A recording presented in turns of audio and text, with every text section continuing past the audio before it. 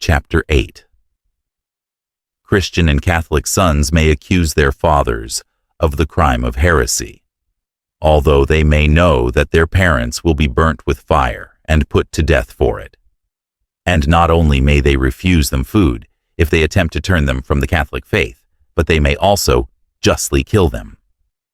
Jesuit Precept, F. Stephen Fagundes, in Proecepta Decalogi, Lugduni, 1640. Most wise. What hour is it? Respect. K. S. Warden. It is the first hour of the day, the time when the veil of the temple was rent asunder, when darkness and consternation were spread over the earth, when the light was darkened, when the implements of masonry were broken, when the flaming star disappeared, when the cubic stone was broken, when the word was lost. Magna est veritas, et praevalebit, ja bulun. The greatest of the Kabbalistic works of the Hebrews, Sohar, was compiled by Rabbi Simeon ben Yochai. According to some critics, this was done years before the Christian era, according to others only after the destruction of the temple. However, it was completed only by the son of Simeon, Rabbi Eleazar, and his secretary, Rabbi Abba. For the work is so immense and the subjects treated so abstruse that even the whole life of this rabbi, called the Prince of Kabbalists, did not suffice for the task. On account of its being known that he was in possession of this knowledge and of the Merkabah, which ensured the reception of the word, his very life was endangered, and he had to fly to the wilderness, where he lived in a cave for 12 years, surrounded by faithful disciples, and finally died there amid signs and wonders. But voluminous as is the work, and containing as it does the main points of the secret and oral tradition, it still does not embrace it all. It is well known that this venerable Kabbalist never imparted the most important points of his doctrine otherwise than orally, and to a very limited number of friends and disciples, including his only son. Therefore, without the final initiation into the Merkabah, the study of the Kabbalah will be ever incomplete, and the Merkabah can be taught only in darkness, in a deserted place, and after many and terrific trials. Since the death of Simeon ben Yochai, this hidden doctrine has remained an inviolate secret for the outside world. Delivered only as a mystery, it was communicated to the candidate orally, face to face and mouth to ear. This Masonic commandment, mouth to ear, and the word at low breath, is an inheritance from the Tanaim and the old pagan mysteries. Its modern use must certainly be due to the indiscretion of some renegade Kabbalist, though the word itself is but a substitute for the lost word, and is a comparatively modern invention, as we will further show. The real sentence has remained forever in the sole possession of the adepts of various countries of the Eastern and Western hemispheres. Only a limited number among the chiefs of the Templars and some Rosicrucians of the 17th century, always in close relations with Arabian alchemists and initiates, could really boast of its possession. From the 7th to the 15th centuries, there was no one who could claim it in Europe. And although there had been alchemists before the days of Paracelsus, he was the first who had passed through the true initiation, that last ceremony which conferred on the adept the power of traveling toward the burning bush over the holy ground, and to burn the golden calf in the fire, grind it to powder, and strew it upon the water. Verily, then, this magic water, and the lost word, resuscitated more than one of the pre-Mosaic Adonirams, Gedaliahs, and Hiram Abifs. The real word now substituted by Macbanach and Ma was used ages before its pseudo-magical effect was tried on the widow's sons of the last 2 centuries, who was in fact the first operative Mason of any consequence. Elias Ashmole, the last of the Rosicrucians and alchemists. admitted to the freedom of the Operative Masons Company in London in 1646. He died in 1692. At that time, Masonry was not what it became later. It was neither a political nor a Christian institution, but a true secret organization, which admitted into the ties of fellowship all men anxious to obtain the priceless boon of liberty of conscience and avoid clerical persecution. Not until about 30 years after his death did what is now termed modern Freemasonry see the light. It was born on the 24th day of June 1717 in the Apple Tree Tavern, Charles Street, Covent Garden, London. And it was then, as we are told in Anderson's Constitutions, that the only 4 lodges in the south of England elected Anthony Sayer first Grand Master of Masons. Notwithstanding its great youth, this Grand Lodge has ever claimed the acknowledgement of its supremacy by the whole body of the fraternity throughout the whole world, as the Latin inscription on the plate, put beneath the cornerstone of Freemasons' Hall, London, in 1775, would tell to those who could see it. But of this more anon. In Die Kabbalah, by Frank, the author, following its esoteric ravings, as he expresses it, gives us, in addition to the translations, his commentaries. Speaking of his predecessors, he says that Simeon ben Yochai mentions repeatedly what the companions have taught in the older works. And the author cites one, Iba, the old, and Hamnuna, the old. But what the 2 old ones mean, or who they were, in fact, he tells us not, for he does not know himself. Among the venerable sect of the Tanaim, or rather the Tananim, the wise men, there were those who taught the secrets, practically, and initiated some disciples into the grand and final mystery. But the Mishnah Hagiga, 2nd section, say that the table of contents of the Merkabah must only be delivered to wise old ones. The Gemara is still more dogmatic. The more important secrets of the mysteries were not even revealed to all priests. Alone, the initiates had them divulged. And so we find the same great secrecy prevalent in every ancient religion. But, as we see, neither the Zohar nor any other Kabbalistic volume contains merely Jewish wisdom. The doctrine itself, being the result of whole millenniums of thought, is therefore the joint property of adepts of every nation under the sun. Nevertheless, the Zohar teaches practical occultism more than any other work on that subject, not as it is translated, though, and commented upon by its various critics, but with the secret signs on its margins. These signs contain the hidden instructions, apart from the metaphysical interpretations and apparent absurdities so fully credited by Josephus, who was never initiated, and gave out the dead letter as he had received it.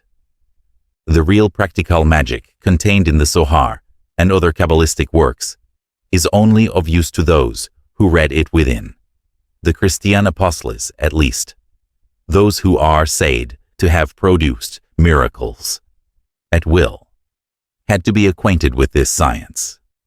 It ill behooves a Christian to look with horror or derision upon magic, gems, amulets, and other talismans against the evil eye, which serve as charms to exercise a mysterious influence either on the possessor or the person whom the magician desires to control. There are still extant a number of such charmed amulets in public and private collections of antiquities. Illustrations of convex gems with mysterious legends, the meaning of which baffles all scientific inquiry, are given by many collectors.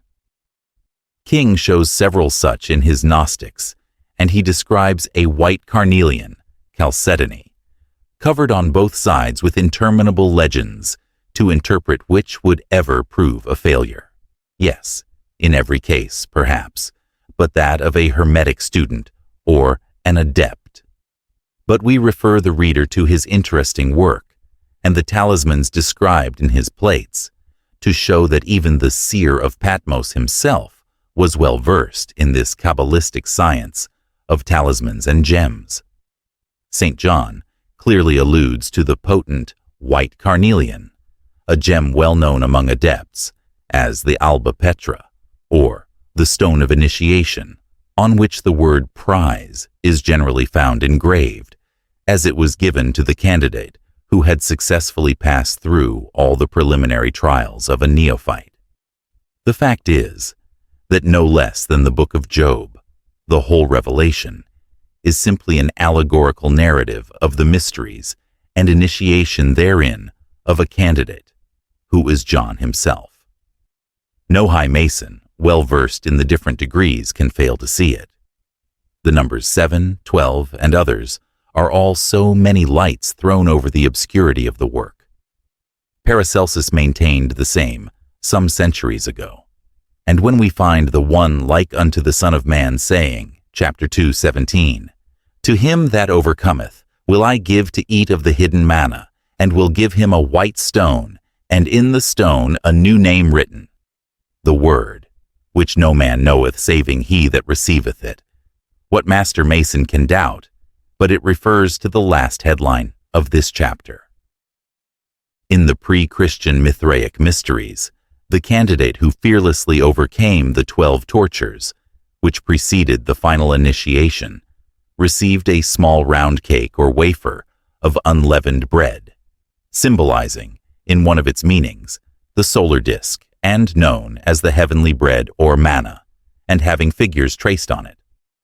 A lamb or a bull was killed, and with the blood the candidate had to be sprinkled, as in the case of the Emperor Julian's initiation. The 7 rules or mysteries were then delivered to the newly born that are represented in the Revelation as the 7 seals, which are opened in order. See chapters 5 and 6. There can be no doubt that the seer of Patmos referred to this ceremony. The origin of the Roman Catholic amulets and relics, blessed by the Pope, is the same as that of the Ephesian spell, or magical characters engraved either on a stone or drawn on a piece of parchment.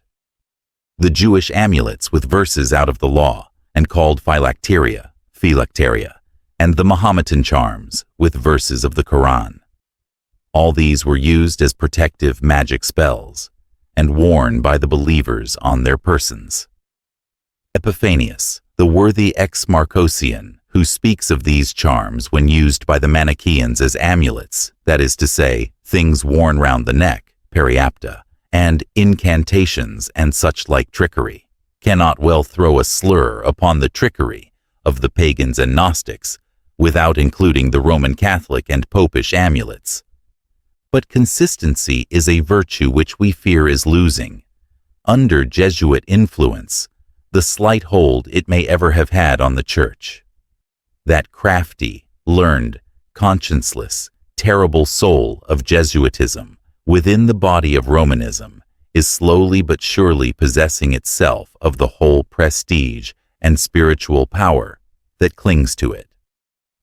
For the better exemplification of our theme, it will be necessary to contrast the moral principles of the ancient Tanaim and Thurgists with those professed by the modern Jesuits, who practically control Romanism today, and are the hidden enemy that would-be reformers must encounter and overcome. Throughout the whole of antiquity, where, in what land, can we find anything like this order, or anything even approaching it? We owe a place to the Jesuits in this chapter on secret societies, for more than any other, they are a secret body and have a far closer connection with actual Masonry, in France and Germany at least, than people are generally aware of. The cry of an outraged public morality was raised against this order from its very birth. Barely 15 years had elapsed after the bull approving its constitution was promulgated, when its members began to be driven away from one place to the other. Portugal and the Low Countries got rid of them in 1578, France in 1594, Venice in 1606, Naples in 1622.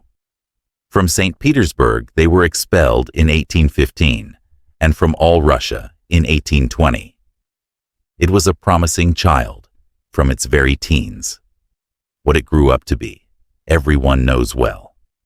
The Jesuits have done more moral harm in this world than all the fiendish armies of the mythical Satan. Whatever extravagance may seem to be involved in this remark will disappear when our readers in America, who now know little about them, are made acquainted with their principles, principia, and rules as they appear in various works written by the Jesuits themselves. We beg leave to remind the public that every one of the statements which follow in quotation marks are extracted from authenticated manuscripts or folios printed by this distinguished body. Many are copied from the large quarto published by the authority of and verified and collated by the commissioners of the French Parliament. The statements therein were collected and presented to the King in order that, as the Arrest du Parlement du 5 Mars, 1762, expresses it, the elder son of the Church might be made aware of the perversity of this doctrine. A doctrine authorizing theft, lying, perjury, impurity, every passion and crime, teaching homicide, parricide, and regicide, overthrowing religion in order to substitute for it superstition, by favoring sorcery, blasphemy, irreligion, and idolatry, etc. Let us then examine the ideas on magic of the Jesuits. Writing on this subject in his Secret Instructions, Anthony Escobart says, "It is lawful to make use of the science acquired through the assistance of the devil, provided the preservation and use of that knowledge do not depend upon the devil, for the knowledge is good in itself, and the sin by which it was acquired has gone by. Hence, why should not a Jesuit cheat the devil as well as he cheats every layman? Astrologers and soothsayers are either bound or are not bound to restore the reward of their divination if the event does not come to pass.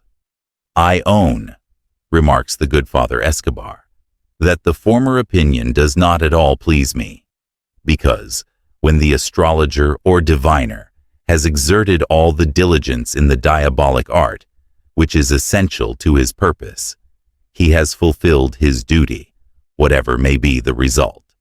As the physician is not bound to restore his fee if his patient should die, so neither is the astrologer bound to restore his charge, except where he has used no effort or was ignorant of his diabolic art, because when he has used his endeavors, he has not deceived." Further, we find the following on astrology. If anyone affirms, through conjecture founded upon the influence of the stars and the character, disposition of a man, that he will be a soldier, an ecclesiastic, or a bishop, this divination may be devoid of all sin, because the stars and the disposition of the man may have the power of inclining the human will to a certain lot or rank, but not of constraining it. Busenbaum and Lacroix, in Theologia Moralis, say, palmistry may be considered lawful if, from the lines and divisions of the hands, it can ascertain the disposition of the body and conjecture, with probability, the propensities and affections of the soul. This noble fraternity, which many preachers have of late so vehemently denied to have ever been a secret one, has been sufficiently proved as such. Their constitutions were translated into Latin by the Jesuit Polancus and printed in the College of the Society at Rome in 1558. They were jealously kept secret, the greater part of the Jesuits themselves knowing only extracts from them. They were never produced to the light until 1761, when they were published by order of the French Parliament in 1761, 1762, in the famous process of Father Lavalette. The degrees of the order are 1. Novices, 2. Lay brothers or temporal coadjutors, 3. Scholastics, 4. Spiritual coadjutors, 5. Professed of 3 vows, 6. professed of 5 vows. There is also a secret class, known only to the general and a few faithful Jesuits, which, perhaps more than any other, contributed to the dreaded and mysterious power of the order, says Niccolini. The Jesuits reckon it among the greatest achievements of their order that Loyola supported, by a special memorial to the Pope, a petition for the reorganization of that abominable and abhorred instrument of wholesale butchery, the infamous tribunal of the Inquisition. This order of Jesuits is now all-powerful in Rome. They have been reinstalled in the Congregation of Extraordinary Ecclesiastical Affairs, in the Department of the Secretary of State, and in the Ministry of Foreign Affairs. The pontifical government was for years, previous to Victor Emmanuel's occupation of Rome, entirely in their hands. The society now numbers 8,584 members, but we must see what are their chief rules. By what is seen above, in becoming acquainted with their mode of action, we may ascertain what the whole Catholic body is likely to be. Says Mackenzie, the order has secret signs and passwords according to the degrees to which the members belong, and as they wear no particular dress, it is very difficult to recognize them unless they reveal themselves as members of the order, for they may appear as Protestants or Catholics, Democrats or aristocrats, infidels or bigots, according to the special mission with which they are entrusted. Their spies are everywhere, of all apparent ranks of society, and they may appear learned and wise, or simple or foolish, as their instructions run. There are Jesuits of both sexes, and all ages, and it is a well-known fact that members of the order, of high family and delicate nurture, are acting as menial servants in Protestant families, and doing other things of a similar nature in aid of the Society's purposes. We cannot be too much on our guard, for the whole Society, being founded on a law of unhesitating obedience, can bring its force on any given point with unerring and fatal accuracy. The Jesuits maintain that the Society of Jesus is not of human invention, but it proceeded from him, whose name it bears. For Jesus himself described that rule of life which the Society follows, first by his example, and afterwards by his words. Let then all pious Christians listen and acquaint themselves with this alleged rule of life and precepts of their God, as exemplified by the Jesuits. Peter Alagona, St. Thomae Aquinatis Summae Theologiae Compendium, says, by the command of God, it is lawful to kill an innocent person, to steal or commit. Ex mandato Dei licet, occidere innocentem, furari, fornicari. Because he is the Lord of life and death and all things, and it is due to him thus to fulfill his command. Ex prima secundae, Quest 94. A man of a religious order, who for a short time lays aside his habit for a sinful purpose, is free from heinous sin, and does not incur the penalty of excommunication. Liber 3, Section 2, Problem number 44, D2212. John Baptist Taberna, Synopsis Theologiae Practicae, propounds the following question. Is a judge bound to restore the bribe which he has received for passing sentence? Answer. If he has received the bribe for passing an unjust sentence, it is probable that he may keep it. This opinion is maintained and defended by 58 doctors. Jesuits. We must abstain at present from proceeding further. So disgustingly licentious, hypocritical, and demoralizing are nearly all of these precepts, that it was found impossible to put many of them in print, except in the Latin language. We will return to some of the more decent as we proceed, for the sake of comparison. But what are we to think of the future of the Catholic world, if it is to be controlled in word and deed by this villainous society?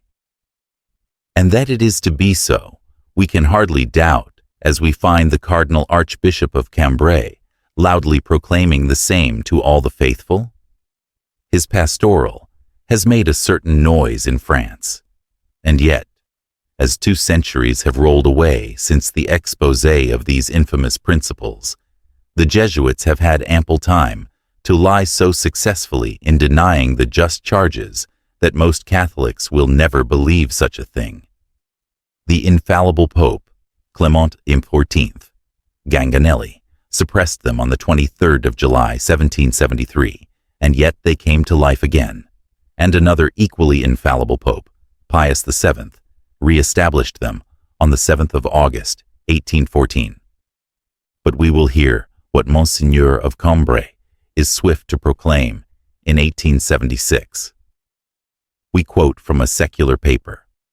Among other things, he maintains that clericalism, ultramontanism, and Jesuitism are one and the same thing, that is to say, Catholicism, and that the distinctions between them have been created by the enemies of religion. There was a time, he says, when a certain theological opinion was commonly professed in France concerning the authority of the Pope. It was restricted to our nation and was of recent origin. The civil power during a century and a half imposed official instruction. Those who professed these opinions were called Gallicans, and those who protested were called ultramontanes, because they had their doctrinal center beyond the Alps, at Rome. Today, the distinction between the 2 schools is no longer admissible. Theological Gallicanism can no longer exist, since this opinion has ceased to be tolerated by the Church. It has been solemnly condemned, past all return, by the Ecumenical Council of the Vatican. One cannot now be Catholic without being ultramontane and Jesuit. This settles the question.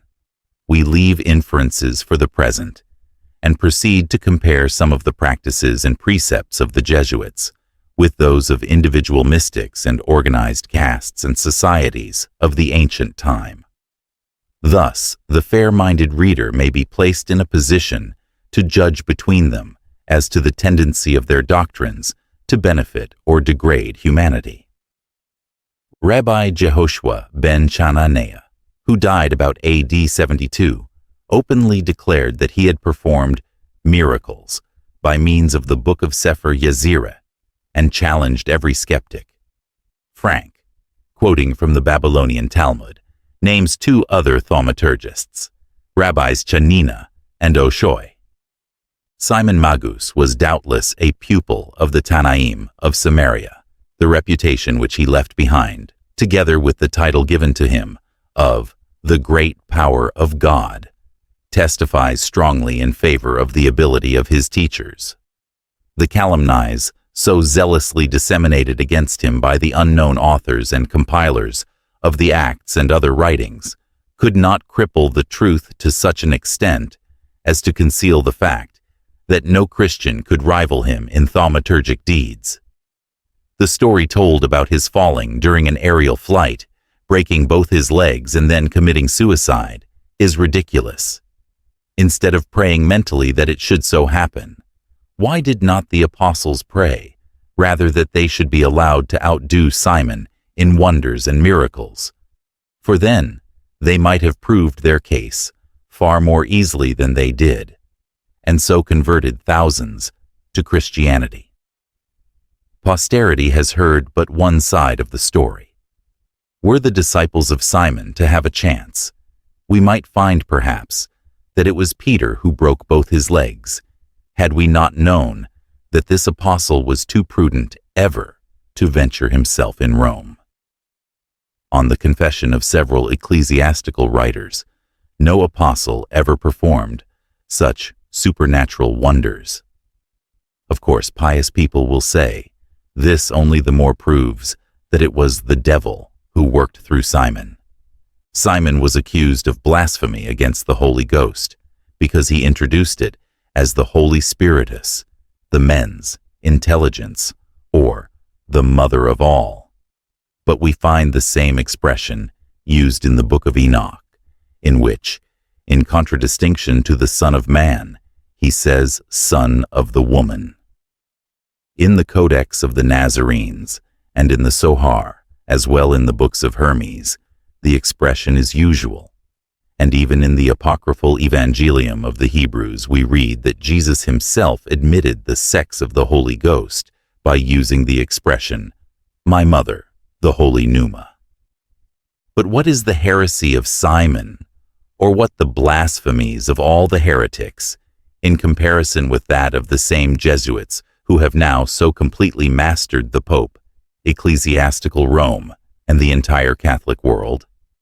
Listen again to their profession of faith. Do what your conscience tells you to be good and commanded. If, through invincible error, you believe lying or blasphemy to be commanded by God, blaspheme. Omit to do what your conscience tells you is forbidden. Omit the worship of God if you invincibly believe it to be prohibited by God. There is an implied law. Obey an invincibly erroneous dictate of conscience. As often as you believe invincibly that a lie is commanded, lie. Let us suppose a Catholic to believe invincibly that the worship of images is forbidden. In such a case, our Lord Jesus Christ will be obliged to say to him, "Depart from me, thou cursed, because thou hast worshipped mine image." So neither is there any absurdity in supposing that Christ may say, "Come thou blessed," because thou hast lied, believing invincibly that in such a case I commanded the lie. Does not this, but no. Words fail to do justice to the emotions that these astonishing precepts must awaken in the breast of every honest person.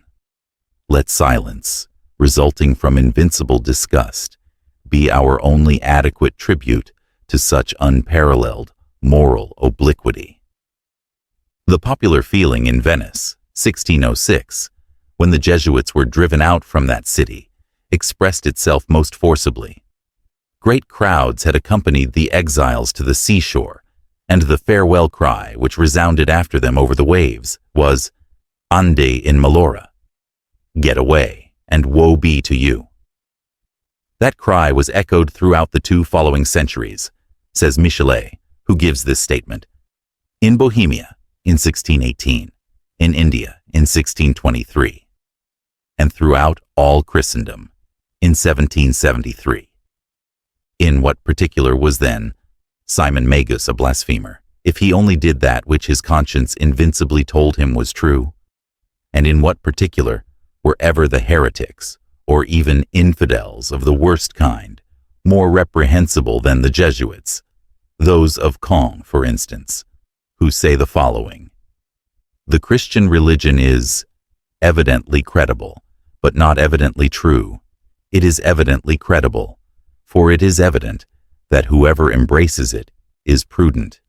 It is not evidently true, for it either teaches obscurely, or the things which it teaches are obscure. And they who affirm that the Christian religion is evidently true are obliged to confess that it is evidently false." Infer from hence: 1. That it is not evident that there is now any true religion in the world. 2.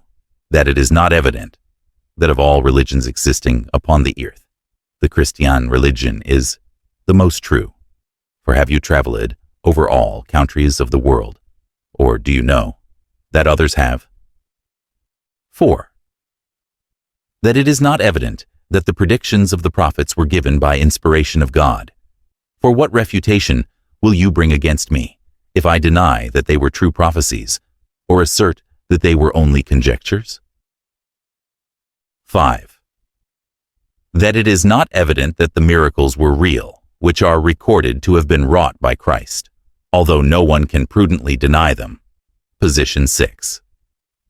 Neither is an avowed belief in Jesus Christ, in the Trinity, in all the articles of faith, and in the Decalogue necessary to Christians. The only explicit belief, which was necessary to the former, Jews, and is necessary to the latter, Christians, is 1, of God. 2, of a rewarding God. Position 8. Hence, it is also more than evident that there are moments in the life of the greatest liar when he may utter some truths. It is in this case so perfectly exemplified by the good fathers that we can see more clearly than ever whence proceeded the solemn condemnations at the Ecumenical Council of 1870 of certain heresies and the enforcement of other articles of faith in which none believed less than those who inspired the Pope to issue them. History has yet perhaps to learn that the octogenarian Pope, intoxicated with the fumes of his newly enforced infallibility, was but the faithful echo of the Jesuits. An old man is raised trembling upon the pavois of the Vatican, says Michelet. Everything becomes absorbed and confined in him. For 15 centuries, Christendom had submitted to the spiritual yoke of the Church. But that yoke was not sufficient for them. They wanted the whole world to bend under the hand of one master. Here my own words are too weak. I shall borrow those of others. They, the Jesuits, wanted. This is the accusation flung in their faces by the Bishop of Paris in the full Council of Trent. Faire de l'épouse de Jésus-Christ une prostituée au volant d'un homme. They have succeeded. The Church is henceforth an inert tool, and the Pope a poor, weak instrument in the hands of this order. But for how long until the end comes? Well, may sincere Christians remember the prophetic lamentations of the thrice great Trismegistus over his own country. Alas, alas, my son, a day will come when the sacred hieroglyphics will become but idols. The world will mistake the emblems of science for gods and accuse Grand Egypt of having worshipped hell monsters. But those who will calumniate us thus will themselves worship death instead of life, folly in place of wisdom. They will denounce love and fecundity, fill their temples with dead men's bones as relics, and waste their youth in solitude and tears. Their virgins will be widows, nuns, before being wives, and consume themselves in grief, because men will have despised and profaned the sacred mysteries of Isis. How correct this prophecy has proved we find in the following Jesuit precept, which again we extract from the report of the commissioners to the Parliament of Paris. The more true opinion is that all inanimate and irrational things may be legitimately worshipped, says Father Gabriel Vasquez, treating of idolatry, if the doctrine which we have established be rightly understood. Not only may a painted image and every holy thing set forth by public authority for the worship of God be properly adored with God as the image of himself, but also any other thing of this world, whether it be inanimate and irrational, or, in its nature, rational. Why may we not adore and worship with God, apart from danger, anything whatsoever of this world? For God is in it according to his essence. This is precisely what the pantheist and Hindu philosophy maintains, and preserves it continually by his power. And when we bow down ourselves before it and impress it with a kiss, we present ourselves before God, the author of it, with the whole soul, as unto the prototype of the image. Follow instances of relics, etc. To this we may add that, since everything of this world is the work of God, and God is always abiding and working in it, we may more readily conceive him to be in it than a saint in the vesture which belonged to him.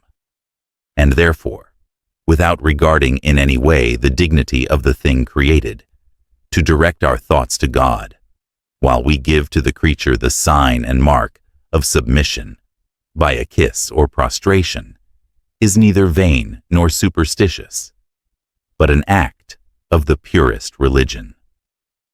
A precept this, which whether or not doing honor to the Christian Church may at least be profitably quoted by any Hindu, Japanese, or other heathen when rebuked for his worship of idols.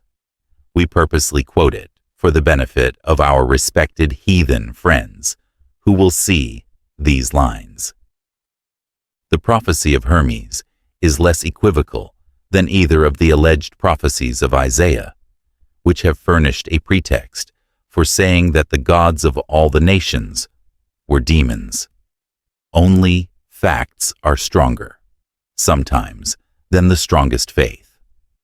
All that the Jews learned, they had from older nations than themselves. The Chaldean Magi were their masters in the secret doctrine, and it was during the Babylonian captivity that they learned its metaphysical as well as practical tenets.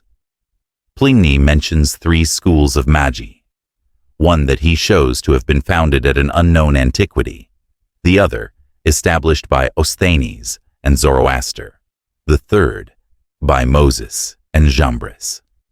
And all the knowledge possessed by these different schools, whether Magian, Egyptian, or Jewish, was derived from India, or rather from both sides of the Himalayas.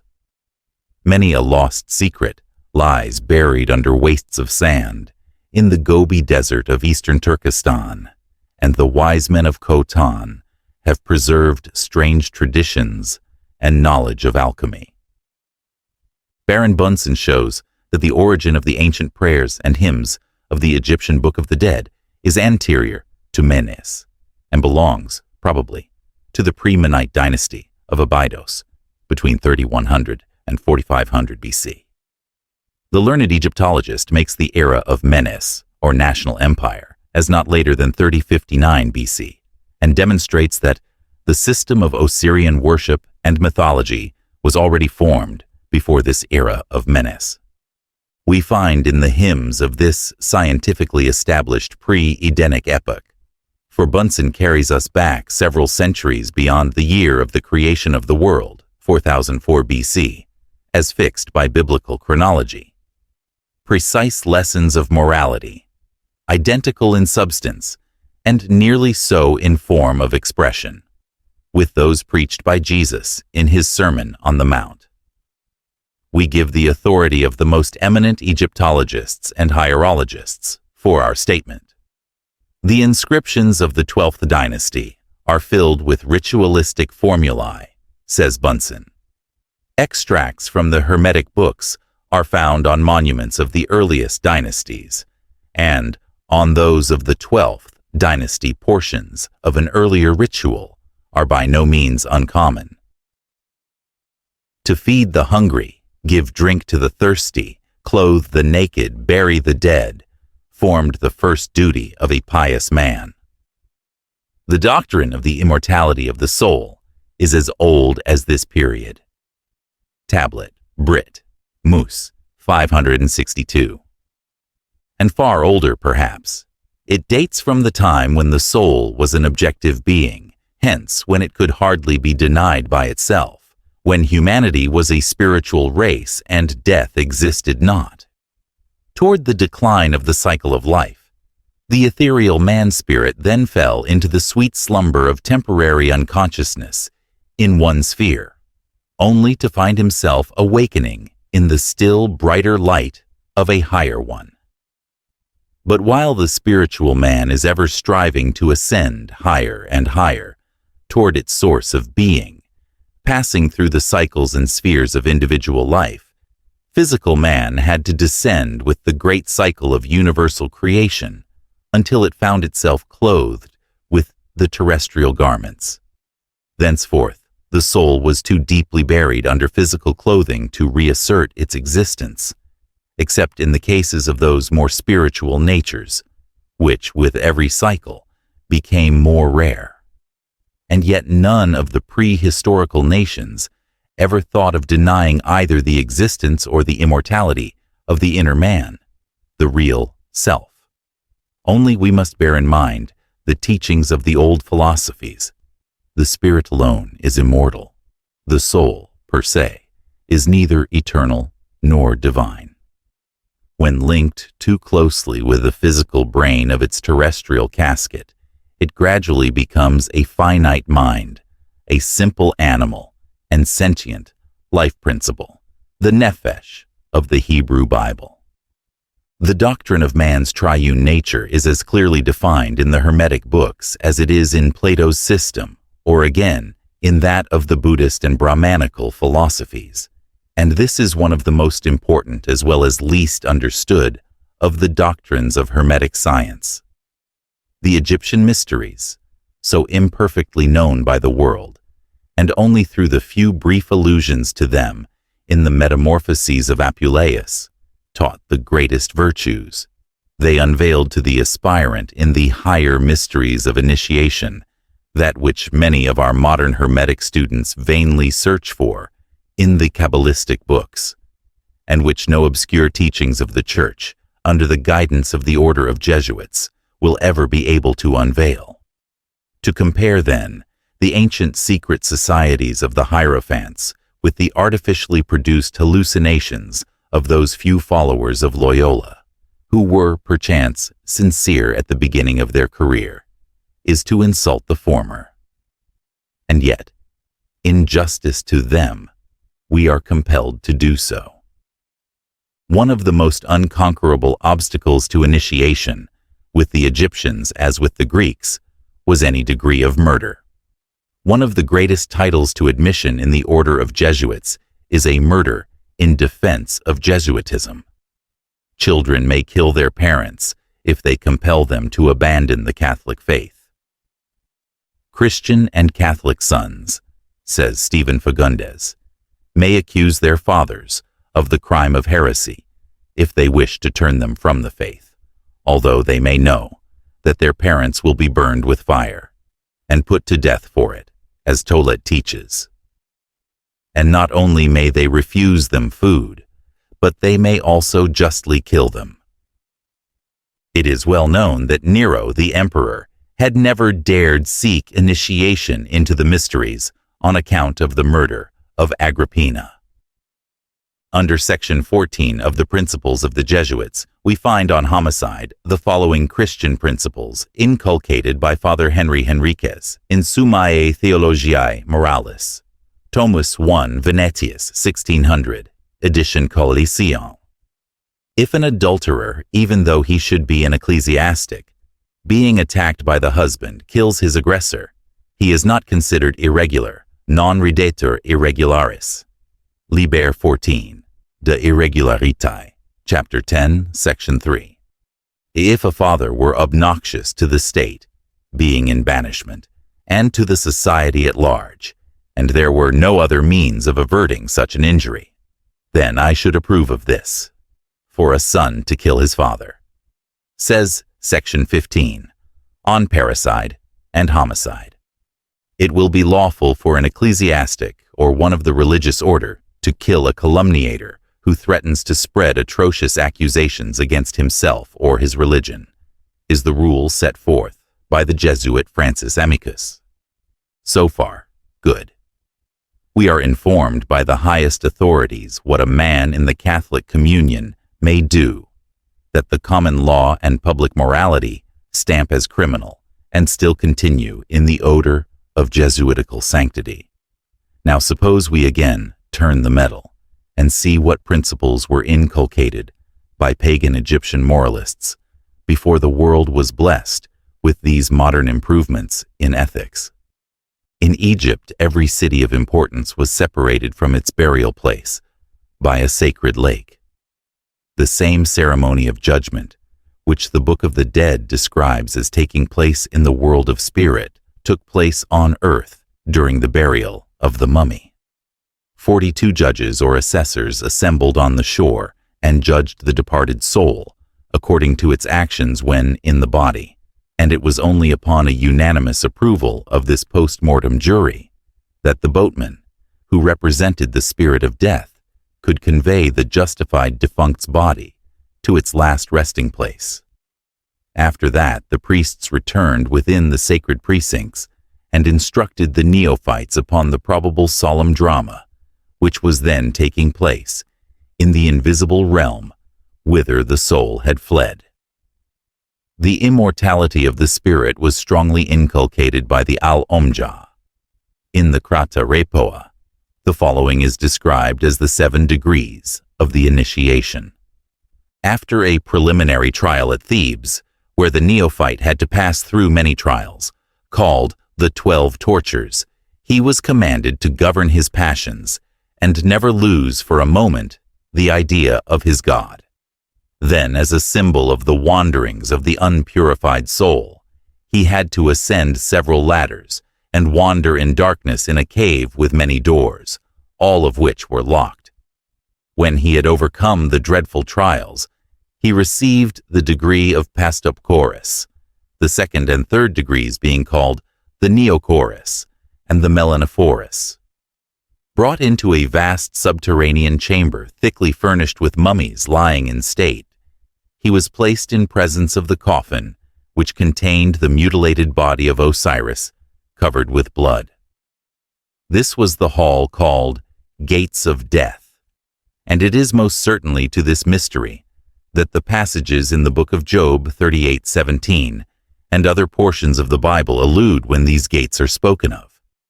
In chapter 10, we give the esoteric interpretation of the book of Job, which is the poem of initiation par excellence. Have the gates of death been opened to thee? Hast thou seen the doors of the shadow of death? Asks the Lord, i.e. the Al-Omjah, the initiator of Job, alluding to this third degree of initiation. When the neophyte had conquered the terrors of this trial, he was conducted to the hall of spirits, to be judged by them. Among the rules in which he was instructed, he was commanded never to either desire or seek revenge, to be always ready to help a brother in danger, even unto the risk of his own life, to bury every dead body, to honor his parents above all, respect old age and protect those weaker than himself, and finally, to ever bear in mind the hour of death and that of resurrection in a new and imperishable body.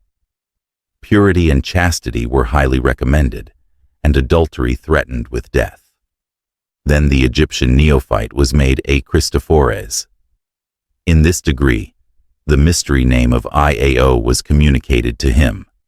The fifth degree was that of Balahala, and he was instructed by Horus in alchemy, the word being chemia. In the sixth, the priestly dance in the circle was taught him, in which he was instructed in astronomy, for it represented the course of the planets. In the seventh degree, he was initiated into the final mysteries. After a final probation in a building set apart for it, the astronomus, as he was now called, emerged from these sacred apartments, called Manaras, and received a cross, the Tau, which, at death, had to be laid upon his breast. He was a hierophant. We have read above the rules of these holy initiates of the Christian Society of Jesus. Compare them with those enforced upon the pagan postulant and Christian morality, with that inculcated in those mysteries of the pagans upon which all the thunders of an avenging deity are invoked by the Church. Had the latter no mysteries of its own, or were they in any wise purer, nobler, or more inciting to a holy, virtuous life? Let us hear what Niccolini has to say in his able history of the Jesuits, of the modern mysteries of the Christian cloister. In most monasteries, and more particularly in those of the Capuchins and Reformed, Reformati, there begins at Christmas a series of feasts, which continues till Lent.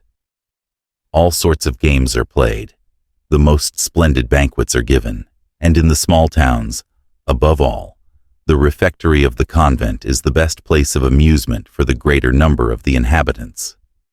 At carnivals, 2 or 3 very magnificent entertainments take place, the board so profusely spread that one might imagine that Copia had here poured forth the whole contents of her horn. It must be remembered that these 2 orders live by alms. The somber silence of the cloister is replaced by a confused sound of merrymaking, and its gloomy vaults now echo with other songs than those of the psalmist. A ball enlivens and terminates the feast, and, to render it still more animated, and perhaps to show how completely their vow of chastity has eradicated all their carnal appetite, some of the young monks appear coquettishly dressed in the garb of the fair sex, and begin the dance, along with others, transformed into gay cavaliers. To describe the scandalous scene which ensues would be but to disgust my readers. I will only say that I have myself often been a spectator at such saturnalia. The cycle is moving down, and, as it descends, the physical and bestial nature of man develops more and more at the expense of the spiritual self. With what disgust may we not turn from this religious farce called modern Christianity to the noble faiths of old. In the Egyptian funeral ritual, found among the hymns of the Book of the Dead, and which is termed by Bunsen, that precious and mysterious book, we read an address of the deceased in the character of Horus, detailing all that he has done for his father Osiris. Among other things, the deity says, 30. I have given thee thy spirit. 31. I have given thee thy soul. 32. I have given thee thy force, body, etc.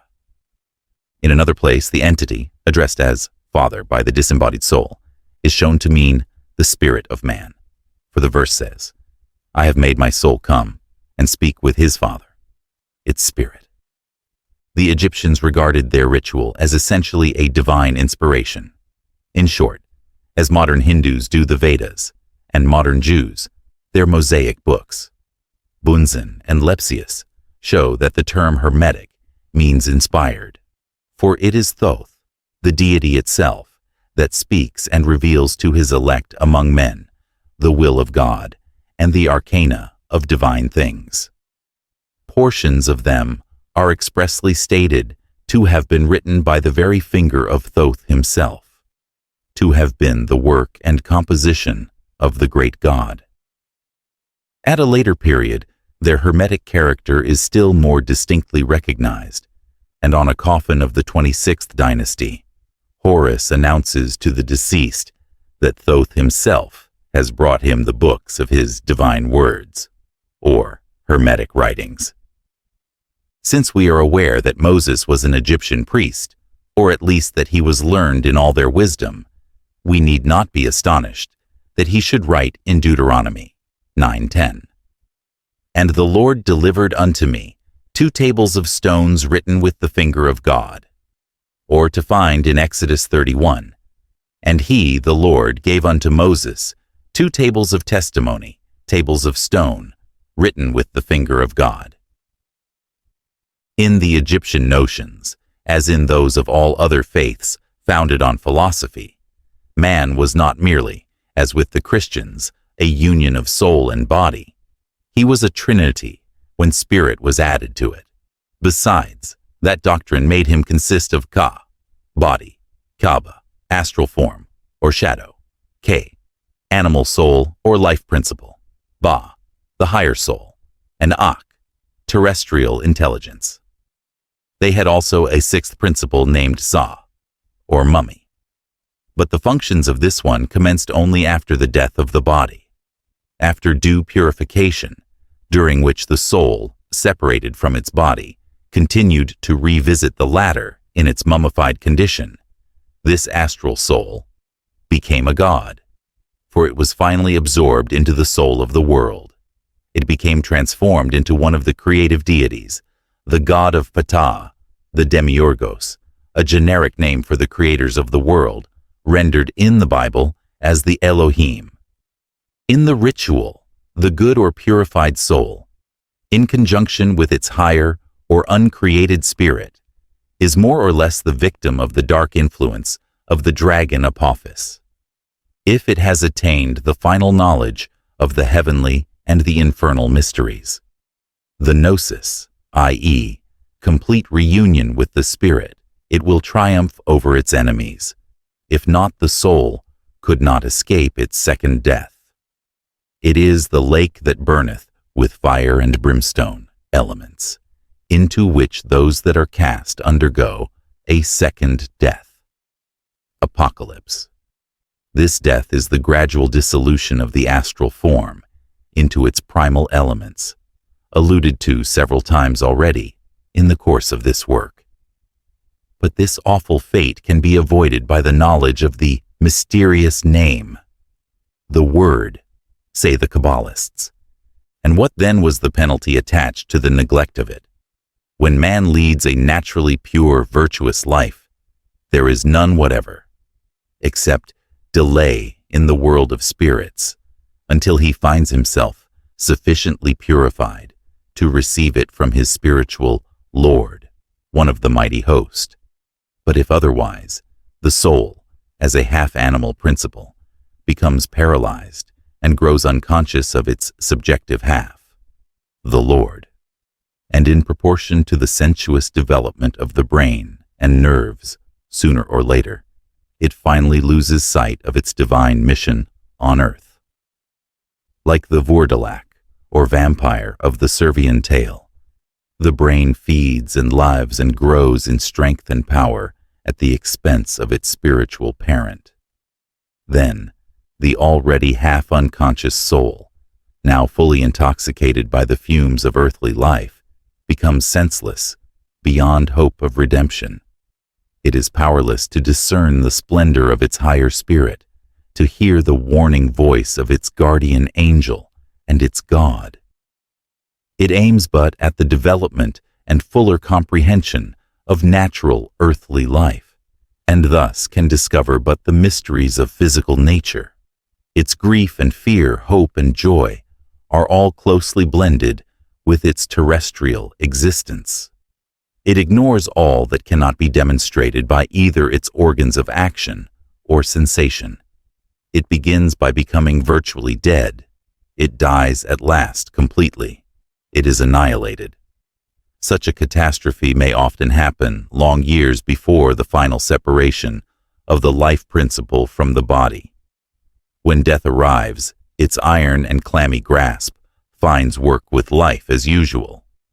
But there is no more a soul to liberate. The whole essence of the latter has been already absorbed by the vital system of the physical man. Grim death frees but a spiritual corpse, at best, an idiot. Unable either to soar higher or awaken from lethargy, it is soon dissolved in the elements of the terrestrial atmosphere. Seers, righteous men, who had attained to the highest science of the inner man and the knowledge of truth, have, like Marcus Antoninus, received instructions from the gods, in sleep and otherwise.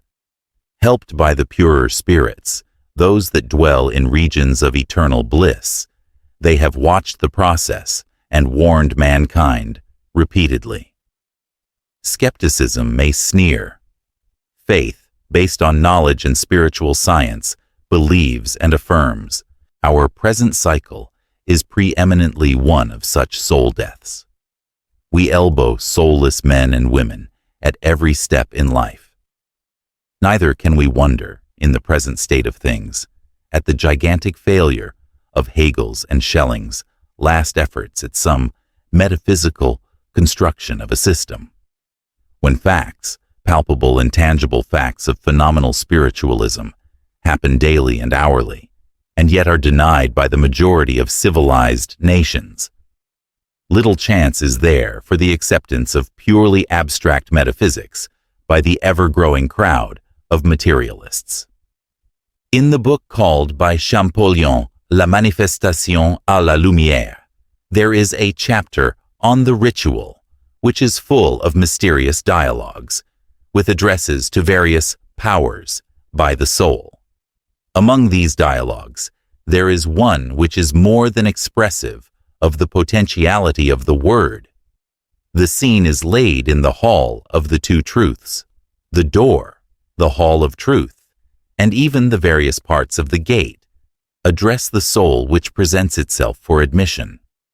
They all forbid it entrance unless it tells them their mystery or mystic names. What student of the secret doctrines can fail to recognize in these names an identity of meaning and purpose with those to be met with in the Vedas, the later works of the Brahmins, and the Kabbalah.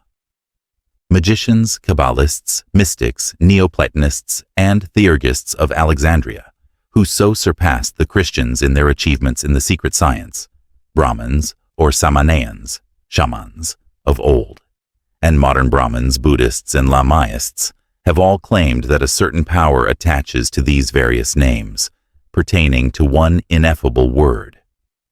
We have shown from personal experience how deeply the belief is rooted to this day in the popular mind all over Russia, that the word works miracles and is at the bottom of every magical feat. Kabbalists mysteriously connect faith with it. So did the apostles, basing their assertions on the words of Jesus, who is made to say, "If ye have faith as a grain of mustard seed, nothing shall be impossible unto you." And Paul, repeating the words of Moses, tells that the word is nigh thee, even in thy mouth and in thy heart. That is, the word of faith. Romans 10:8. But who, except the initiates, can boast of comprehending its full significance? In our days, it is as it was in olden times. To believe in the biblical miracles requires faith, but to be enabled to produce them oneself demands a knowledge of the esoteric meaning of the word. If Christ, say Dr. Farrar and Canon Westcott, wrought no miracles, then the Gospels are untrustworthy. But even supposing that he did work them, would that prove that Gospels written by others than himself are any more trustworthy? And if not, to what purpose is the argument? Besides, such a line of reasoning would warrant the analogy that miracles performed by other religionists than Christians ought to make their Gospels trustworthy. Does not this imply, at least, an equality between the Christian scriptures and the Buddhist sacred books? For these equally abound with phenomena of the most astounding character. Moreover, the Christians have no longer genuine miracles produced through their priests, for they have lost the word.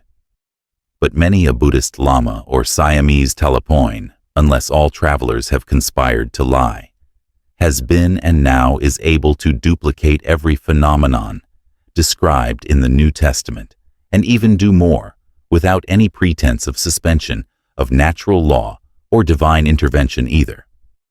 In fact, Christianity proves that it is as dead in faith as it is dead in works, while Buddhism is full of vitality and supported by practical proofs.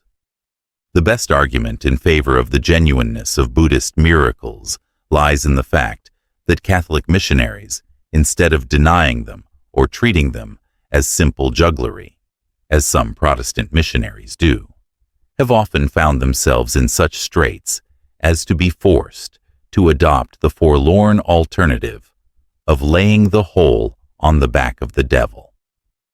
And so belittled do the Jesuits feel themselves in the presence of these genuine servants of God, that with an unparalleled cunning, they concluded to act in the case of the Talapoins and Buddhists as Muhammad is said to have acted with the mountain. And seeing that it would not move toward him, the prophet moved himself toward the mountain. Finding that they could not catch the Siamese with the bird-lime of their pernicious doctrines in Christian garb, they disguised themselves, and for centuries appeared among the poor, ignorant people as Talapoins, until exposed. They have even voted and adopted a resolution forthwith, which has now all the force of an ancient article of faith. Naaman, the Syrian, say the Jesuits of Caen, did not dissemble his faith when he bowed the knee with the king in the house of Rimmon. Neither do the fathers of the Society of Jesus dissemble when they adopt the institute and the habit of the Talapoins of Siam, nec dissimulant, paters S.J. Talapoinorum, Siamensium institutum, vestemque affectantes, position 9, 30 Jan, 1693. The potency contained in the mantras and the vash of the Brahmins is as much believed in at this day as it was in the early Vedic period.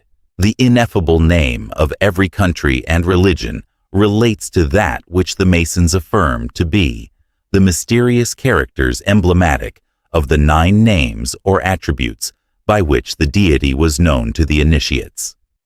The omnific word traced by Enoch on the 2 deltas of purest gold, on which he engraved 2 of the mysterious characters, is perhaps better known to the poor, uneducated heathen than to the highly accomplished grand high priests and grand zidids of the supreme chapters of Europe and America.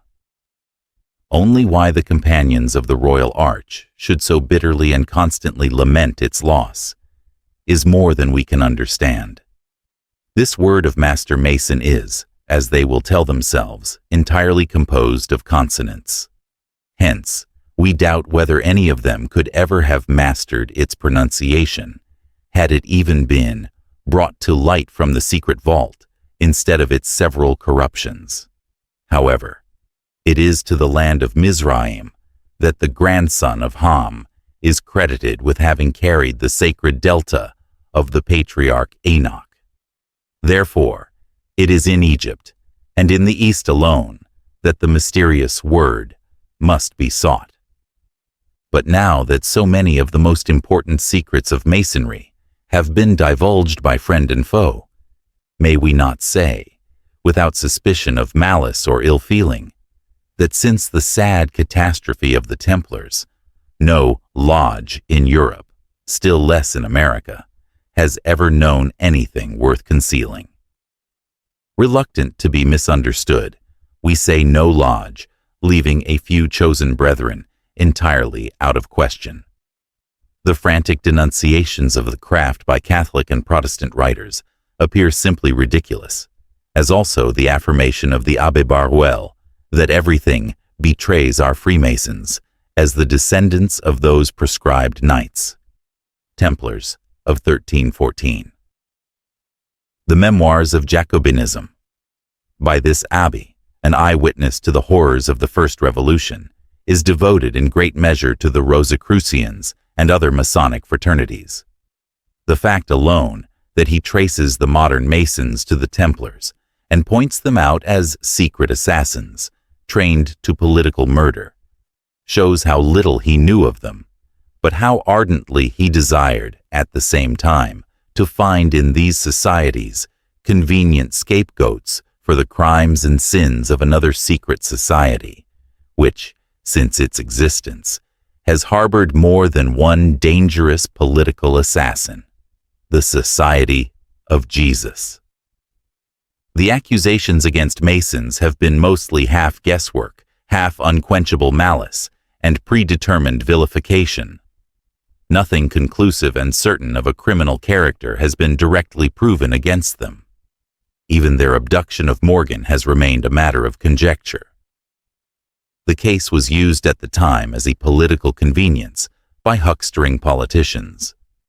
When an unrecognizable corpse was found in Niagara River, one of the chiefs of this unscrupulous class, being informed that the identity was exceedingly questionable, unguardedly exposed the whole plot by saying, "Well, no matter. He's a good enough Morgan until after the election." On the other hand, we find the order of the Jesuits not only permitting, in certain cases, but actually teaching and inciting to high treason and regicide. A series of lectures upon Freemasonry and its dangers, as delivered in 1862 by James Burton Robertson, professor of modern history in the Dublin University, are lying before us. In them, the lecturer quotes profusely as his authorities the said Abbé Barruel, a natural enemy of the Masons who cannot be caught at the confessional, and Robeson, a well-known apostate Mason of 1798. As usual, with every party, whether belonging to the Masonic or anti-Masonic side, the traitor from the opposing camp is welcomed with praise and encouragement, and great care is taken to whitewash him.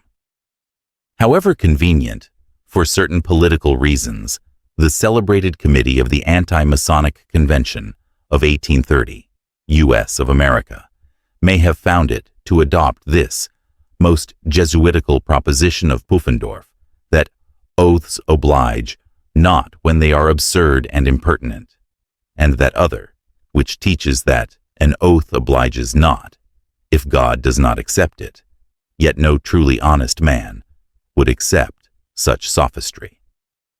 We sincerely believe that the better portion of humanity will ever bear in mind that there exists a moral code of honor far more binding than an oath, whether on the Bible, Quran, or Veda. The Essenes never swore on anything at all, but their ayes and nays were as good and far better than an oath. Besides, it seems surpassingly strange to find nations that call themselves Christian instituting customs in civil and ecclesiastical courts diametrically opposed to the command of their God, who distinctly forbids any swearing at all, neither by heaven, nor by the earth, nor by the head. It seems to us that to maintain that an oath obliges not, if God does not accept it, besides being an absurdity, as no man living, whether he be fallible or infallible, can learn anything of God's secret thoughts, is anti-Christian in the full sense of the word. The argument is brought forward only because it is convenient and answers the object. Oaths will never be binding till each man will fully understand that humanity is the highest manifestation on earth of the unseen supreme deity, and each man an incarnation of his God. And when the sense of personal responsibility will be so developed in him that he will consider forswearing the greatest possible insult to himself, as well as to humanity. No oath is now binding, unless taken by one who, without any oath at all, would solemnly keep his simple promise of honor. Therefore, to bring forward as authorities such men as Baruel or Robeson is simply obtaining the public confidence under false pretenses. It is not the spirit of Masonic malice whose heart coins slanders like a mint, but far more that of the Catholic clergy and their champions. And a man who would reconcile the two ideas of honor and perjury in any case, whatever, is not to be trusted himself. Loud is the claim of the 19th century to preeminence in civilization over the ancients, and still more clamorous that of the churches and their sycophants that Christianity has redeemed the world from barbarism and idolatry. How little both are warranted, we have tried to prove in these 2 volumes. The light of Christianity has only served to show how much more hypocrisy and vice its teachings have begotten in the world since its advent, and how immensely superior were the ancients over us in every point of honor. The clergy, by teaching the helplessness of man, his utter dependence on providence, and the doctrine of atonement, have crushed in their faithful followers every atom of self-reliance and self-respect. So true is this, that it is becoming an axiom that the most honorable men are to be found among atheists and the so-called infidels. We hear from Hipparchus that, in the days of heathenism, the shame and disgrace that justly attended the violation of his oath threw the poor wretch into a fit of madness and despair, so that he cut his throat and perished by his own hands, and his memory was so abhorred after his death that his body lay upon the shore of the island of Samos, and had no other burial than the sands of the sea. But in our own century, we find 96 delegates to the United States Anti-Masonic Convention, everyone doubtless a member of some Protestant church, and claiming the respect due to men of honor and gentlemen, offering the most Jesuitical arguments against the validity of a Masonic oath. The committee, pretending to quote the authority of the most distinguished guides in the philosophy of morals, and claiming the most ample support of the inspired, who wrote before Freemasonry existed, resolved that, as an oath was a transaction between man on one part and the Almighty Judge on the other, and the Masons were all infidels and unfit for civil trust. Therefore, their oaths had to be considered illegal and not binding. But we will return to these lectures of Robertson and his charges against Masonry. The greatest accusation brought against the latter is that Masons reject a personal God, this on the authority of Baruel and Robeson, and that they claim to be in possession of a secret to make men better and happier than Christ. His apostles and his church have made them. Were the latter accusation but half true, it might yet allow the consoling hope that they had really found that secret by breaking off entirely from the mythical Christ of the church and the official Jehovah. But both the accusations are simply as malicious as they are absurd and untrue, as we shall presently see. Let it not be imagined that we are influenced by personal feeling in any of our reflections upon Masonry. So far from this being the case, we unhesitatingly proclaim our highest respect for the original purposes of the order, and some of our most valued friends are within its membership. We say naught against Masonry as it should be, but denounce it as, thanks to the intriguing clergy, both Catholic and Protestant, it now begins to be. Professedly the most absolute of democracies, it is practically the appanage of aristocracy, wealth, and personal ambition. Professedly the teacher of true ethics, it is debased into a propaganda of anthropomorphic theology. The half-naked apprentice, brought before the master during the initiation of the first degree, is taught that at the door of the lodge every social distinction is laid aside, and the poorest brother is the peer of every other, though a reigning sovereign or an imperial prince. In practice, the craft turns lickspittle in every monarchical country to any regal scion who may deign, for the sake of using it as a political tool, to put on the once symbolical lambskin. How far gone is the Masonic fraternity in this direction we can judge from the words of one of its highest authorities. John Yarker, Jr. of England, past Grand Warden of the Grand Lodge of Greece, Grand Master of the Rite of Swedenborg, also Grand Master of the ancient and primitive rite of Masonry, and heaven only knows what else, says that Masonry could lose nothing by the adoption of a higher, not pecuniary, standard of membership and morality, with exclusion from the purple of all who inculcate frauds, sham, historical degrees, and other immoral abuses. Page 158. And again, on page 157, as the Masonic fraternity is now governed, the craft is fast becoming the paradise of the bon vivant, of the charitable hypocrite who forgets the version of St. Paul and decorates his breast with the charity jewel. Having by this judicious expenditure obtained the purple, he metes out judgment to other brethren of greater ability and morality, but less means.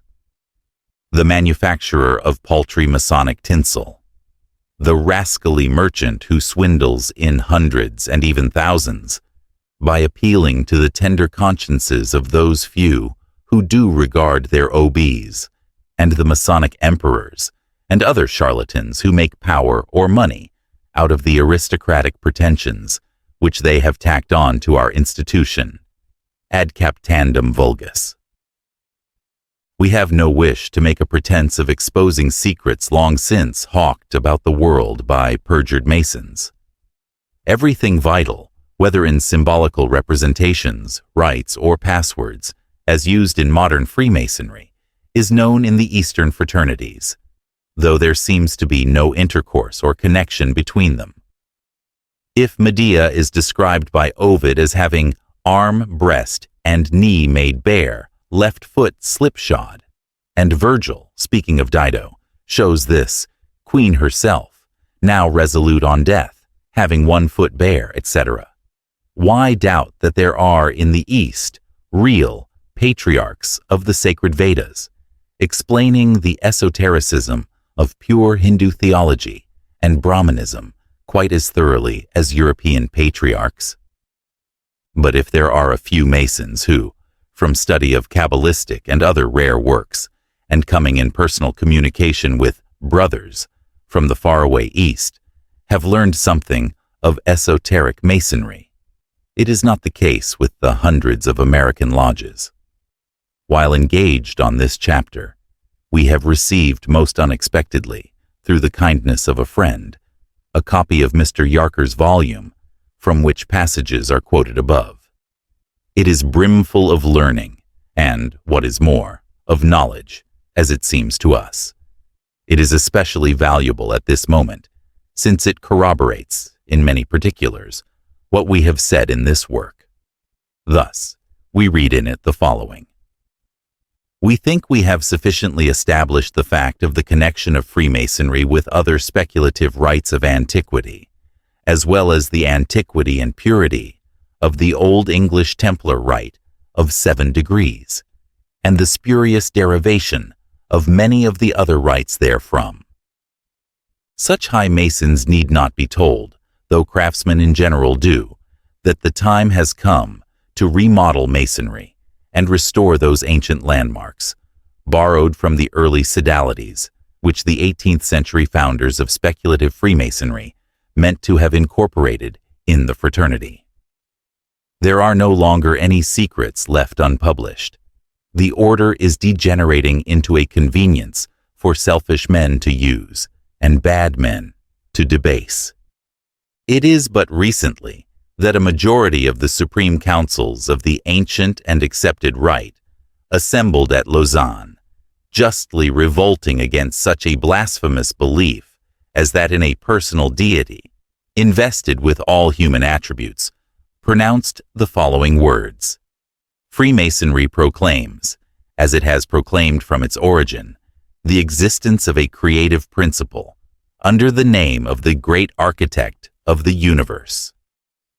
Against this, a small minority has protested, urging that belief in a creative principle is not the belief in God, which Freemasonry requires of every candidate before he can pass its very threshold. This confession does not sound like the rejection of a personal God. Could we have had the slightest doubt upon the subject, it would be thoroughly dispelled by the words of General Albert Pike, perhaps the greatest authority of the day among American Masons, who raises himself most violently against this innovation.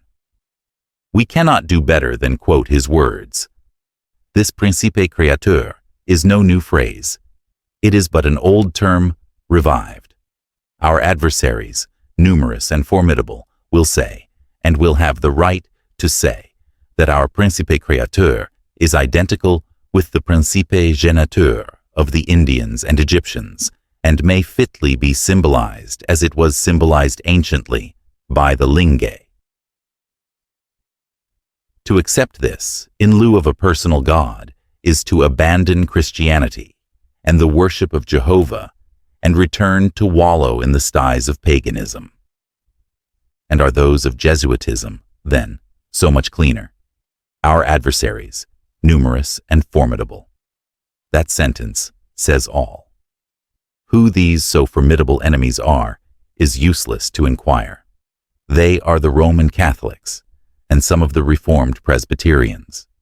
To read what the two factions respectively write, we may well ask, which adversary is the more afraid of the other? But what shall it profit anyone to organize against a fraternity that does not even dare to have a belief of its own for fear of giving offense? And pray, how, if Masonic oaths mean anything and Masonic penalties are regarded as more than burlesque, can any adversaries, numerous or few, feeble or strong, know what goes on inside the lodge, or penetrate beyond that brother terrible or the Tyler, who guards with a drawn sword the portals of the lodge? Is, then, this brother terrible no more formidable than Offenbach's General Boom, with his smoking pistol, jingling spurs, and towering panache? Of what use the millions of men that make up this great fraternity, the world over, if they cannot be so cemented together as to bid defiance to all adversaries?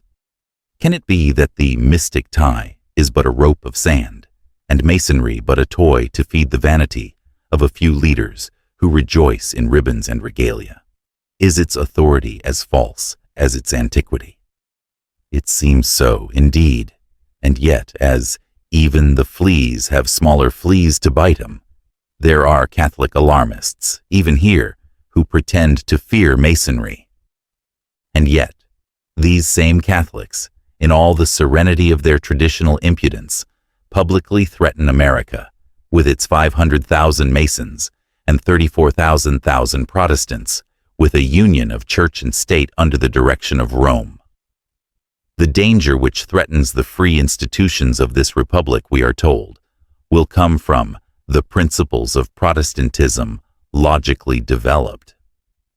The present Secretary of the Navy, the Hon. R.W. Thompson of Indiana, having actually dared, in his own free Protestant country, to publish a book recently on papacy and the civil power, in which his language is as moderate as it is gentlemanly and fair, a Roman Catholic priest at Washington, D.C., the very seat of government, denounces him with violence.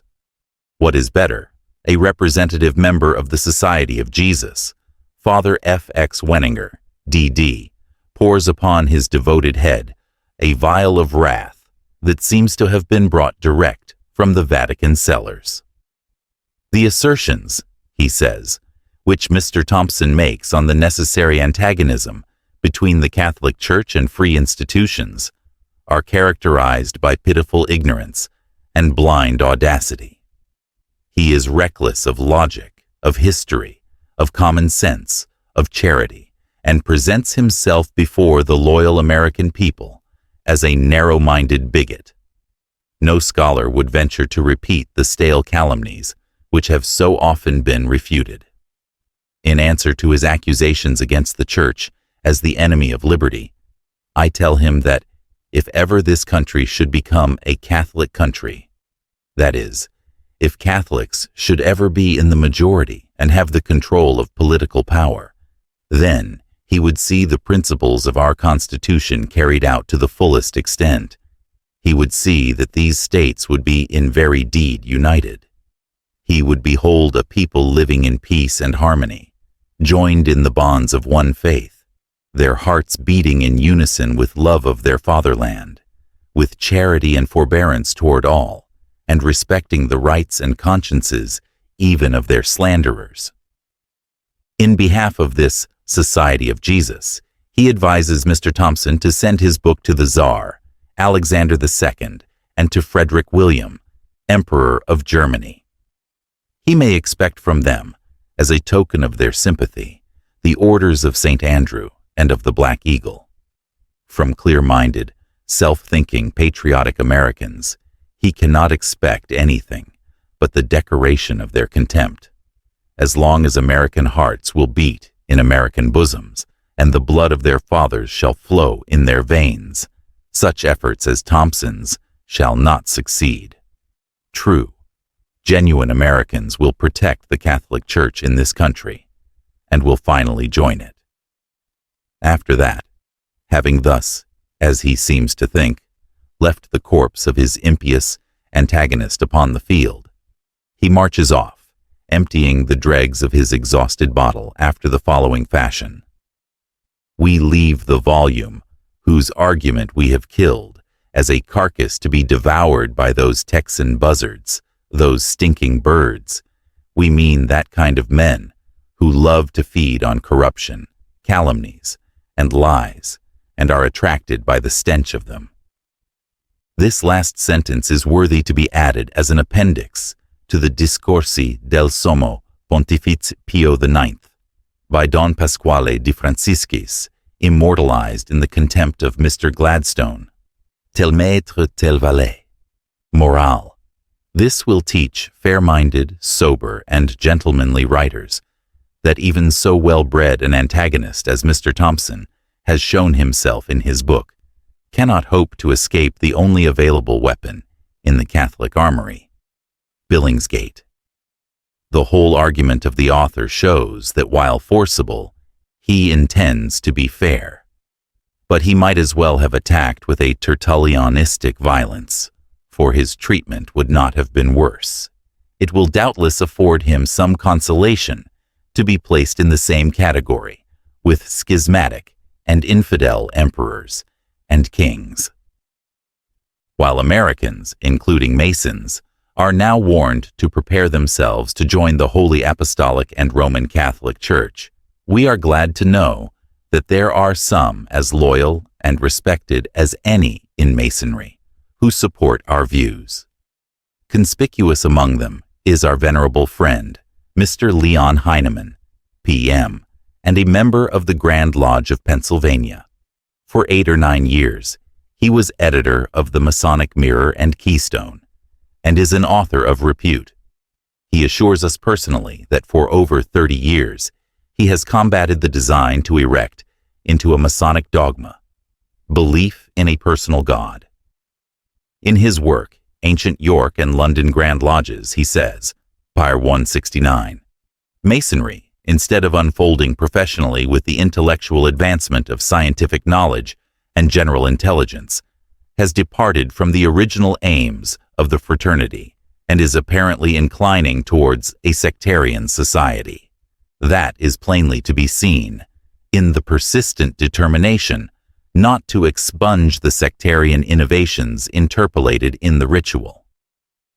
It would appear that the Masonic fraternity of this country are as indifferent to ancient landmarks and usages of Masonry as the Masons of the past century under the London Grand Lodge were. It was this conviction which prompted him, in 1856, when Jacques-Étienne Marconis de Negre, Grand Hierophant of the Rite of Memphis, came to America and tendered him the Grand Mastership of the Rite in the United States, and the ancient and accepted Rite offered him an honorary 33rd. To refuse both. The Temple was the last European secret organization which, as a body, had in its possession some of the mysteries of the East.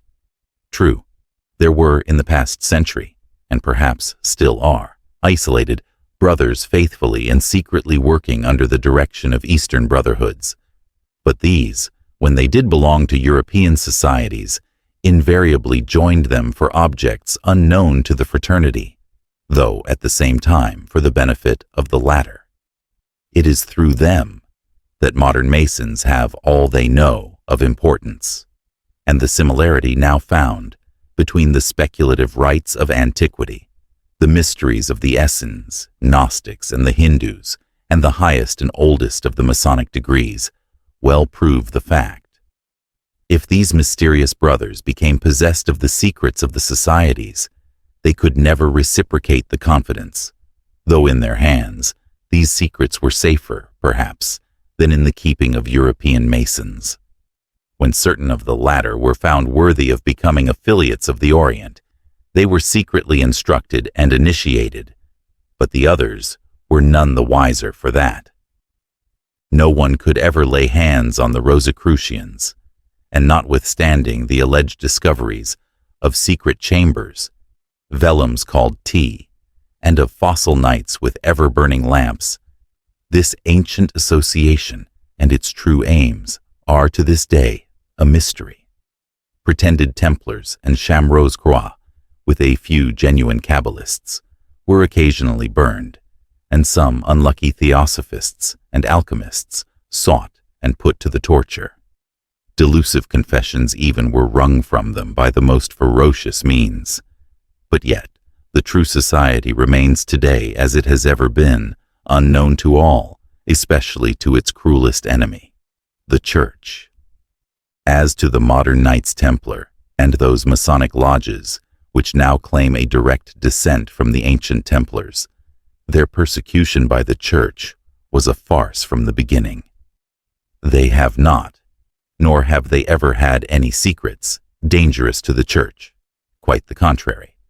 For we find J.G. Findel saying that the Scottish degrees, or the Templar system, only dates from 1735 1740, and, following its Catholic tendency, took up its chief residence in the Jesuit College of Clermont, in Paris, and hence was called the Clermont system.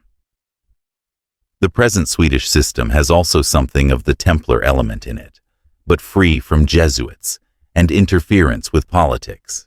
However, it asserts that it has Molay's testament in the original, for a Count Beaujeu, a nephew of Molay, never heard of elsewhere, says Findel, transplanted Templarism into Freemasonry, and thus procured for his uncle's ashes a mysterious sepulchre. It is sufficient to prove this, a Masonic fable, that on this pretended monument, the day of Molay's funeral is represented as March 11th, 1313, while the day of his death was March 19th, 1313. This spurious production, which is neither genuine Templarism nor genuine Freemasonry, has never taken firm root in Germany. But the case is otherwise in France. Writing upon this subject, we must hear what Wilke has to say of these pretensions. The present Knight Templars of Paris will have it, that they are direct descendants from the ancient knights, and endeavor to prove this by documents, interior regulations, and secret doctrines. Forest says the fraternity of Freemasons was founded in Egypt, Moses communicating the secret teaching to the Israelites, Jesus to the apostles, and thence it found its way to the Knight Templars. Such inventions are necessary to the assertion that the Parisian Templars are the offspring of the ancient order. All these asseverations, unsupported by history, were fabricated in the high chapter of Clermont, Jesuits, and preserved by the Parisian Templars as a legacy left them by those political revolutionists, the Stuarts and the Jesuits. Hence we find the bishops Gregoire and Munter supporting them. Connecting the modern with the ancient Templars, we can at best, therefore, allow them an adoption of certain rites and ceremonies of purely ecclesiastical character after they had been cunningly inoculated into that grand and antique order by the clergy. Since this desecration, it gradually lost its primitive and simple character and went fast to its final ruin. Founded in 1118 by the knights Hugh de Payens and Geoffrey de Saint-Omer, nominally for the protection of the pilgrims, its true aim was the restoration of the primitive secret worship, the true version of the history of Jesus, and the early Christianity was imparted to Hugh de Payens by the Grand Pontiff of the Order of the Temple, of the Nazarene or Johannite sect, one named Theoclites, after which it was learned by some knights in Palestine from the higher and more intellectual members of the St. John sect, who were initiated into its mysteries. Freedom of intellectual thought and the restoration of one and universal religion was their secret object.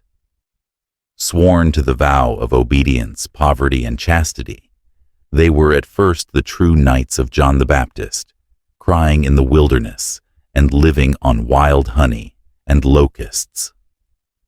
Such is the tradition and the true Kabbalistic version. It is a mistake to state that the order became only later anti-Catholic. It was so from the beginning, and the red cross on the white mantle, the vestment of the order, had the same significance as with the initiates in every other country. It pointed to the four quarters of the compass and was the emblem of the universe. When later the Brotherhood was transformed into a lodge, the Templars had, in order to avoid persecution, to perform their own ceremonies in the greatest secrecy, generally in the hall of the chapter, more frequently in isolated caves or country houses built amidst woods, while the ecclesiastical form of worship was carried on publicly in the chapels belonging to the order. Though of the accusations brought against them by order of Philip IV, many were infamously false. The main charges were certainly correct, from the standpoint of what is considered by the Church heresy. The present-day Templars, adhering strictly as they do to the Bible, can hardly claim descent from those who did not believe in Christ as God-man or as the Savior of the world, who rejected the miracle of his birth and those performed by himself, who did not believe in transubstantiation, the saints, holy relics, purgatory, etc. The Christ Jesus was, in their opinion, a false prophet, but the man Jesus a brother. They regarded John the Baptist as their patron, but never viewed him in the light in which he is presented in the Bible. They reverenced the doctrines of alchemy, astrology, magic, Kabbalistic talismans, and adhered to the secret teachings of their chiefs in the East. In the last century, says Findel, when Freemasonry erroneously supposed herself the daughter of Templarism, great pains were taken to regard the Order of Knights Templars as innocent. For this purpose, not only legends and unrecorded events were fabricated, but pains were taken to repress the truth. The Masonic admirers of the Knights Templars bought up the whole of the documents of the lawsuit published by Moldenwacher because they proved the culpability of the order. This culpability consisted in their heresy against the Roman Catholic Church. While the real brothers died an ignominious death, the spurious order which tried to step into their shoes became exclusively a branch of the Jesuits under the immediate tutelage of the latter. True-hearted, honest Masons ought to reject with horror any connection, let alone dissent from these. The Knights of St. John of Jerusalem, writes Commander Gordon, sometimes called the Knights Hospitallers, and the Knights of Malta, were not Freemasons. On the contrary, they seem to have been inimical to Freemasonry, for in 1740, the Grand Master of the Order of Malta caused the bull of Pope Clement IV to be published in that island, and forbade the meetings of the Freemasons. On this occasion, several knights and many citizens left the island, and in 1741 the Inquisition persecuted the Freemasons at Malta. The Grand Master prescribed their assemblies under severe penalties, and 6 knights were banished from the island, in perpetuity, for having assisted at a meeting. In fact, unlike the Templars, they had not even a secret form of reception. Regolini says that he was unable to procure a copy of the secret ritual of the Knights of Malta. The reason is obvious. There was none. And yet American Templarism comprises 3 degrees. 1 Knight of the Red Cross, 2 Knight Templar, and 3 Knight of Malta. It was introduced from France into the United States in 1808, and the first Grand Encampment General was organized on June 20th, 1816, with Governor DeWitt Clinton of New York as Grand Master. This inheritance of the Jesuits should hardly be boasted of. If the Knights Templar desire to make good their claims, they must choose between a descent from the heretical, anti-Christian, Kabbalistic, primitive Templars, or connect themselves with the Jesuits and nail their tessellated carpets directly on the platform of ultra-Catholicism. Otherwise, their claims become a mere pretense. So impossible does it become for the originators of the ecclesiastical pseudo-order of Templars, invented according to Dupuy in France by the adherents of the Stuarts, to avoid being considered a branch of the order of the Jesuits, that we are not surprised to see an anonymous author, rightly suspected of belonging to the Jesuit chapter at Clermont, publishing a work in 1751 in Brussels on the lawsuit of the Knights Templar. In this volume, in sundry mutilated notes, additions, and commentaries, he represents the innocence of the Templars of the accusation of heresy, thus robbing them of the greatest title to respect and admiration that these early free-thinkers and martyrs have won. This last pseudo-order was constituted at Paris on the 4th of November, 1804, by virtue of a forged constitution, and ever since it has contaminated genuine Freemasonry, as the highest Masons themselves tell us. La Charte de Transmission, Tabula Aurea l'Arménie, presents the outward appearance of such extreme antiquity that Gregoire confesses that if all the other relics of the Parisian treasury of the order had not silenced his doubts as to their ancient descent, the sight of this charter would at the very first glance have persuaded him. The first Grand Master of this spurious order was a physician of Paris, Dr. Ferré Palaprat, who assumed the name of Bernard Raymond. Count Ramsay, a Jesuit, was the first to start the idea of the Templars being joined to the Knights of Malta. Therefore, we read from his pen the following. Our forefathers, Ring, the Crusaders, assembled in the Holy Land from all Christendom, wished to unite in a fraternity embracing all nations, that when bound together, heart and soul, for mutual improvement, they might, in the course of time, represent one single intellectual people.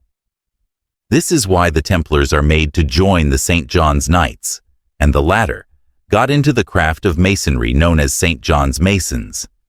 In the Sceaux Rompu, in 1745, we find, therefore, the following most impudent falsehood, worthy of the sons of Loyola.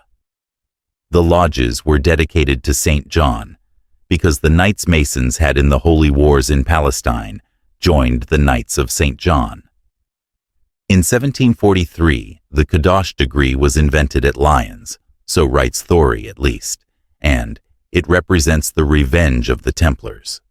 And here we find Findel saying that the order of Knights Templars had been abolished in 1311, and to that epoch they were obliged to have recourse when, after the banishment of several knights from Malta in 1740, because they were Freemasons, it was no longer possible to keep up a connection with the Order of St. John, or Knights of Malta, then in the plenitude of their power, under the sovereignty of the Pope.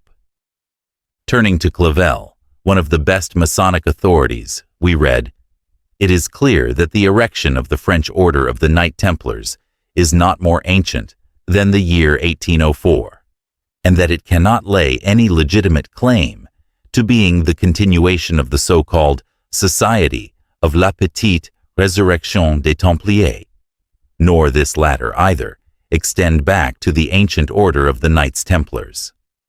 Therefore, we see these pseudo-Templars, under the guidance of the worthy Father Jesuits, forging in Paris, 1806, the famous Charter of l'Armenius. 20 years later, this knee-fast and subterranean body, guiding the hand of assassins, directed it toward one of the best and greatest princes in Europe, whose mysterious death, unfortunately for the interests of truth and justice, has never been, for political reasons, investigated and proclaimed to the world as it ought to have been. It is this prince, a Freemason himself, who was the last depository of the secrets of the true Knights Templar.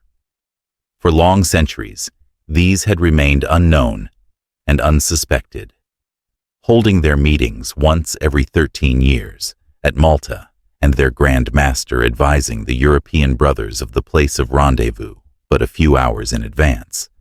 These representatives of the once mightiest and most glorious body of knights assembled on the fixed day from various points of the earth, 13 in number, in commemoration of the year of the death of Jacques Molay, 1313.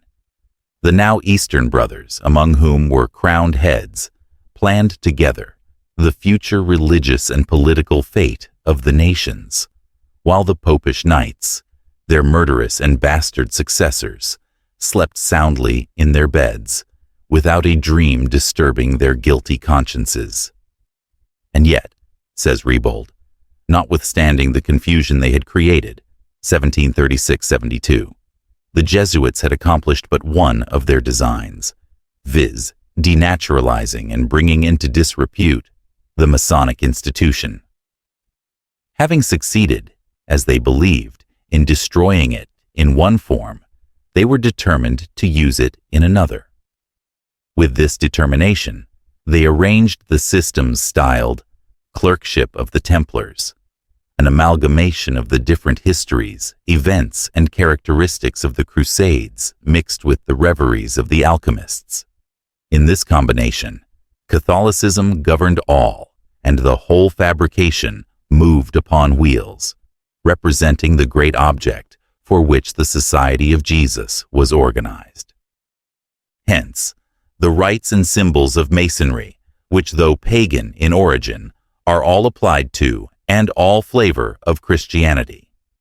A Mason has to declare his belief in a personal God, Jehovah, and in the encampment degrees also in Christ, before he can be accepted in the lodge, while the Johannite Templars believed in the unknown and invisible principle, whence proceeded the creative powers misnamed gods, and held to the Nazarene version of Ben Panther, being the sinful father of Jesus, who thus proclaimed himself the Son of God and of humanity.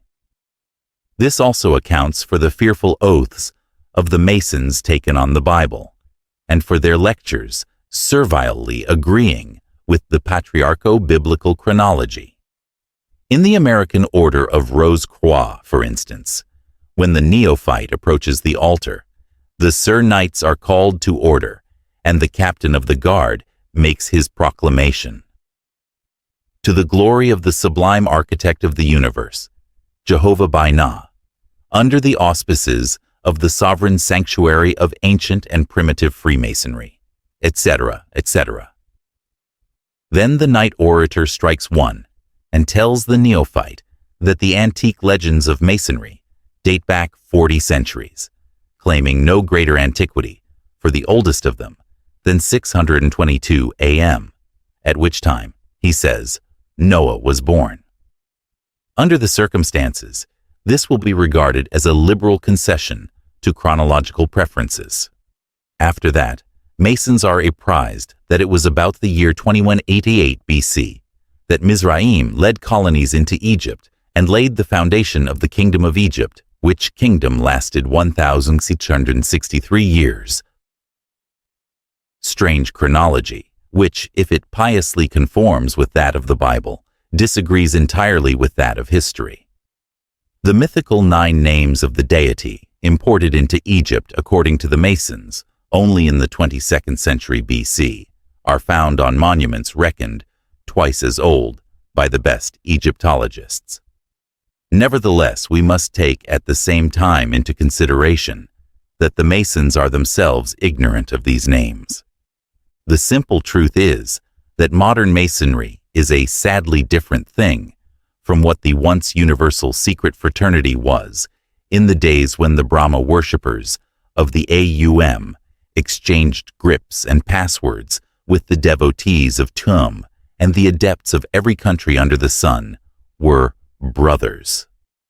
What was then that mysterious name, that mighty word through whose potency the Hindu, as well as the Chaldean and Egyptian initiati performed his wonders? In chapter 115 of the Egyptian funeral ritual, entitled The Chapter of Coming Out to the Heaven and of Knowing the Spirits of An, Heliopolis, Horace says, I knew the spirits of An. The greatly glorious does not pass over it, unless the gods give me the word. In another hymn, the soul, transformed, exclaims, Make road for me to Rusta. I am the Great One, dressed as the Great One. I have come, I have come. Delicious to me are the kings of Osiris. I am creating the water, through the power of the word. Have I not seen the hidden secrets? I have given truth to the sun. I am clear. I am adored for my purity. 117:1-119. The chapters of the going into and coming out from the Rusta. In another place, the mummy's role expresses the following. I am the great God, Spirit, existing of myself, the creator of his name. I know the name of this great God that is there. Jesus is accused by his enemies of having wrought miracles, and shown by his own apostles to have expelled demons by the power of the ineffable name. The former firmly believed that he had stolen it in the sanctuary, and he cast the spirits with his word, and healed all that were sick. Matthew 18:16. When the Jewish rulers ask Peter, Acts 7, "By what power or by what name have ye done this?" Peter replies, "By the name of Jesus Christ of Nazareth." But does this mean the name of Christ, as the interpreters would make us believe? Or does it signify, by the name which was in the possession of Jesus of Nazareth, the initiate, who was accused by the Jews to have learned it, but who had it really through initiation? Besides, he states repeatedly that all that he does in his Father's name, not in his own. But who of the modern Masons has ever heard it pronounced? In their own ritual, they confess that they never have. The Sir Orator tells the Sir Knight that the passwords which he received in the preceding degrees are all so many corruptions of the true name of God engraved on the triangle, and that therefore they have adopted a substitute for it.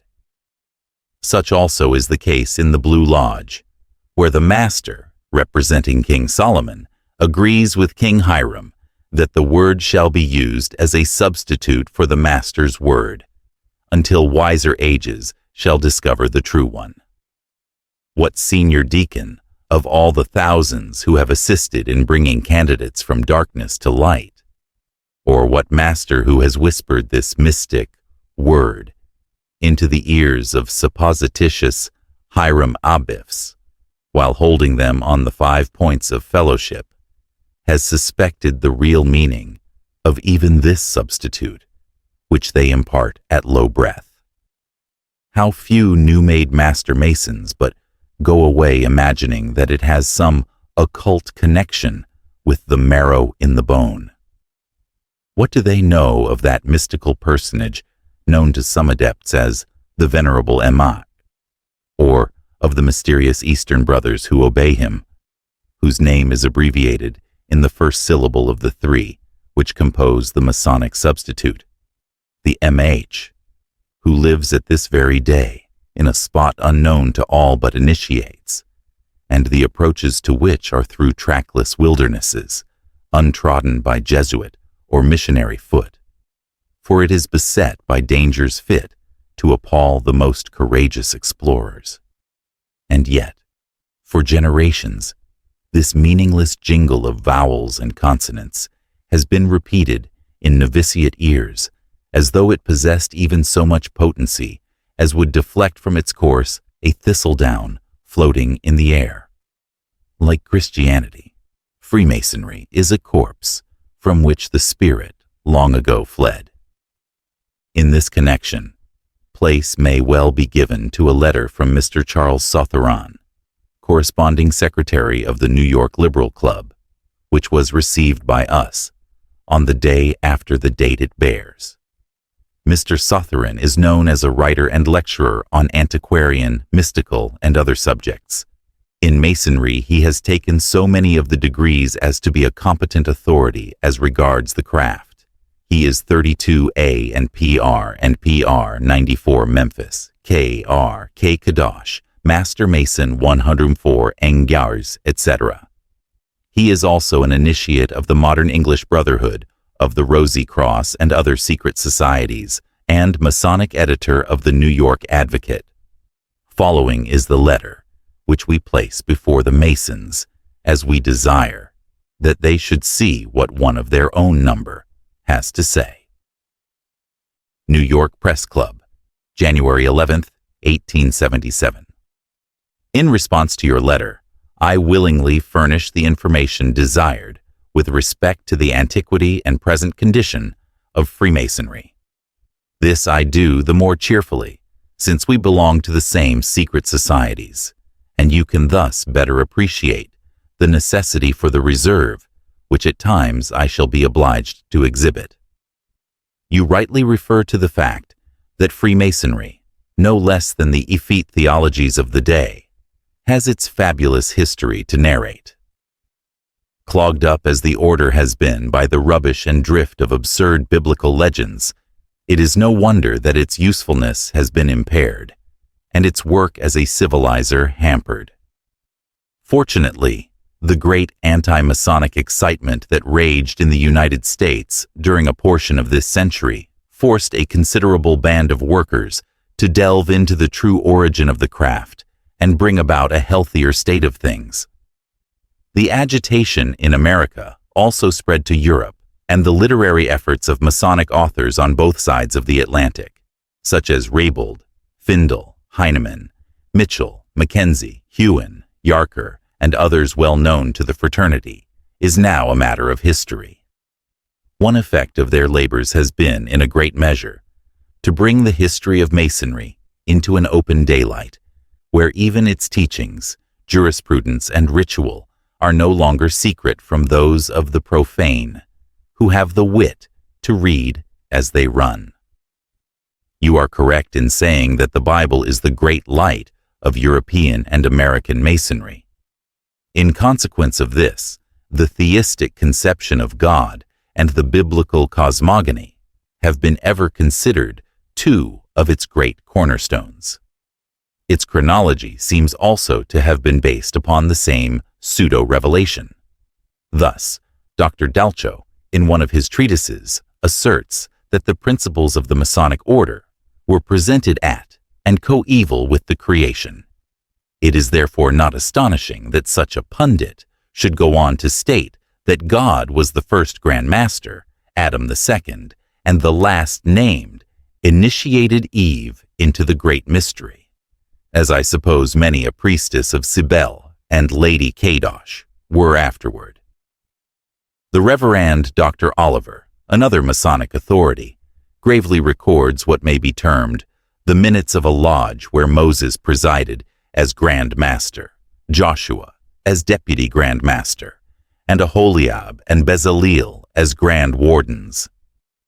The temple at Jerusalem, which recent archaeologists have shown to be a structure with nothing like the pretended antiquity of its erection, and incorrectly called after a monarch, whose name proves his mystical character, Sol Om-On, the name of the sun in 3 languages, plays, as you correctly observe, a considerable share in Masonic mystery. Such fables as these, and the traditional Masonic colonization of ancient Egypt, have given the craft the credit of an illustrious origin to which it has no right, and before whose 40 centuries of legendary history, the mythologies of Greece and Rome fade into insignificance. The Egyptian, Chaldean, and other theories necessary to each fabricator of high degrees have also each had their short period of prominence. The last axe to grind has consecutively been the fruitful mother of unproductiveness. We both agree that all the ancient priesthoods had their esoteric doctrines and secret ceremonies. From the Essenic Brotherhood, an evolution of the Hindu gymnosophists, doubtless preceded the solidarities of Greece and Rome as described by so-called pagan writers. Founded on these, and copying them in the matter of ritual, signs, grips, passwords, etc., were developed the medieval guilds. Like the present livery companies of London, the relics of the English trade guilds, the operative Masons were but a guild of workmen with higher pretensions. From the French name Macon, derived from mas, an old Norman noun meaning a house, comes our English mason, a house builder. As the London companies alluded to, present now and again the freedom of the liveries to outsiders, so we find the trade guilds of Masons doing the same. Thus, the founder of the Ashmolean Museum was made free of the Masons at Warrington, in Lancashire, England, on the 16th of October, 1646. The entrance of such men as Elias Ashmole into the operative fraternity paved the way for the great Masonic Revolution of 1717, when speculative Masonry came into existence. The constitutions of 1723 and 1738, by the Masonic impostor Anderson, were written up for the newly fledged and first Grand Lodge of Free and Accepted Masons of England, from which body all others over the world hail today. These bogus constitutions, written by Anderson, were compiled about then, and in order to palm off his miserable rubbish Icolept history on the craft, he had the audacity to state that nearly all the documents relating to Masonry in England had been destroyed by the 1717 reformers. Happily, in the British Museum, Bodleian Library, and other public institutions, Rebold, Huhan, and others have discovered sufficient evidence in the shape of old operative Masonic charges to disprove this statement. The same writers, I think, have conclusively upset the tenability of two other documents palmed upon Masonry, namely, the spurious Charter of Cologne of 1535, and the forged questions supposed to have been written by Lalande, the antiquary, from a manuscript of King Henry VI of England. In the last named, Pythagoras is referred to as having formed a great lodge at Crotona, and made many masons, some of whom traveled into France, and there made many, from whence, in process of time, the art passed into England. Sir Christopher Wren, architect of St. Paul's Cathedral, London, often called the Grand Master of Freemasons, was simply the master or president of the London Operative Masons Company. If such a tissue of fable could interweave itself into the history of the Grand Lodges, which now have charge of the first 3 symbolical degrees, it is hardly astonishing that the same fate should befall nearly all of the high Masonic degrees, which have been aptly termed an incoherent medley of opposite principles. It is curious to note, too, that most of the bodies which work these, such as the ancient and accepted Scottish Rite, the Rite of Avignon, the Order of the Temple, Fessler's Rite, the Grand Council of the Emperors of the East and West, Sovereign Prince Masons, etc., etc., are nearly all the offspring of the sons of Ignatius Loyola. The Baron Hunt, Chevalier Ramsay, Chaudy, Zinzendorf, and numerous others who founded the grades in these rites worked under instructions from the general of the Jesuits. The nest where these high degrees were hatched, and no Masonic rite is free from their baleful influence more or less, was the Jesuit College of Clermont at Paris. That bastard foundling of Freemasonry, the ancient and accepted Scottish Rite, which is unrecognized by the Blue Lodges, was the enunciation primarily of the brain of the Jesuit Chevalier Ramsay. It was brought by him to England in 1736-38 to aid the cause of the Catholic Stuarts. The rite in its present form of 33 degrees was reorganized at the end of the 18th century by some half-dozen Masonic adventurers at Charleston, South Carolina. 2 of these, Perlita Taylor and a dancing master named Lecorne, were fitting predecessors for a later resuscitation by a gentleman of the name of Gourgas, employed in the aristocratic occupation of a ship's clerk, on a boat trading between New York and Liverpool. Dr. Crucifix, alias Goss, the inventor of certain patent medicines of an objectionable character, ran the institution in England. The powers under which these worthies acted was a document claimed to have been signed by Frederick the Great at Berlin on May 1st, 1786, and by which were revised the Masonic constitution and status of the high degrees of the ancient and accepted rite. This paper was an impudent forgery, and necessitated the issuing of a protocol by the Grand Lodges of the 3 globes of Berlin, which conclusively proved the whole arrangement to be false in every particular. On claims supported by this supposititious document, the ancient and accepted rite have swindled their confiding brothers in the Americas and Europe out of thousands of dollars to the shame and discredit of humanity.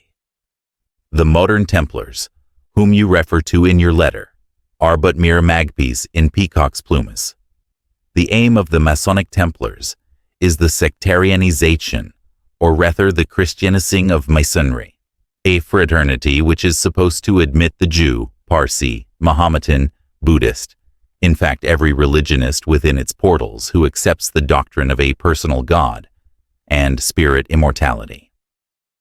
According to the belief of a section, if not all the Israelites, belonging to the craft in America, Templarism is Jesuitism. It seems strange, now that the belief in a personal God is becoming extinct, and that even the theologian has transformed his deity into an indescribable nondescript, that there are those who stand in the way of the general acceptation of the sublime pantheism of the primeval Orientals, of Jacob Boehme, of Spinoza. Often in the Grand Lodge and subordinate lodges of this and other jurisdictions, the old doxology is sung, with its praise Father, Son, and Holy Ghost, to the disgust of Israelites and free-thinking brethren who are thus unnecessarily insulted. This could never occur in India, where the great light in a lodge may be the Quran, the Zend-Avesta, or one of the Vedas. The sectarian Christian spirit in Masonry must be put down. Today there are German Grand Lodges, which will not allow Jews to be initiated, or Israelites from foreign countries to be accepted as brethren within their jurisdiction. The French Masons have, however, revolted against this tyranny, and the Grand Orient of France does now permit the atheist and materialist to fellowship in the craft. A standing rebuke upon the claimed universality of Masonry is the fact that the French brethren are now repudiated. Notwithstanding its many faults, and speculative Masonry is but human, and therefore fallible, there is no institution that has done so much, and is yet capable of such great undertakings in the future, for human, religious, and political improvement. In the last century, the Illuminati taught peace with the cottage, war with the palace, throughout the length and breadth of Europe. In the last century, the United States was freed from the tyranny of the mother country by the action of the secret societies more than is commonly imagined. Washington, Lafayette, Franklin, Jefferson, Hamilton were Masons. And in the 19th century, it was Grand Master Garibaldi, 33, who unified Italy, working in accordance with the spirit of the Faithful Brotherhood, as the Masonic, or rather Carbonari, principles of liberty, equality, humanity, independence, unity, taught for years by Brother Joseph Mazzini. Speculative Masonry has much, too, within its ranks to do. One is to accept woman as a co-worker of man in the struggle of life, as the Hungarian Masons have done lately by initiating the Countess Heideck. Another important thing is also to recognize practically the brotherhood of all humanity by refusing none on account of color, race, position, or creed. The dark-skinned should not be only theoretically the brother of the light. The colored Masons, who have been duly and regularly raised, stand at every lodge door in America, craving admission, and they are refused. And there is South America, to be conquered to a participation in the duties of humanity. If Masonry be, as claimed, a progressive science and a school of pure religion, it should ever be found in the advance guard of civilization, not in the rear. If it be but an empirical effort, a crude attempt of humanity to solve some of the deepest problems of the race, and no more, then it must give place to fitter successors, perchance one of those that you and I know of, one that may have acted the prompter at the side of the chiefs of the order during its greatest triumphs, whispering to them, as the demon did in the ear of Socrates, "Yours most sincerely, Charles Sotheran." Thus falls to ruins the grand epic poem of Masons, sung by so many mysterious knights as another revealed gospel. As we see, The Temple of Solomon is being undermined and brought to the ground by its own chief master masons of this century. But if, following the ingenious exoteric description of the Bible, there are yet masons who persist in regarding it as once an actual structure, who, of the students of the esoteric doctrine, will ever consider this mythic temple otherwise than an allegory embodying the secret science? Whether or not there ever was a real temple of that name, we may well leave to archaeologists to decide, but that the detailed description thereof in 1 Kings is purely allegorical. No serious scholar, proficient in the ancient as well as medieval jargon of the Kabbalists and alchemists, can doubt. The building of the Temple of Solomon is the symbolical representation of the gradual acquirement of the secret wisdom, or magic, the erection and development of the spiritual from the earthly, the manifestation of the power and splendor of the spirit in the physical world, through the wisdom and genius of the builder. The latter, when he has become an adept, is a mightier king than Solomon himself, the emblem of the sun or light himself, the light of the real subjective world, shining in the darkness of the objective universe. This is the temple which can be reared without the sound of the hammer, or any tool of iron being heard in the house while it is in building. In the East, this science is called, in some places, the 7-storied, in others, the 9-storied temple. Every story answers allegorically to a degree of knowledge acquired.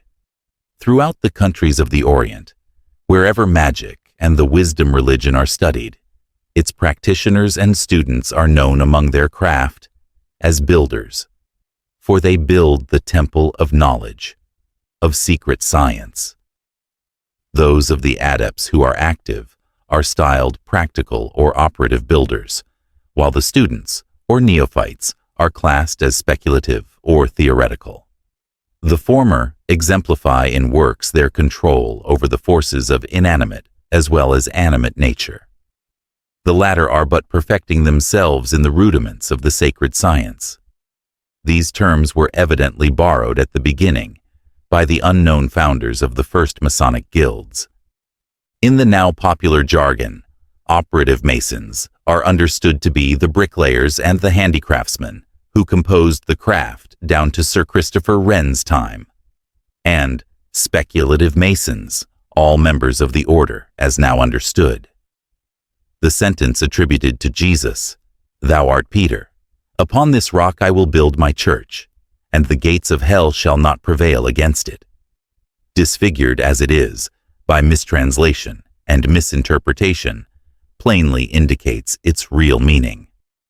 We have shown the signification of Pater and Petra. With the hierophants, the interpretation traced on the tables of stone of the final initiation was handed by the initiator to the chosen future interpreter. Having acquainted himself with its mysterious contents, which revealed to him the mysteries of creation, the initiated became a builder himself, for he was made acquainted with the dodecahedron, or the geometrical figure on which the universe was built.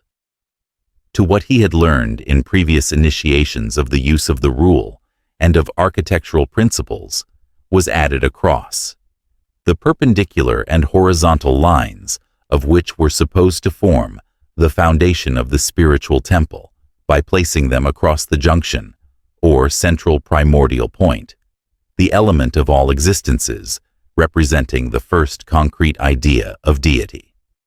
Henceforth he could, as a master builder, see 1 Corinthians 3:10, erect a temple of wisdom on that rock of Petra for himself, and having laid a sure foundation, let another build thereon. The Egyptian hierophant was given a square headdress, which he had to wear always, and a square, see Mason's marks, without which he could never go abroad. The perfect Tau formed of the perpendicular, descending male ray or spirit, a horizontal line, or matter female ray, and the mundane circle was an attribute of Isis, and it is but at his death that the Egyptian cross was laid on the breast of his mummy. These square hats are worn unto this day by the Armenian priests.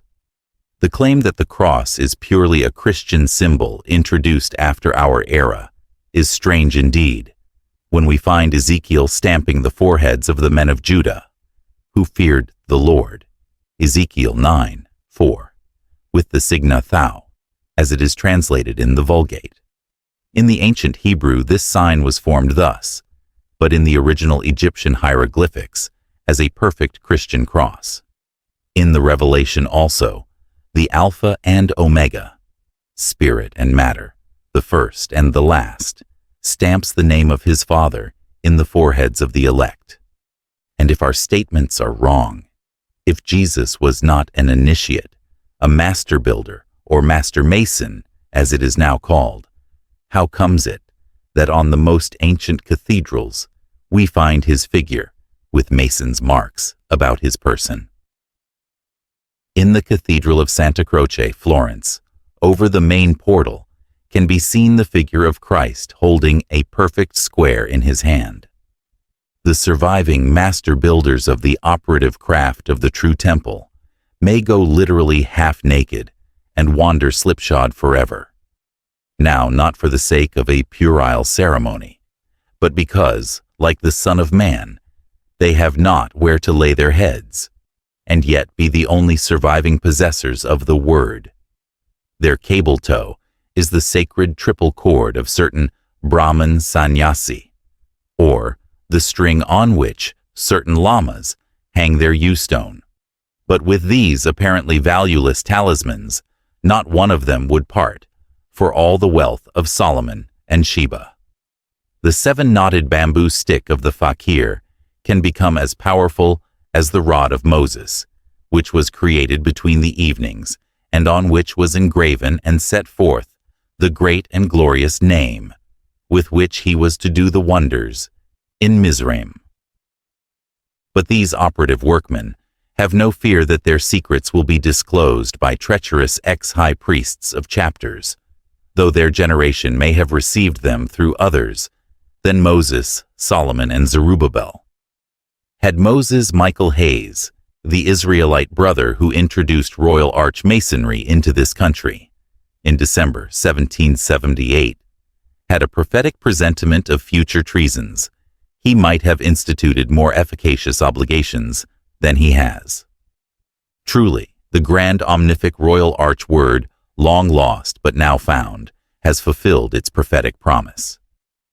The password of that degree is no more "I am that I am." It is now simply "I was, but am no more." That we may not be accused of vain boasting, we shall give the keys to several of the secret ciphers of the most exclusive and important of the so-called higher Masonic degrees. If we mistake not, these have never before been revealed to the outside world, except that of the Royal Archmasons in 1830, but have been most jealously guarded within the various orders. We are under neither promise, obligation, nor oath, and therefore violate no confidence. Our purpose is not to gratify an idle curiosity. We wish merely to show Masons and the affiliates of all other Western societies, the Company of Jesus included, that it is impossible for them to be secure in the possession of any secrets that it is worth an Eastern Brotherhood's while to discover. Inferentially, it may also show them that if the latter can lift the masks of European societies, they are nevertheless successful in wearing their own visors. For, if any one thing is universally acknowledged, it is that the real secrets of not a single surviving ancient brotherhood are in possession of the profane. Some of these ciphers were used by the Jesuits in their secret correspondence at the time of the Jacobin conspiracy, and when Masonry, the alleged successor to the Temple, was employed by the Church for political purposes. Findle says, see his History of Freemasonry, p. in 253, that in the 18th century, besides the modern Knights Templar, we see the Jesuits disfiguring the fair face of Freemasonry.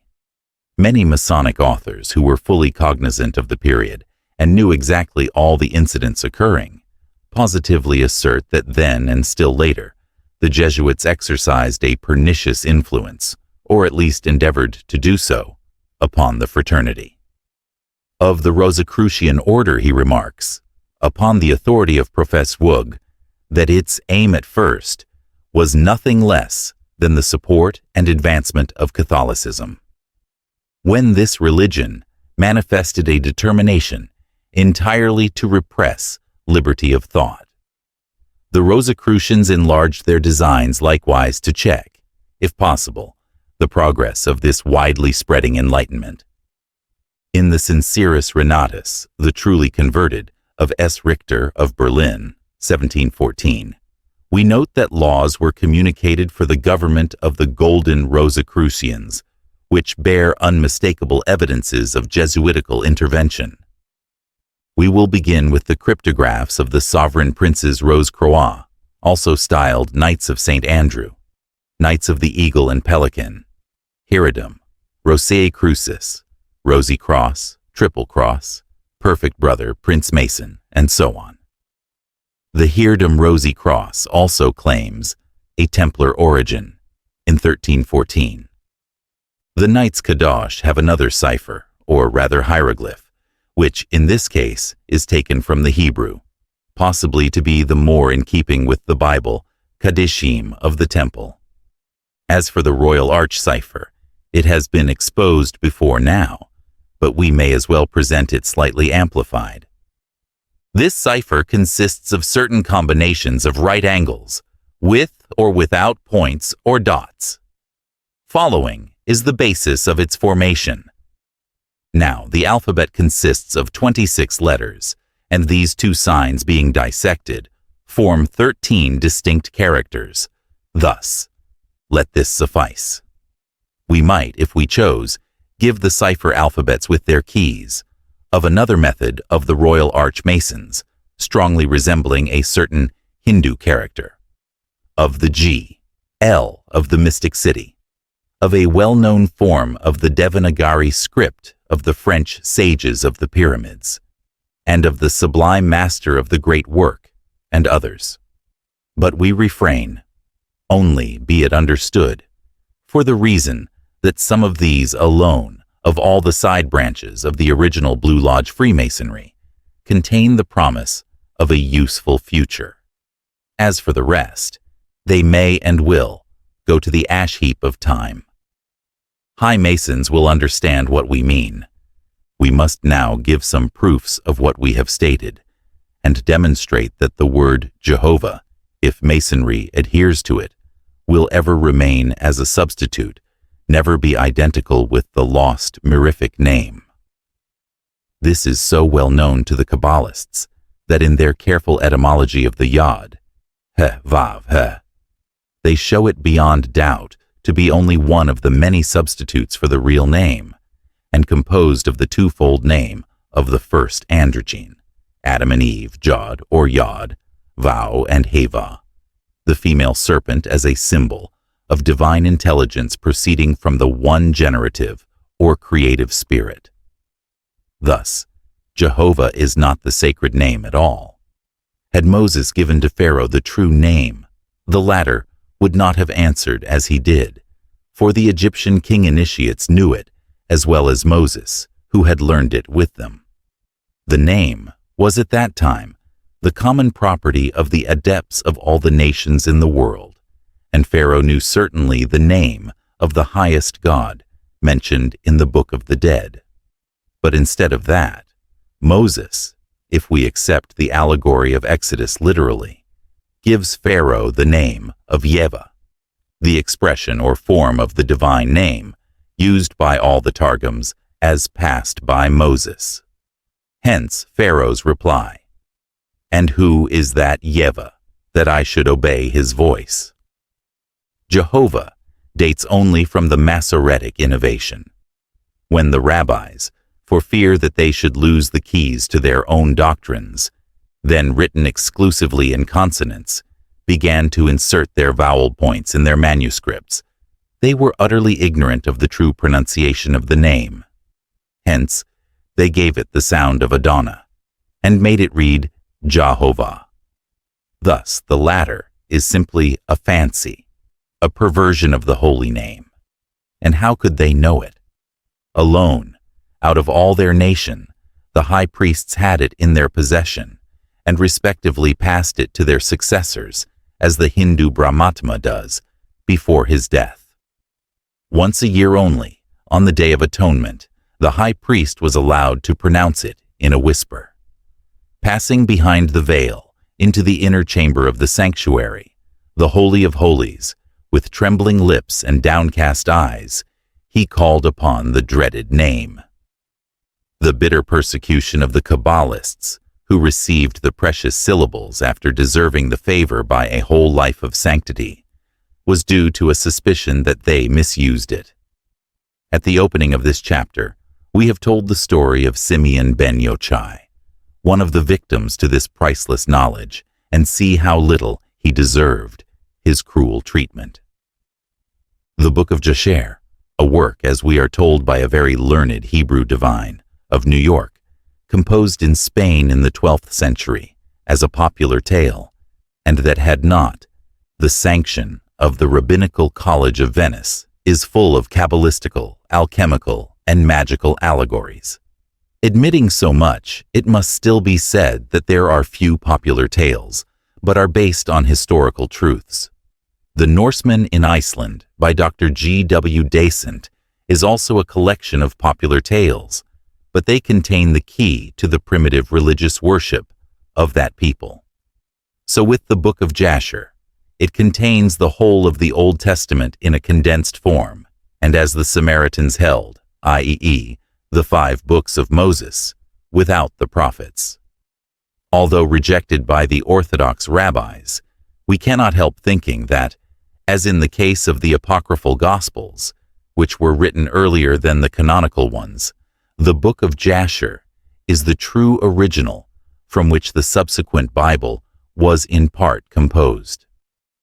Both the apocryphal Gospels and Jasher are a series of religious tales in which miracle is heaped upon miracle, and which narrate the popular legends as they first originated, without any regard to either chronology or dogma.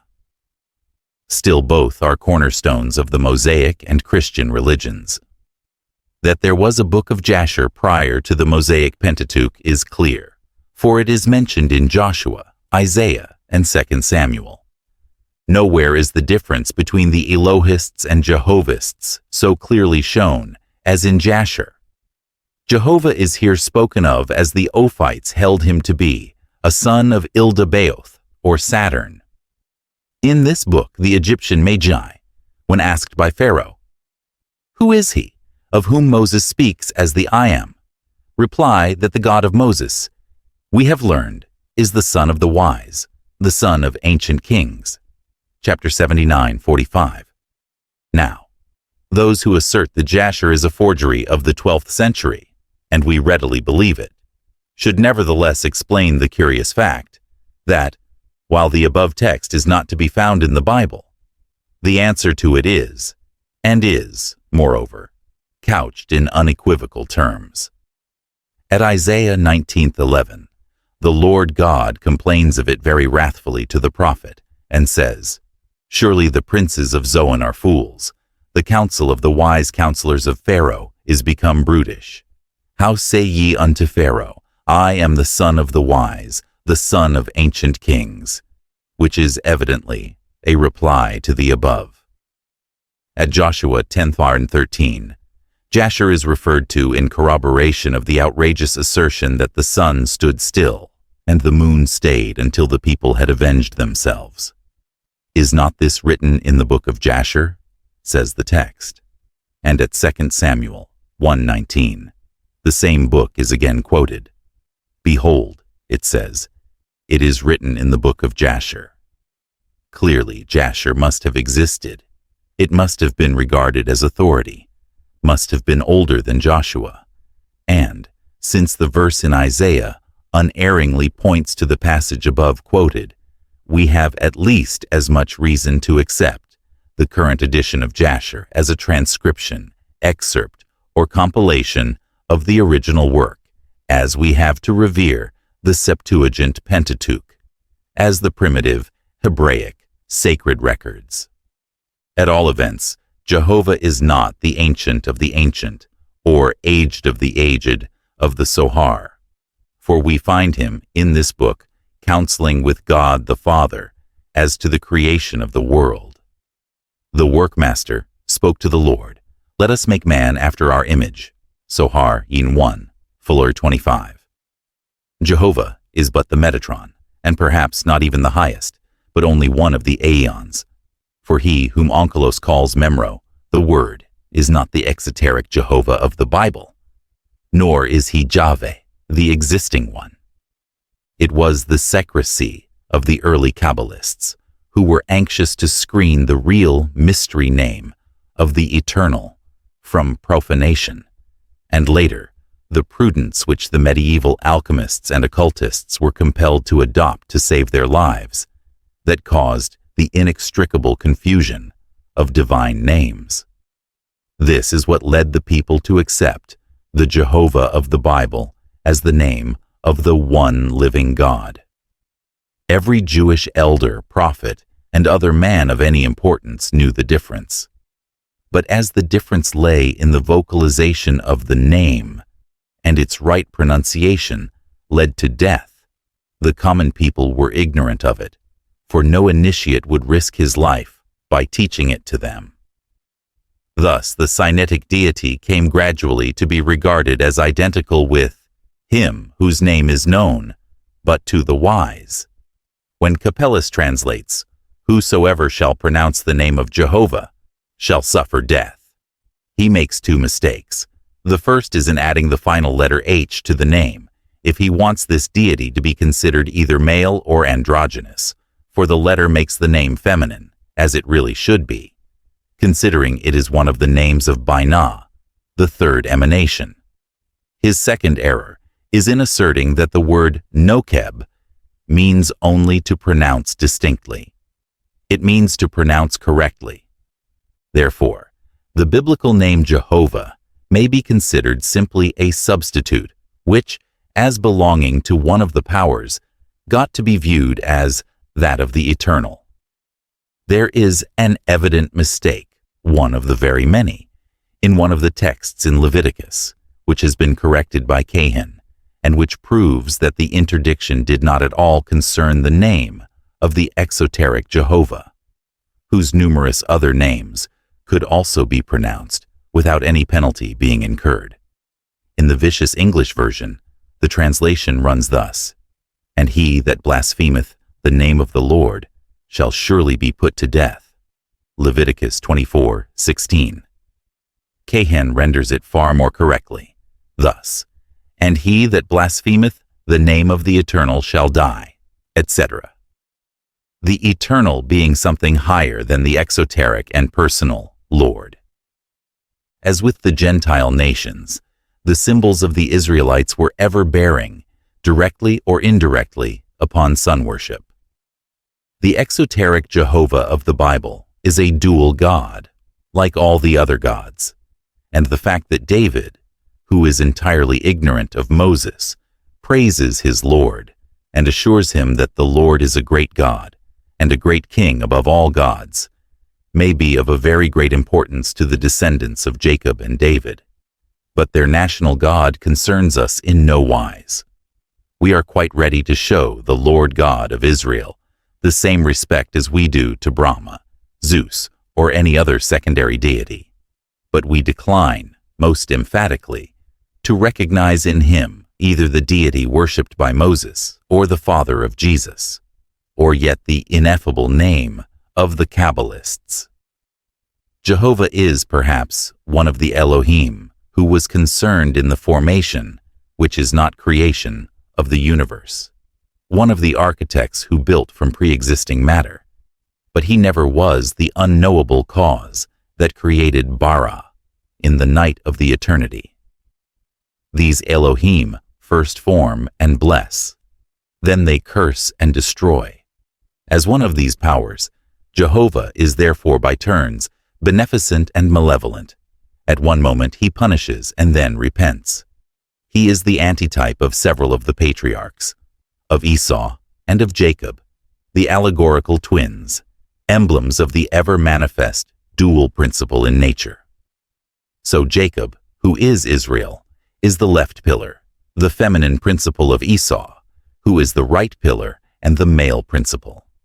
When he wrestles with Malach Eho, the Lord, it is the latter who becomes the right pillar, and Jacob Israel names God, although the Bible interpreters have endeavored to transform him into a mere angel of the Lord. Genesis 32. Jacob conquers him, as matter will but too often conquer spirit, but his thigh is put out of joint in the fight. The name of Israel has its derivation from Yisrael, or Asar, the sun god, who is known as Suriel, Surya, and Sur. Israel means striving with God. The sun rising upon Jacob Israel is the sun god Israel, fecundating matter, or earth, represented by the female Jacob. As usual, the allegory has more than one hidden meaning in the Kabbalah.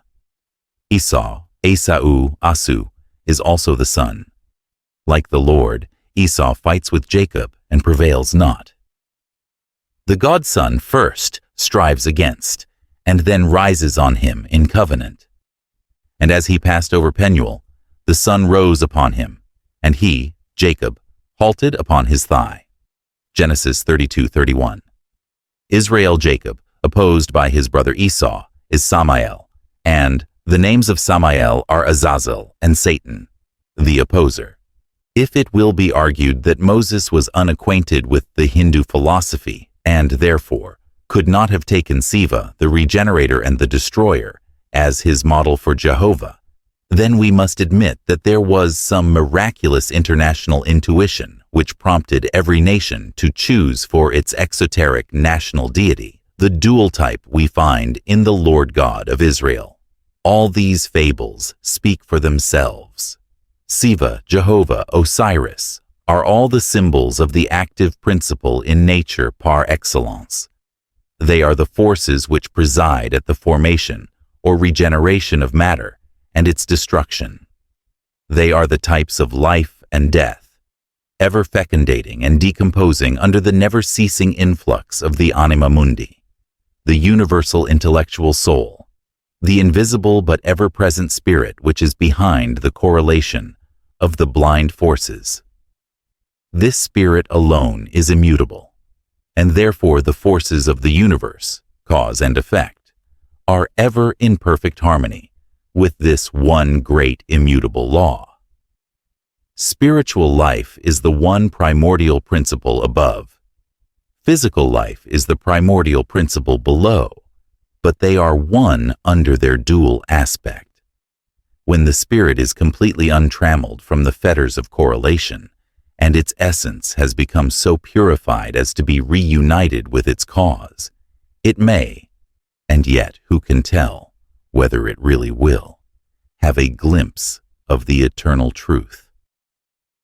Till then, let us not build ourselves idols in our own image and accept the shadows for the eternal light. The greatest mistake of the age was to attempt a comparison of the relative merits of all the ancient religions and scoff at the doctrines of the Kabbalah and other superstitions. But truth is stranger than fiction, and this world-old adage finds its application in the case in hand. The wisdom of the archaic ages, or the secret doctrine embodied in the Oriental Kabbalah, of which, as we have said, the rabbinical is but an abridgment, did not die out with the Philalethians of the last eclectic school. The gnosis lingers still on earth, and its votaries are many, albeit unknown. Such secret brotherhoods have been mentioned before Mackenzie's time by more than one great author. If they have been regarded as mere fictions of the novelist, That fact has only helped the brother adepts to keep their incognito the more easily. We have personally known several of them who, to their great merriment, had had the story of their lodges, the communities in which they lived, and the wondrous powers which they had exercised for many long years, laughed at and denied by unsuspecting skeptics to their very faces. Some of these brothers belong to the small groups of travelers. Until the close of the happy Louis Philippian reign, they were pompously termed by the Parisian garçon and trader the nobles étrangers, and as innocently believed to be boyards, Wallachian gospodars, Indian nabobs, and Hungarian margraves, who had gathered at the capital of the civilized world to admire its monuments and partake of its dissipations. There are, however, some insane enough to connect the presence of certain of these mysterious guests in Paris with the great political events that subsequently took place. Such recall, at least as very remarkable coincidences, the breaking out of the Revolution of '93 and the earlier explosion of the South Sea Bubble, soon after the appearance of noble foreigners who had convulsed all Paris for more or less longer periods by either their mystical doctrines or supernatural gifts. The Saint-Germains and Cagliostros of this century, having learned bitter lessons from the vilifications and persecutions of the past, pursue different tactics nowadays. But there are numbers of these mystic brotherhoods which have naught to do with civilized countries, and it is in their unknown communities that are concealed the skeletons of the past. These adepts could, if they chose, lay claim to strange ancestry and exhibit verifiable documents that would explain many a mysterious page in both sacred and profane history. Had the keys to the hieratic writings and the secret of Egyptian and Hindu symbolism been known to the Christian fathers, they would not have allowed a single monument of old to stand unmutilated. And yet, if we are well informed, and we think we are, there was not one such in all Egypt. But the secret records of its hieroglyphics were carefully registered by the sacerdotal caste. These records still exist, though not extant for the general public, though perhaps the monuments may have passed away forever out of human sight. Of 47 tombs of the kings near Gornore, recorded by the Egyptian priests on their sacred registers, only 17 were known to the public, according to Diodorus Siculus, who visited the place about 60 years BC. Notwithstanding this historical evidence, we assert that the whole number exists to this day, and the royal tomb discovered by Belzoni among the sandstone mountains of Biban el-Maluk, Melek, is but a feeble specimen of the rest. We will add, furthermore, that the Arab Christians, the monks, scattered around in their poor, desolate convents on the borderland of the great Libyan desert, know of the existence of such unbetrayed relics. But they are Copts, sole remnants of the true Egyptian race, and the Copt predominating over the Christian monk in their natures, they keep silent. For what reason, it is not for us to tell. There are some who believe that their monkish attire is but a blind, and that they have chosen these desolate homes among arid deserts and surrounded by Mahometan tribes for some ulterior purposes of their own. Be it as it may, they are held in great esteem by the Greek monks of Palestine, and there is a rumor current among the Christian pilgrims of Jerusalem who throng the Holy Sepulchre at every Easter, that the holy fire from heaven will never descend so miraculously as when these monks of the desert are present to draw it down by their prayers. The kingdom of heaven suffereth violence, and the violent take it by force. Many are the candidates at the doors of those who are supposed to know the path that leads to the secret brotherhoods.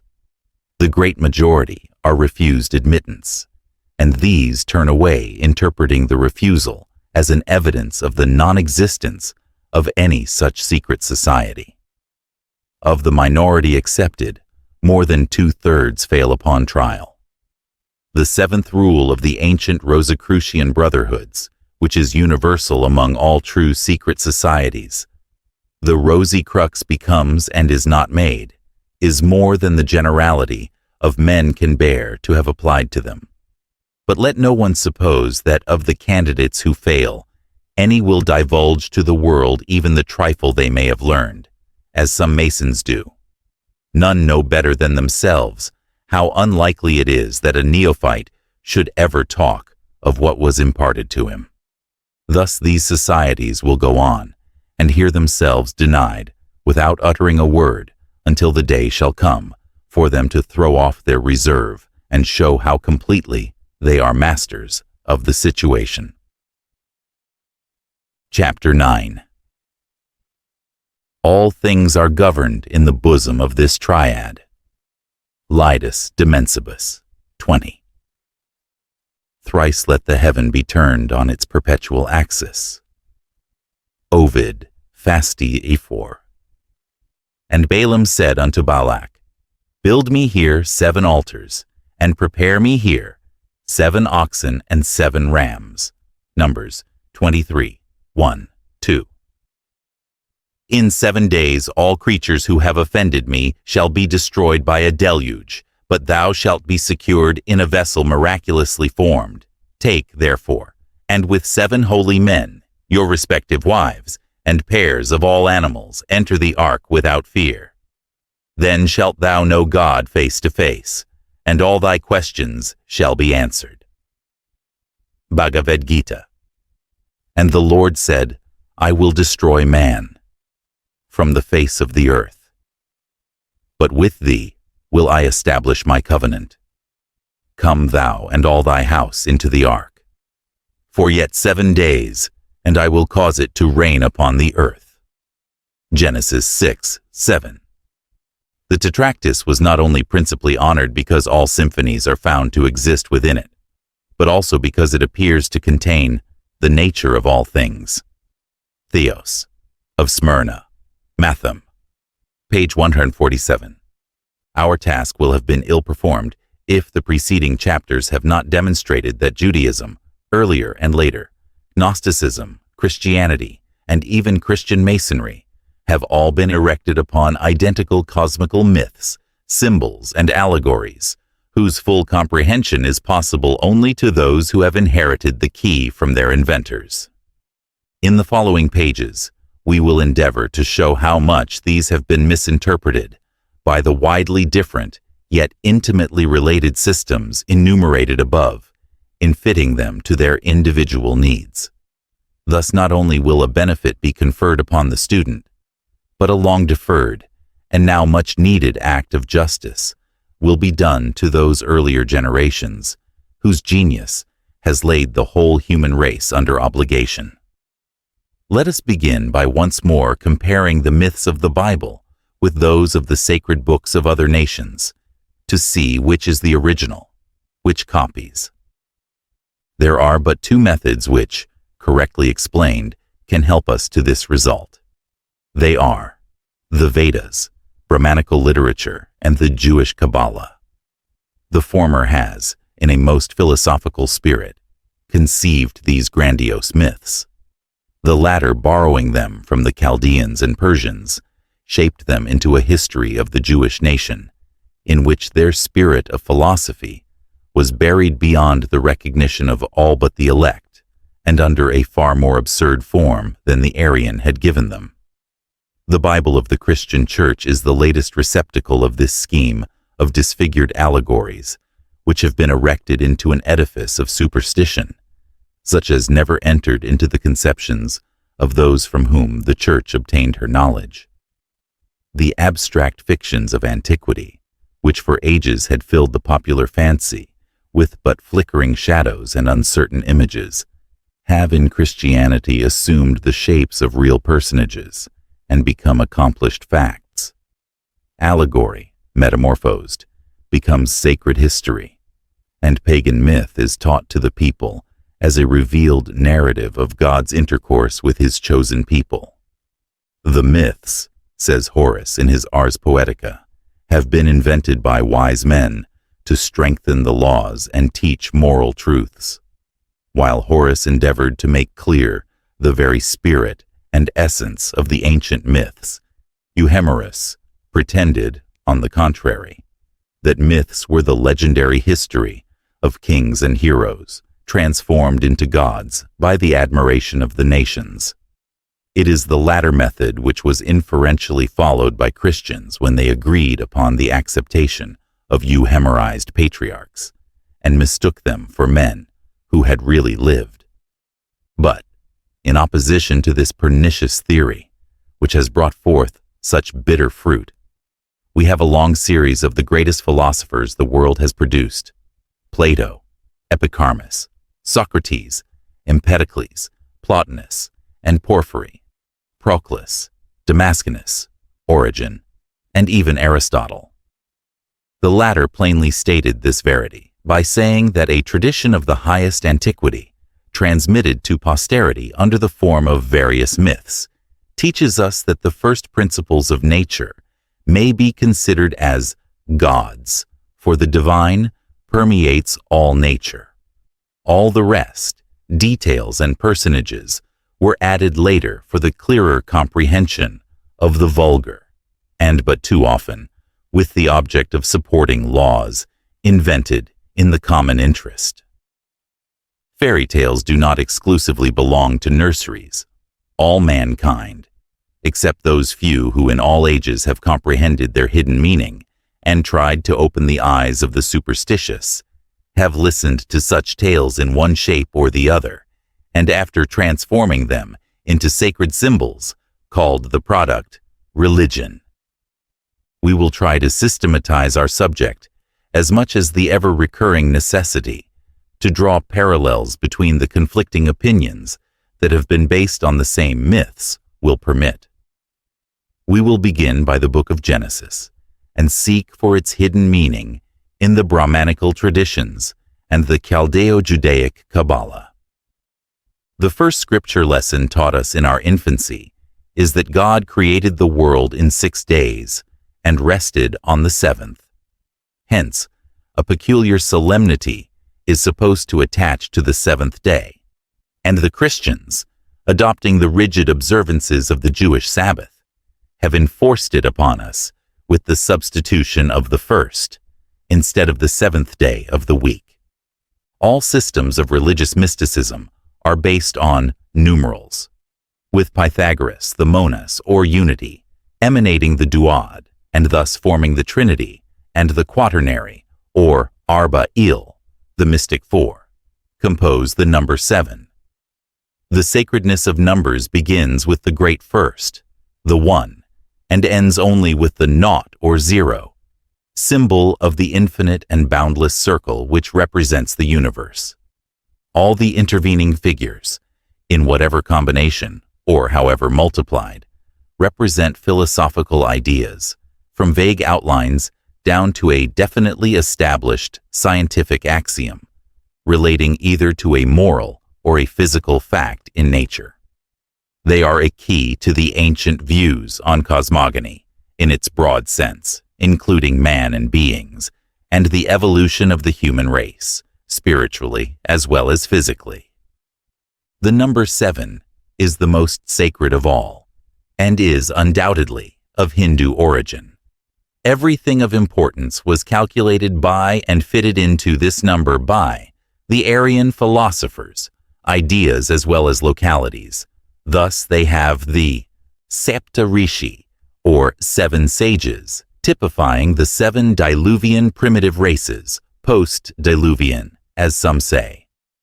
Sapta Loka, the 7 inferior and superior worlds, whence each of these rishis proceeded, and whither he returned in glory before reaching the final bliss of moksha. Sapta Kula, or 7 castes, the Brahmins assuming to represent the direct descendants of the highest of them. Then, again, the Sapta Pura, 7 holy cities. Sapta Dvipa, 7 holy islands. Sapta Samudra, the 7 holy seas. Sapta Parvata, the 7 holy mountains. Sapta Aranya, the 7 deserts. Sapta Vruksha, the 7 sacred trees, and so on. In the Chaldeo-Babylonian incantation, this number reappears again as prominently as among the Hindus. The number is dual in its attributes, i.e., holy in one of its aspects, it becomes nefast under other conditions. Thus, the following incantation we find, traced on the Assyrian tablets, now so correctly interpreted. The evening of evil omen, the region of the sky, which produces misfortune. Message of pest, deprecators of Ninkigal, the 7 gods of the vast sky, the 7 gods of the vast earth, the 7 gods of blazing spheres, the 7 gods of celestial legion, the 7 gods maleficent, the 7 phantoms, bad, the 7 phantoms of maleficent flames, bad demon, bad Alal, bad Gigim, bad Talal, bad God, bad Maskim, spirit of 7 heavens remember, spirit of 7 earths remember, etc.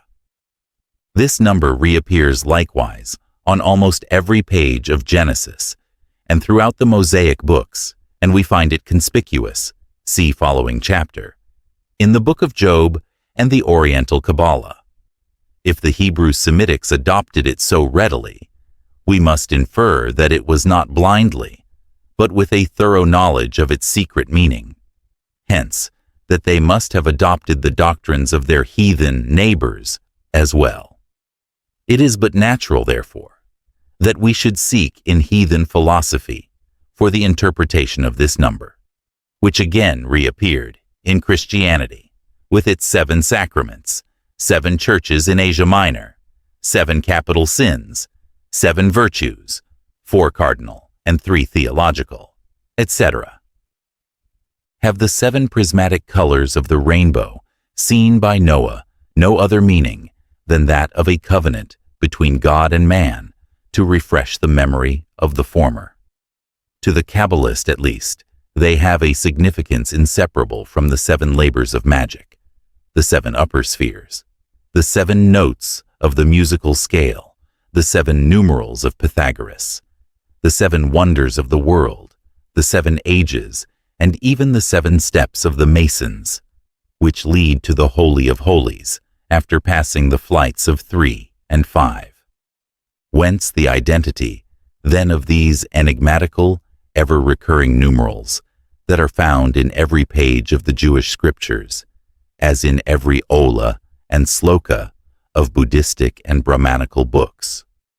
Whence these numerals that are the soul of the Pythagorean and Platonic thought, and that no unilluminated Orientalist nor biblical student has ever been able to fathom, and yet they have a key ready in their hand, did they but know how to use it.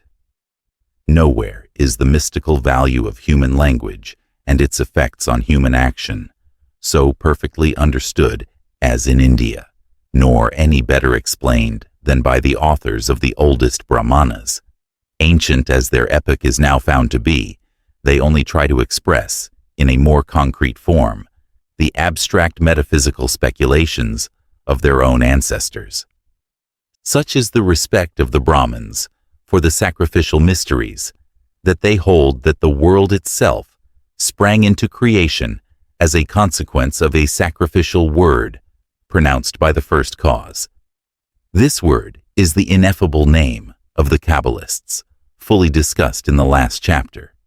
The secret of the Vedas, sacred knowledge though they may be, is impenetrable without the help of the Brahmanas. Properly speaking, the Vedas, which are written in verse and comprised in 4 books, constitute that portion called the mantra, or magical prayer, and the Brahmanas, which are in prose, contain their key. While the mantra part is alone holy, the Brahmana portion contains all the theological exegesis and the speculations and explanations of the sacerdotal. Our Orientalists, we repeat, will make no substantial progress toward a comprehension of Vedic literature until they place a proper valuation upon works now despised by them, as for instance, the Aitareya and Kaushitaki Brahmanas, which belong to the Rig Veda. Zoroaster was called a manthran, or speaker of mantras, and, according to Haug, one of the earliest names for the sacred scriptures of the Parsis was mantra spenta. The power and significance of the Brahmin, who acts as the Hotri priest at the Soma sacrifice, consists in his possession and full knowledge of the uses of the sacred word, or speech, vach. The latter is personified in Sarasvati, the wife of Brahma, who is the goddess of the sacred or secret knowledge. She is usually depicted as riding upon a peacock, with its tail all spread. The eyes upon the feathers of the bird's tail symbolize the sleepless eyes that see all things. To one who has the ambition of becoming an adept of the secret doctrines, they are a reminder that he must have the 100 eyes of Argus to see and comprehend all things. And this is why we say that it is not possible to solve fully the deep problems underlying the Brahmanical and Buddhistic sacred books without having a perfect comprehension of the esoteric meaning of the Pythagorean numerals. The greatest power of this vash, or sacred speech, is developed according to the form which is given to the mantra by the officiating Hotri, and this form consists wholly in the numbers and syllables of the sacred meter. If pronounced slowly and in a certain rhythm, one effect is produced. If quickly and with another rhythm, there is a different result. Each meter, says Haug, is the invisible master of something visible in this world. It is, as it were, its exponent and ideal. This great significance of the metrical speech is derived from the number of syllables of which it consists, for each thing has, just as in the Pythagorean system, a certain numerical proportion. All these things, meters, chandas, stomas, and prishthas, are liable to be as eternal and divine as the words themselves they contain. The earliest Hindu divines did not only believe in a primitive revelation of the words of the sacred texts, but even in that of the various forms. These forms, along with their contents, the everlasting Veda words, are symbols expressive of things of the invisible world, and in several respects comparable to the Platonic ideas. This testimony from an unwilling witness shows again the identity between the ancient religions as to their secret doctrine. The Gayatri meter, for example, consists of thrice 8 syllables and is considered the most sacred of meters. It is the meter of Agni, the fire god, and becomes at times the emblem of Brahma himself, the chief creator and fashioner of man in his own image. Now Pythagoras says that the number 8, or the octad, is the first cube, that is to say, squared in all senses, as a die, proceeding from its base 2, or even number. So is man, foursquare, or perfect.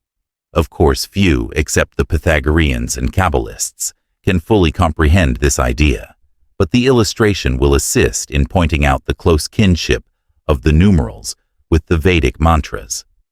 The chief problems of every theology lie concealed beneath this imagery of fire and the varying rhythm of its flames. The burning bush of the Bible, the Zoroastrian and other sacred fires, Plato's universal soul, and the Rosicrucian doctrines of both soul and body of man being evolved out of fire, the reasoning and immortal element which permeates all things, and which, according to Heraclitus, Hippocrates, and Parmenides, is God, have all the same meaning.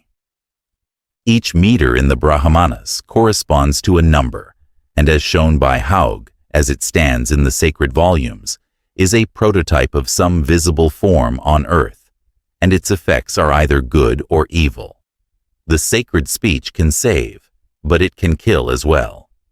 Its many meanings and faculties are well known, but to the Dikshita, the adept, who has been initiated into many mysteries and whose spiritual birth is completely achieved, the vach of the mantra is a spoken power, which awakes another corresponding and still more occult power, each allegorically personified by some god in the world of spirits, and, according as it is used, responded to either by the gods or the rakshasas, bad spirits.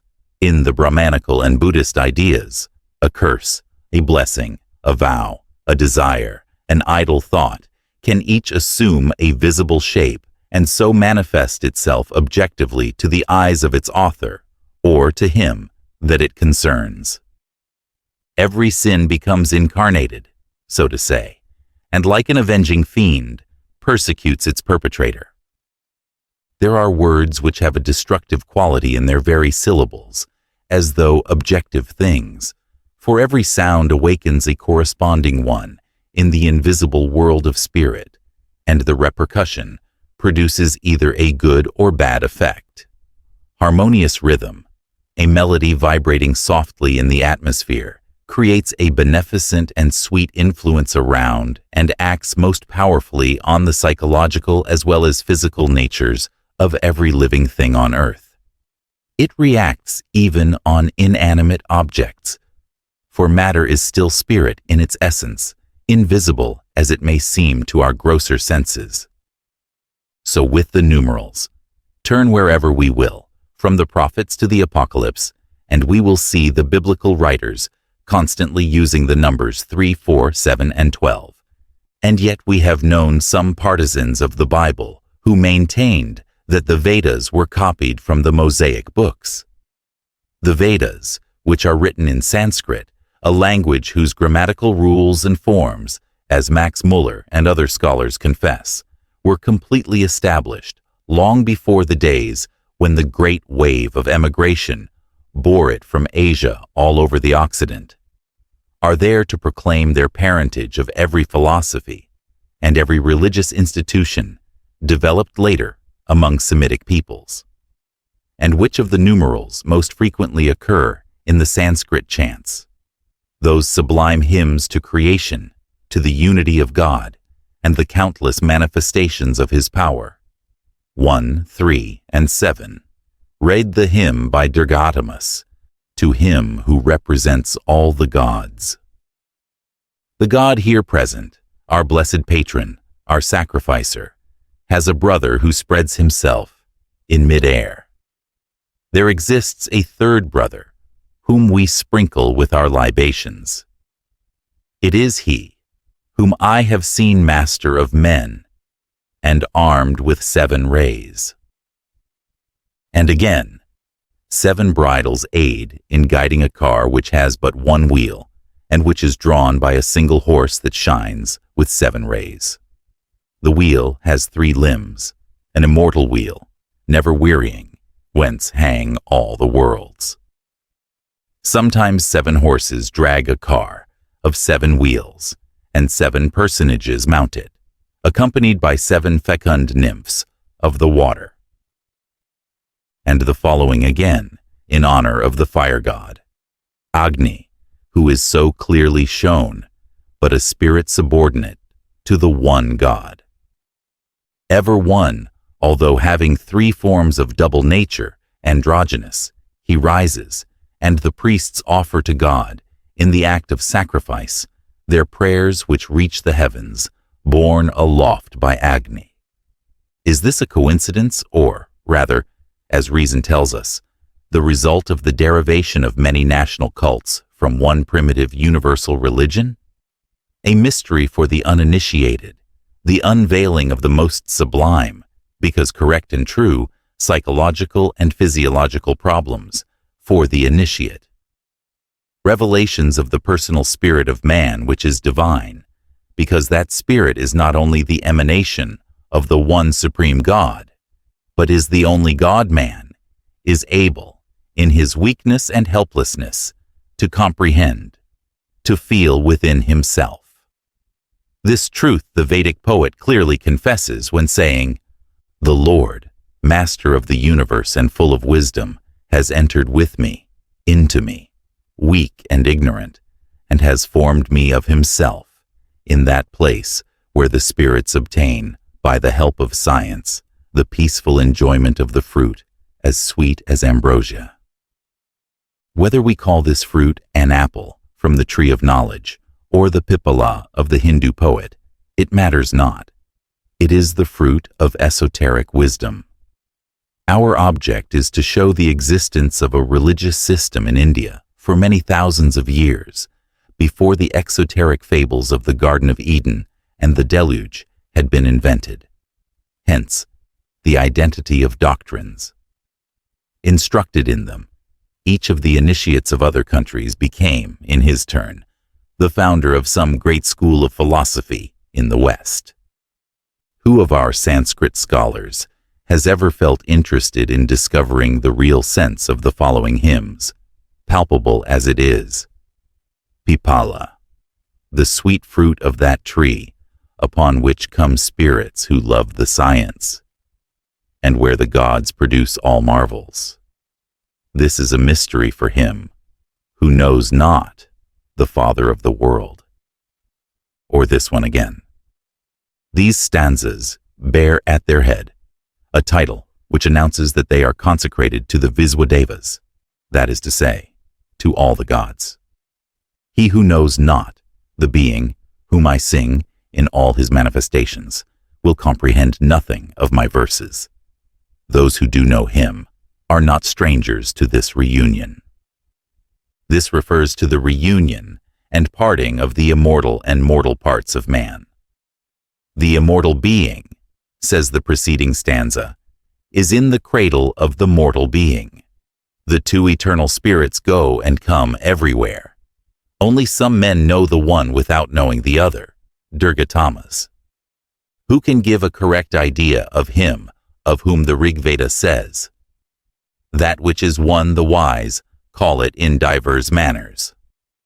That one is sung by the Vedic poets in all its manifestations in nature, and the books considered childish and foolish teach how at will to call the beings of wisdom for our instruction.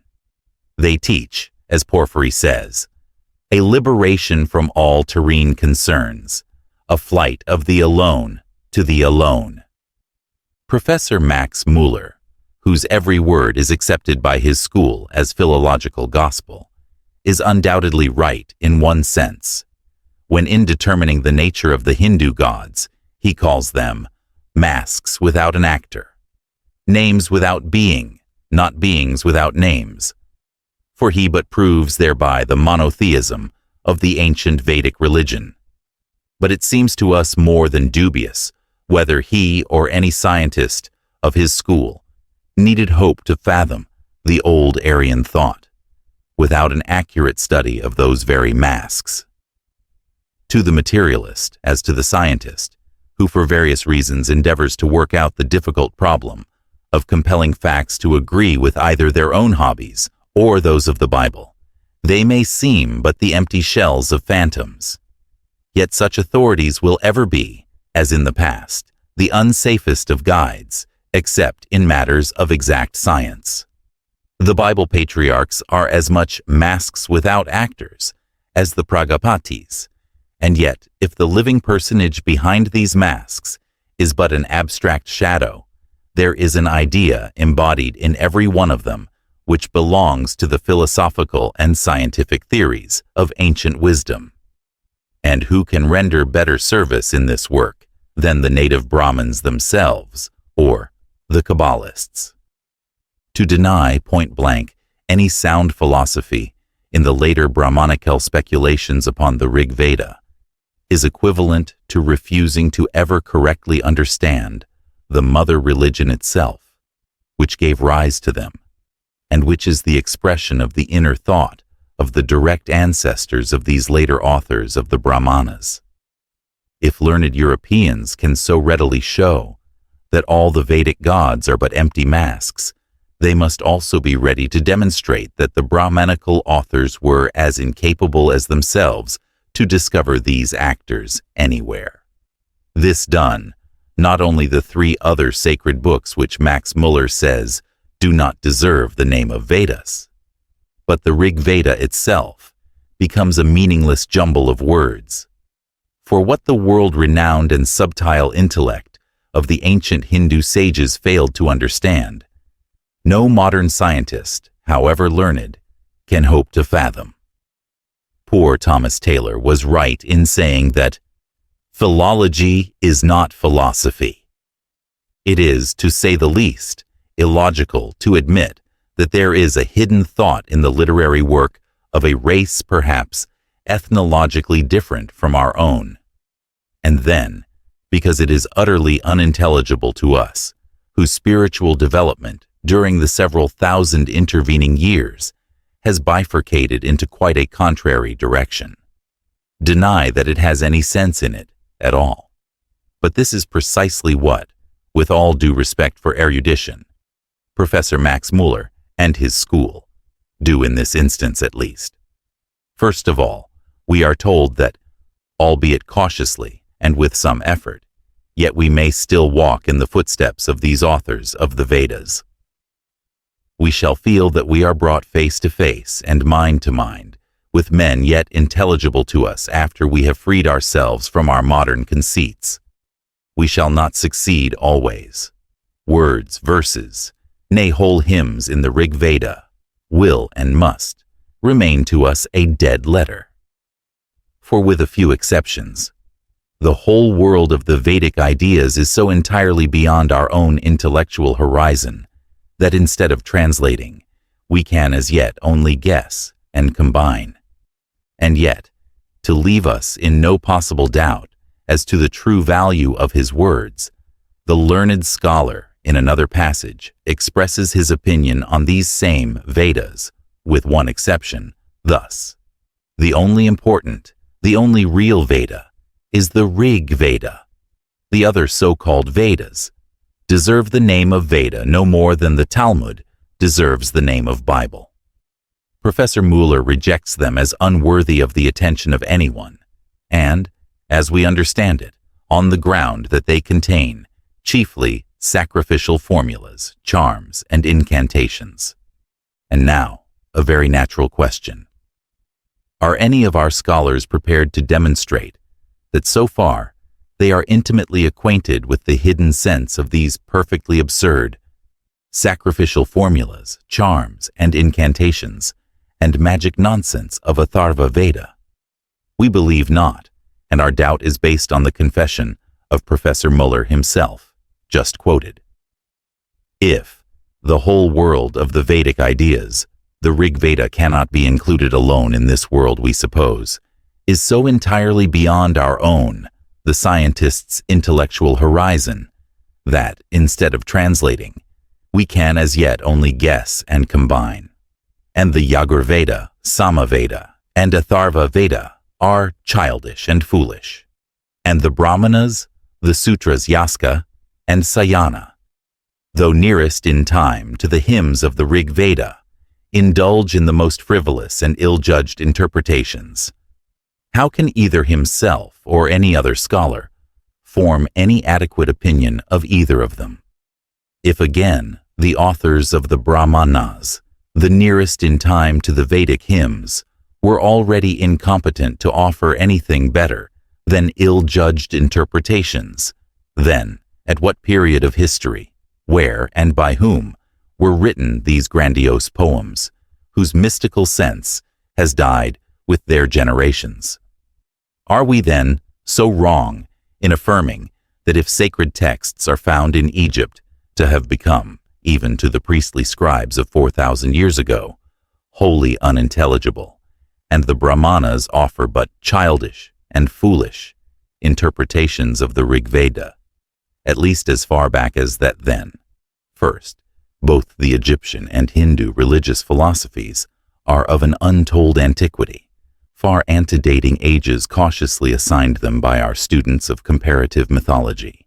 And second, the claims of ancient priests of Egypt and modern Brahmins, as to their age, are, after all, correct. We can never admit that the three other Vedas are less worthy of their name than the Rig hymns, or that the Talmud and the Kabbalah are so inferior to the Bible. The very name of the Vedas, the literal meaning of which is knowledge or wisdom, shows them to belong to the literature of those men who, in every country, language, and age, have been spoken of as those who know. In Sanskrit, the third person singular is Veda, he knows, and the plural is Veda, they know. This word is synonymous with the Greek theosavia, which Plato uses when speaking of the wise, the magicians, and with the Hebrew hakamin, wise men.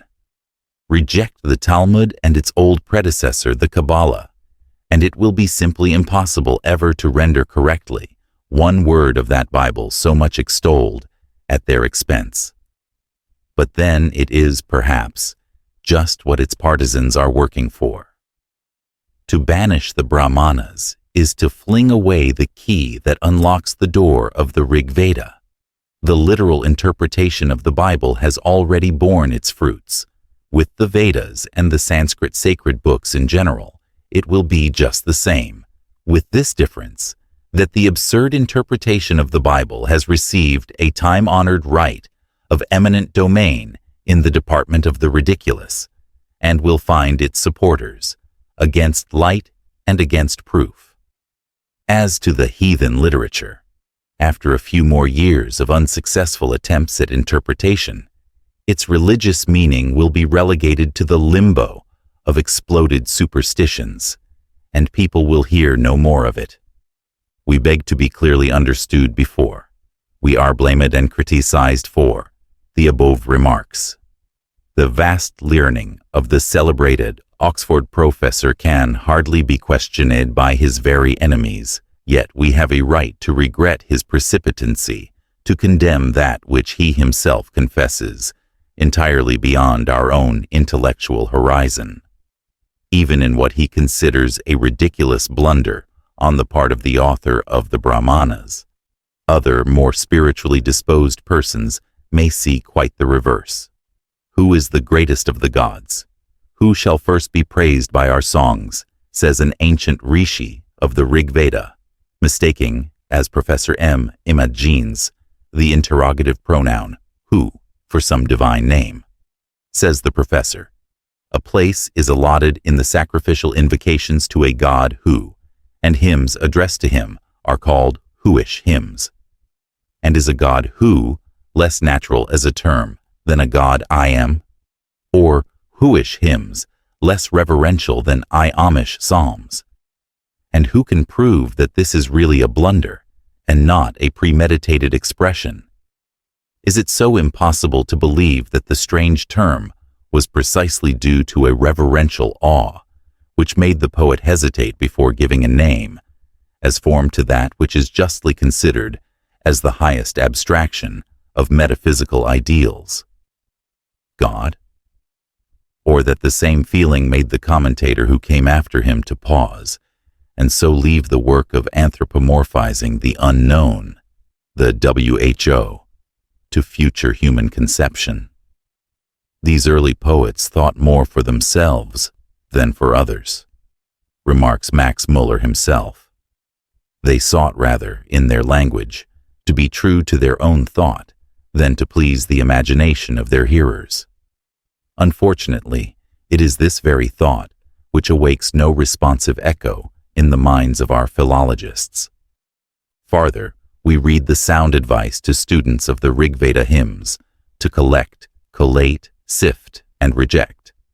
Let him study the commentaries, the sutras, the Brahmanas, and even later works, in order to exhaust all the sources from which information can be derived. He, the scholar, must not despise the traditions of the Brahmins, even where their misconceptions are palpable.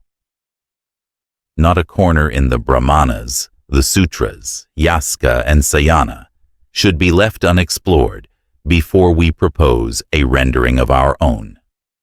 When the scholar has done his work, the poet and philosopher must take it up and finish it. poor chance for a philosopher to step into the shoes of a learned philologist and presume to correct his errors.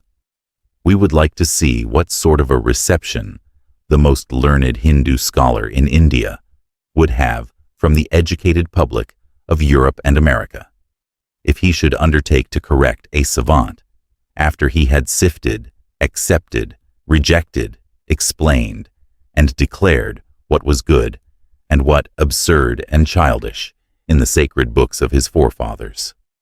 That which would finally be declared Brahmanic misconceptions by the conclave of European and especially German savants would be as little likely to be reconsidered at the appeal of the most erudite pundit of Benares or Ceylon, as the interpretation of Jewish scripture by Maimonides and Philo-Judaeus by Christians after the councils of the Church had accepted the mistranslations and explanations of Irenaeus and Eusebius. What pundit or native philosopher of India should know his ancestral language, religion, or philosophy, as well as an Englishman or a German? Or why should a Hindu be more suffered to expound Brahmanism than a rabbinical scholar to interpret Judaism or the Isaiah prophecies? Safer and far more trustworthy translators can be had nearer home. Nevertheless, let us still hope that we may find at last, even though it be in the dim future, a European philosopher to sift the sacred books of the wisdom religion and not be contradicted by every other of his class. Meanwhile, unmindful of any alleged authorities, let us try to sift for ourselves a few of these myths of old. We will search for an explanation within the popular interpretation and feel our way with the help of the magic lamp of Trismegistus, the mysterious number 7. There must have been some reason why this figure was universally accepted as a mystic calculation. With every ancient people, the creator or demiurge was placed over the 7th heaven. And were I to touch upon the initiation into our sacred mysteries, says Emperor Julian, the Kabbalist, which the Chaldean Bacchized, respecting the 7-rayed God, lifting up the souls through him, I should say things unknown, and very unknown to the rabble, but well known to the blessed theurgists. In Liddus it is said that the Chaldeans call the god Iao, and Sabaoth he is often called, as he who is over the 7 orbits, heavens or spheres, that is the demiurge. One must consult the Pythagoreans and Kabbalists to learn the potentiality of this number. Exoterically, the 7 rays of the solar spectrum are represented concretely in the 7-rayed god Heptactus. These 7 rays epitomized into 3 primary rays, namely the red, blue, and yellow, form the solar trinity, and typify respectively spirit matter and spirit essence. Science has also reduced of late the 7 rays to 3 primary ones, thus corroborating the scientific conception of the ancients of at least one of the visible manifestations of the invisible deity, and the 7 divided into a quaternary and a trinity. The Pythagoreans called the number 7 the vehicle of life, as it contained body and soul. They explained it by saying that the human body consisted of 4 principal elements, and that the soul is triple, comprising reason, passion, and desire. The ineffable word was considered the 7th and highest of all, for there are 6 minor substitutes, each belonging to a degree of initiation. The Jews borrowed their Sabbath from the ancients, who called it Saturn's Day, and deemed it unlucky, and not the latter from the Israelites when Christianized. The people of India, Arabia, Syria, and Egypt observed weeks of 7 days, and the Romans learned the hebdomadal method from these foreign countries when they became subject to the empire. Still, it was not until the 4th century that the Roman calends, nonans, and ids were abandoned, and weeks substituted in their place. and the astronomical names of the days, such as dies solis, day of the sun, dies lunae, day of the moon, dies Martis, day of Mars, dies Mercury, day of Mercury, dies Jovis, day of Jupiter, dies Veneris, day of Venus, and dies Saturni, day of Saturn, prove that it was not from the Jews that the week of 7 days was adopted. Before we examine this number Kabbalistically, we propose to analyze it from the standpoint of the Judaico-Christian Sabbath. When Moses instituted the Yom Shabbat, or Shabbat, the allegory of the Lord God resting from his work of creation on the 7th day, was but a cloak, or, as the Zohar expresses it, a screen, to hide the true meaning. The Jews reckoned then, as they do now, their days by number, as day the first, day the second, and so on, Yom Ahad, Yom Shani, Yom Shelisho, Yom Rebis, Yom Shamishi, Yom Shishehi, Yom Shaba. The Hebrew 7, consisting of 3 letters, SBO, has more than one meaning. First of all, it means age or cycle, Shabang. Sabbath can be translated old age, as well as rest, and in the Old Coptic, Sabbath means wisdom, learning. Modern archaeologists have found that as in Hebrew, Sab also means gray-headed, and that therefore the Sabbath day was the day on which the gray-headed men, or aged fathers of a tribe, were in the habit of assembling for councils or sacrifices.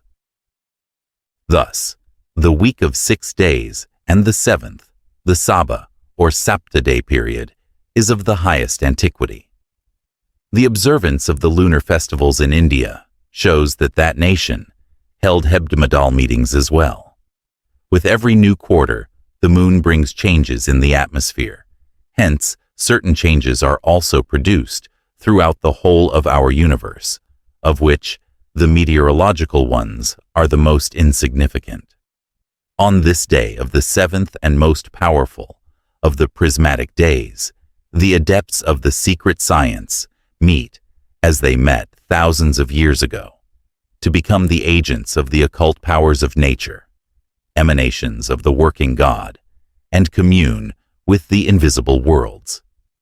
It is in this observance of the 7th day by the old sages, not as the resting day of the deity, but because they had penetrated into its occult power, that lies the profound veneration of all the heathen philosophers for the number 7, which they term the venerable, the sacred number.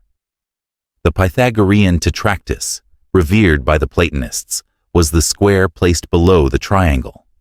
The latter, or the Trinity, embodying the invisible monad, the unity, and deemed too sacred to be pronounced except within the walls of a sanctuary. The ascetic observance of the Christian Sabbath by Protestants is pure religious tyranny and does more harm, we fear, than good.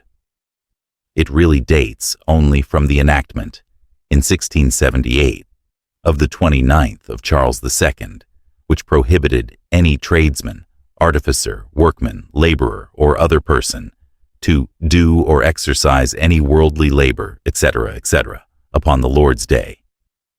The Puritans carried this thing to extremes, apparently to mark their hatred of Catholicism, both Roman and Episcopal. That it was no part of the plan of Jesus that such a day should be set apart is evident not only from his words, but acts. It was not observed by the early Christians. When Trypho, the Jew, reproached the Christians for not having a Sabbath, what does the martyr answer him? The new law will have you keep a perpetual Sabbath. You, when you have passed a day in idleness, think you are religious. The Lord is not pleased with such things as these. If any be guilty of perjury or fraud, let him reform. If he be an adulterer, let him repent, and he will then have kept the kind of Sabbath, truly pleasing to God. The elements are never idle, and keep no Sabbath. There was no need of the observance of Sabbaths before Moses, neither now is there any need of them after Jesus Christ. The heptactus is not the supreme cause, but simply an emanation from him, the first visible manifestation of the unrevealed power.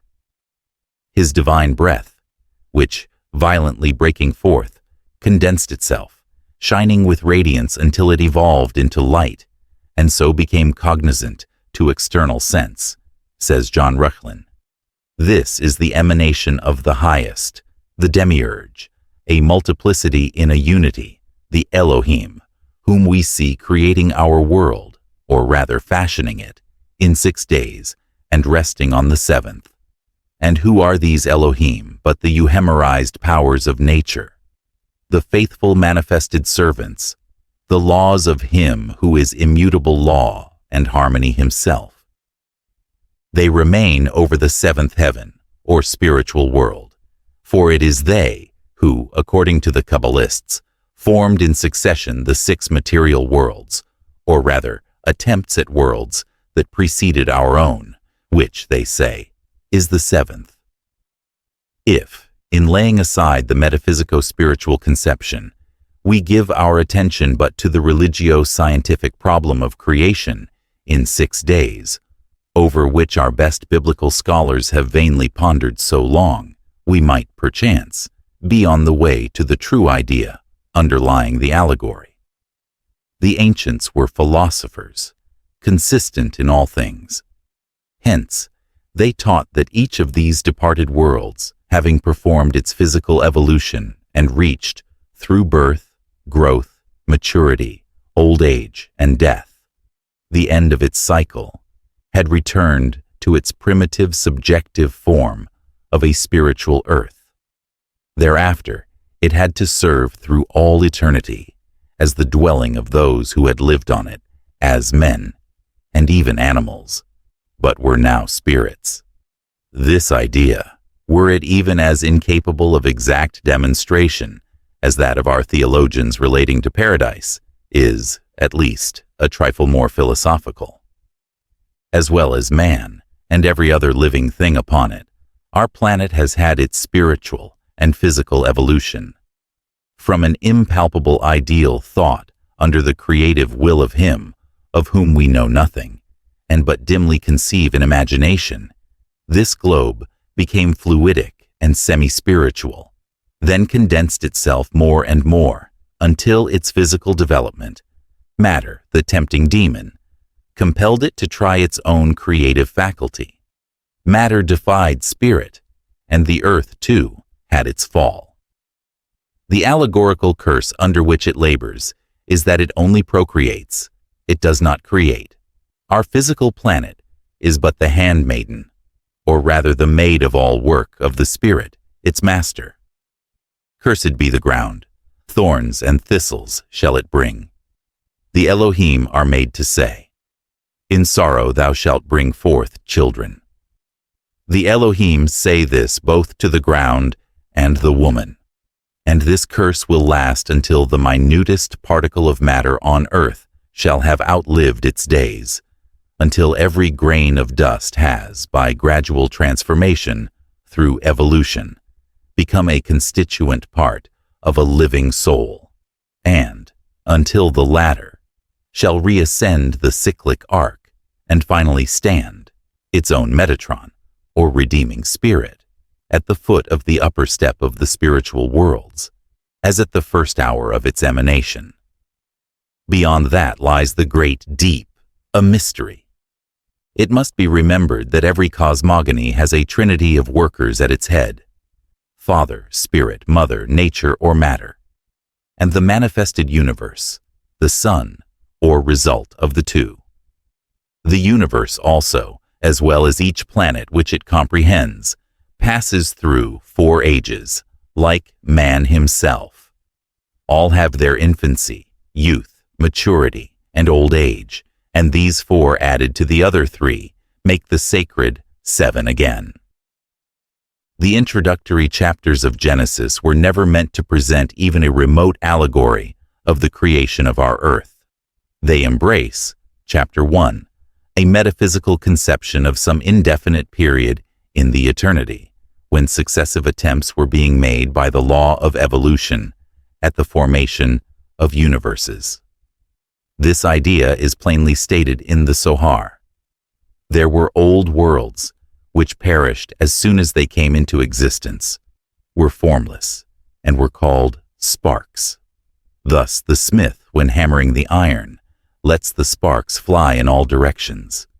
The sparks are the primordial worlds which could not continue, because the sacred aged, Sephira, had not as yet assumed its form of androgen, or opposite sexes, of king and queen, Sephira and Cadmon, and the master was not yet at his work.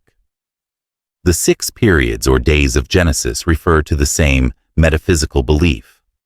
5 such ineffectual attempts were made by the Elohim, but the 6th resulted in worlds like our own, i.e., all the planets and most of the stars are worlds and inhabited, though not like our Earth.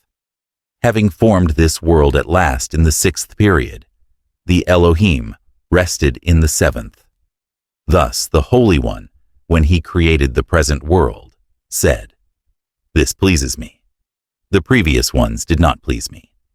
And the Elohim saw everything that he had made, and behold, it was very good. And the evening and the morning were the 6th day. Genesis 1. The reader will remember that in chapter 4, an explanation was given of the day and night of Brahma. The former represents a certain period of cosmical activity, the latter an equal one of cosmical repose.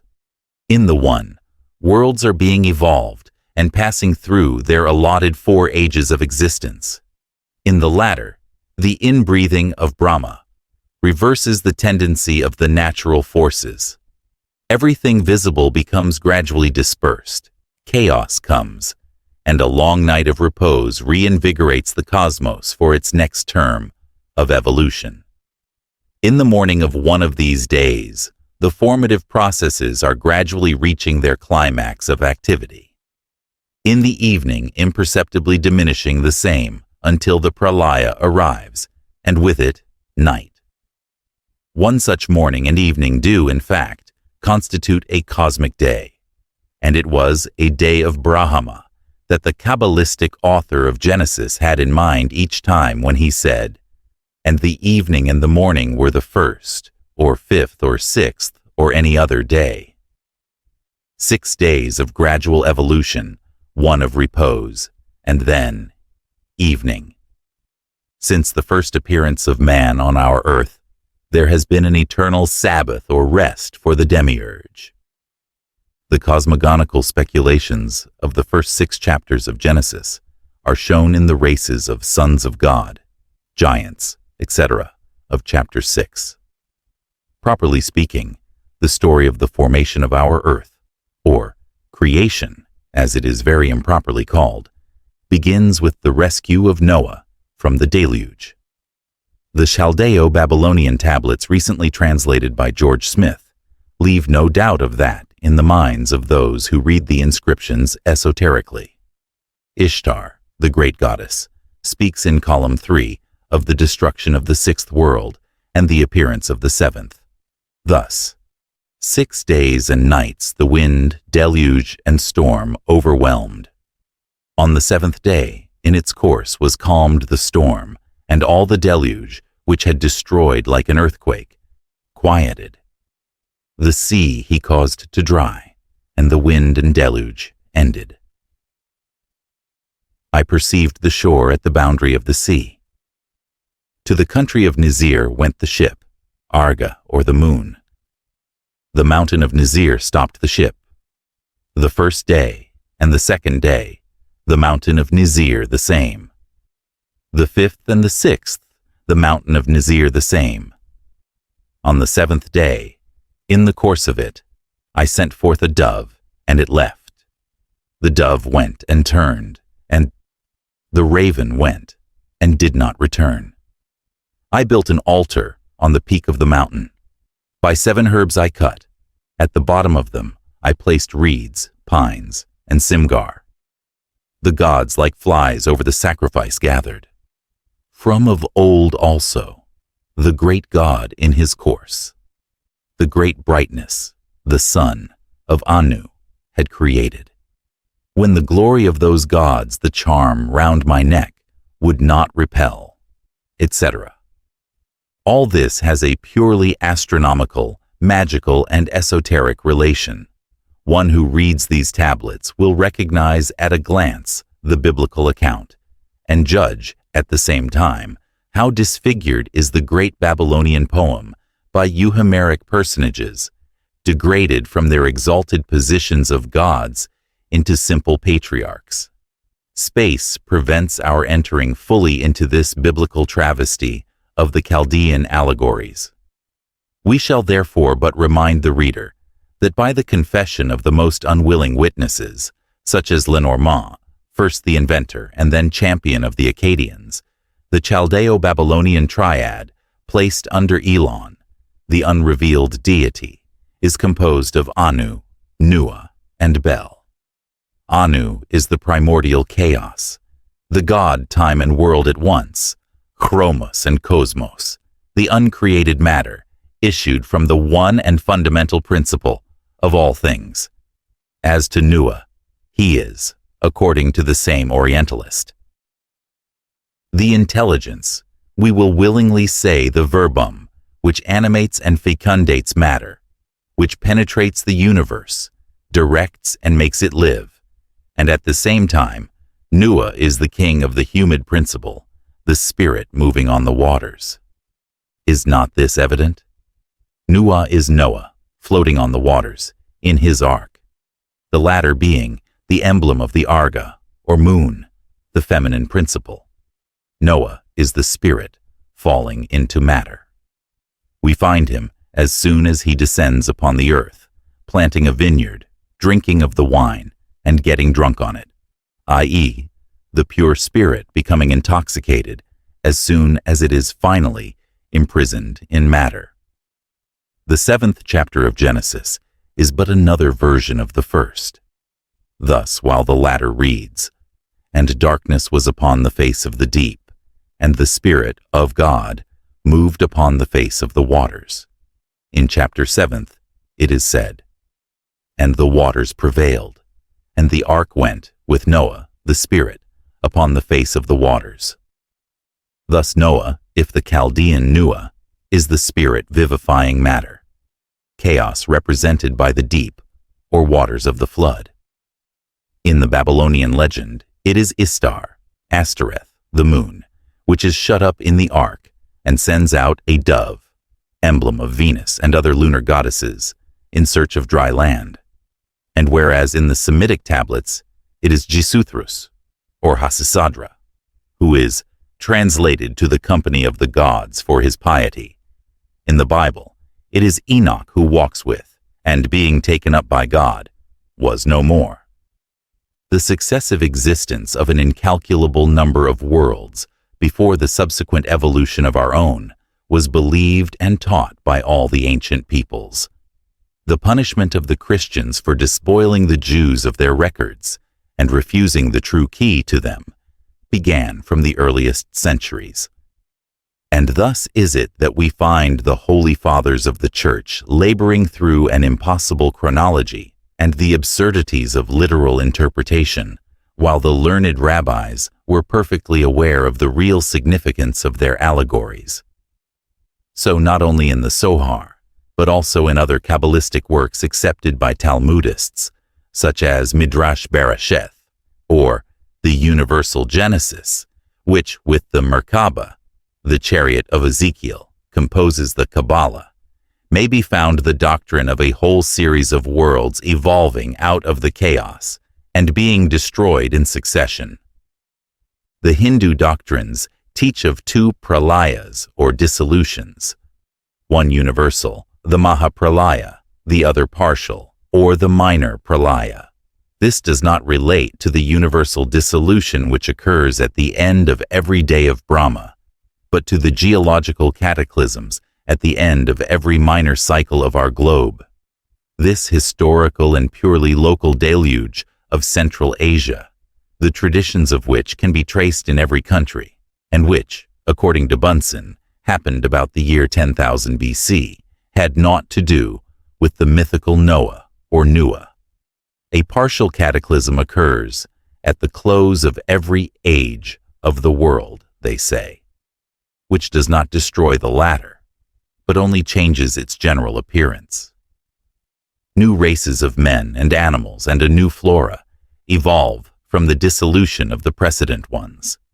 The allegories of the fall of man and the deluge are the two most important features of the Pentateuch. They are, so to say, the Alpha and Omega, the highest and the lowest keys of the scale of harmony on which resounds the majestic hymns of the creation of mankind. For they discover to him who questions the Zura, figurative gematria, the process of man's evolution from the highest spiritual entity unto the lowest physical. The post-diluvian man, as in the Egyptian hieroglyphics, every sign of the picture writing which cannot be made to fit within a certain circumscribed geometrical figure may be rejected as only intended by the sacred hierogrammatist for a premeditated blind. So many of the details in the Bible must be treated on the same principle, that portion only being accepted which answers to the numerical methods taught in the Kabbalah. The deluge appears in the Hindu books only as a tradition. It claims no sacred character, and we find it but in the Mahabharata, the Puranas, and still earlier in the Satapatha, one of the latest Brahmanas. It is more than probable that Moses, or whoever wrote for him, used these accounts as the basis of his own purposely disfigured allegory, adding to it, moreover, the Chaldean-Barosian narrative. In Mahabharata, we recognize Nimrod under the name of King Daitha. The origin of the Grecian fable of the Titans scaling Olympus, and the other of the builders of the Tower of Babel, who seek to reach heaven, is shown in the impious Daitha, who sends imprecations against heaven's thunder, and threatens to conquer heaven itself with his mighty warriors, thereby bringing upon humanity the wrath of Brahma. The Lord then resolved, says the text, to chastise his creatures with a terrible punishment, which should serve as a warning to survivors and to their descendants. Vaivasvata, who in the Bible becomes Noah, saves a little fish, which turns out to be an avatar of Vishnu. The fish warns that the globe is about to be submerged, that all that inhabit it must perish, and orders him to construct a vessel in which he shall embark with all his family. When the ship is ready, and Vaivasvata has shut up in it with his family, the seeds of plants and pairs of all animals, and the rain begins to fall, a gigantic fish, armed with a horn, places itself at the head of the ark. The holy man, following its orders, attaches a cable to this horn, and the fish guides the ship safely through the raging elements. In the Hindu tradition, the number of days during which the deluge lasted agrees exactly with that of the Mosaic account. When the elements were calmed, the fish landed the ark on the summit of the Himalayas. This fable is considered by many Orthodox commentators to have been borrowed from the Mosaic scriptures. But surely, if such a universal cataclysm had ever taken place within man's memory, some of the monuments of the Egyptians, of which many are of such a tremendous antiquity, would have recorded that occurrence, coupled with that of the disgrace of Ham, Canaan, and Mizraim, their alleged ancestors. But till now, there has not been found the remotest allusion to such a calamity, although Mizraim certainly belongs to the first generation after the deluge, if not actually an antediluvian himself. On the other hand, the Chaldeans preserved the tradition, as we find Berosus testifying to it, and the ancient Hindus possess the legend as given above. Now there is but one explanation of the extraordinary fact that of two contemporary and civilized nations like Egypt and Chaldea, one has preserved no tradition of it whatever, although it was the most directly interested in the occurrence, if we credit the Bible, and the other has. The deluge noticed in the Bible, in one of the Brahmanas, and in the Berosus fragment, relates to the partial flood, which, about 10,000 years BC, according to Bunsen, and according to the Brahmanical computations of the zodiac, also changed the whole face of Central Asia. Thus, the Babylonians and the Chaldeans might have learned of it from their mysterious guests, christened by some Assyriologists Akkadians, or what is still more probable, they, themselves perhaps, were the descendants of those who had dwelt in the submerged localities. The Jews had the tale from the latter, as they had everything else. The Brahmins may have recorded the traditions of the lands which they first invaded, and had perhaps inhabited, before they possessed themselves of the Punjab. But the Egyptians, whose first settlers had evidently come from southern India, had less reason to record the cataclysm, since it had perhaps never affected them except indirectly, as the flood was limited to Central Asia. Burnouf, noticing the fact that the story of the deluge is found only in one of the most modern Brahmanas, also thinks that it might have been borrowed by the Hindus from the Semitic nations. Against such an assumption are ranged all the traditions and customs of the Hindus. The Aryans, and especially the Brahmins, never borrowed anything at all from the Semitists, and here we are, corroborated by one of those unwilling witnesses, as Higgins calls the partisans of Jehovah and Bible. I have never seen anything in the history of the Egyptians and Jews, writes Abbé Dubois, 40 years a resident of India, that would induce me to believe that either of these nations, or any other on the face of the earth, have been established earlier than the Hindus, and particularly the Brahmins. So I cannot be induced to believe that the latter have drawn their rights from foreign nations. On the contrary, I infer that they have drawn them from an original source of their own. Whoever knows anything of the spirit and character of the Brahmins, their stateliness, their pride, and extreme vanity, their distance, and sovereign contempt for everything that is foreign, and of which they cannot boast to have been the inventors, will agree with me that such a people cannot have consented to draw their customs and rules of conduct from an alien country. This fable, which mentions the earliest avatar, the Matsya, relates to another yuga than our own, that of the first appearance of animal life, perchance, who knows, to the Devonian age of our geologists. It certainly answers better to the latter than the year 2348 BC.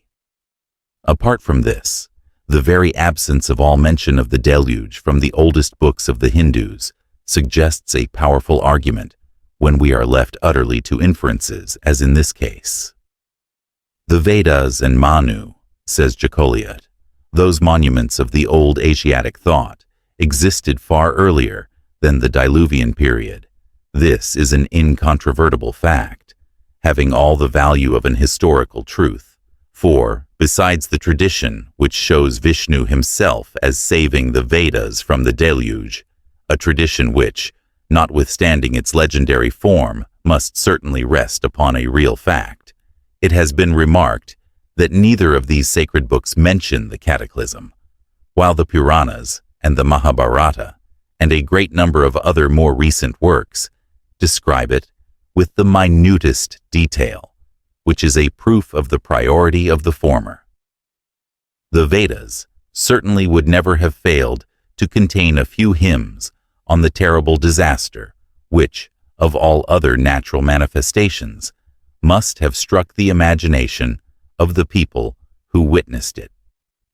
Neither would Manu, who gives us a complete narrative of the creation with a chronology from the divine and heroical ages down to the appearance of man on earth, have passed in silence an event of such importance. Manu, Book 1, Sloka 35, gives the names of 10 eminent saints whom he calls Prajapatis, more correctly Pragapatis, in whom the Brahmin theologians see prophets, ancestors of the human race, and the pundits simply consider as 10 powerful kings who lived in the Krita Yuga, or the Age of Good, the Golden Age of the Greeks. The last of these Pragapatis is Brigo. Enumerating the succession of these eminent beings who, according to Manu, have governed the world, the old Brahmanical legislator names as descending from Brigo, Swarochika, Otami, Tamasa, Raivata, the glorious Chakchucha, and the son of Vivasvat, every one of the 6 having made himself worthy of the title of Manu, divine legislator, a title which had equally belonged to the Prajapatis and every great personage of primitive India. The genealogy stops at this name. Now, according to the Puranas and the Mahabharata, it was under a descendant of this son of Vivaswata, named Vaivaswata, that occurred the great cataclysm, the remembrance of which, as will be seen, has passed into a tradition and been carried by emigration into all the countries of the East and West, which India has colonized since then. The genealogy given by Manu stopping, as we have seen, at Vivaswata, it follows that this work of Manu knew nothing either of Vaivaswata or the deluge. The argument is unanswerable, and we commend it to those official scientists who, to please the clergy, dispute every fact proving the tremendous antiquity of the Vedas and Manu. Colonel Vance Kennedy has long since declared that Babylonia was, from her origin, the seat of Sanskrit literature and Brahmin learning. And how or why should the Brahmins have penetrated there, unless it was as the result of intestine wars and immigration from India? The fullest account of the deluge is found in the Mahabharata of Vedavyasa, a poem in honor of the astrological allegories on the wars between the solar and the lunar races. One of the versions states that Vivaswata became the father of all the nations of the earth through his own progeny, and this is the form adopted for the Noachian story. The other states that, like Deucalion and Pyrrha, he had but to throw pebbles into the Ilus, left by the retiring waves of the flood, to produce men at will. These 2 versions, one Hebrew, the other Greek, allow us no choice. We must either believe that the Hindus borrowed from pagan Greeks as well as from monotheistic Jews, or, what is far more probable, that the versions of both of these nations are derived from the Vedic literature through the Babylonians. History tells us of the stream of immigration across the Indus, and later, of its overflowing the Occident, and of populations of Hindu origin passing from Asia Minor to colonize Greece. But history says not a single word of the chosen people, or of Greek colonies having penetrated India earlier than the 5th and 4th centuries BC. When we first find vague traditions that make some of the problematical, lost tribes of Israel take from Babylon the route to India. But even were the story of the 10 tribes to find credence, and the tribes themselves be proved to have existed in profane as well as in sacred history, this does not help the solution at all. Colebrook, Wilson, and other eminent Indianists show the Mahabharata, if not the Satapatha Brahmana, in which the story is also given, as by far antedating the age of Cyrus, hence, the possible time of the appearance of any of the tribes of Israel in India. Orientalists accord the Mahabharata an antiquity of between 12 and 1500 years BC. As to the Greek version, it bears as little evidence as the other, and the attempts of the Hellenists in this direction have as signally failed. The story of the conquering army of Alexander penetrating into northern India itself becomes more doubted every day.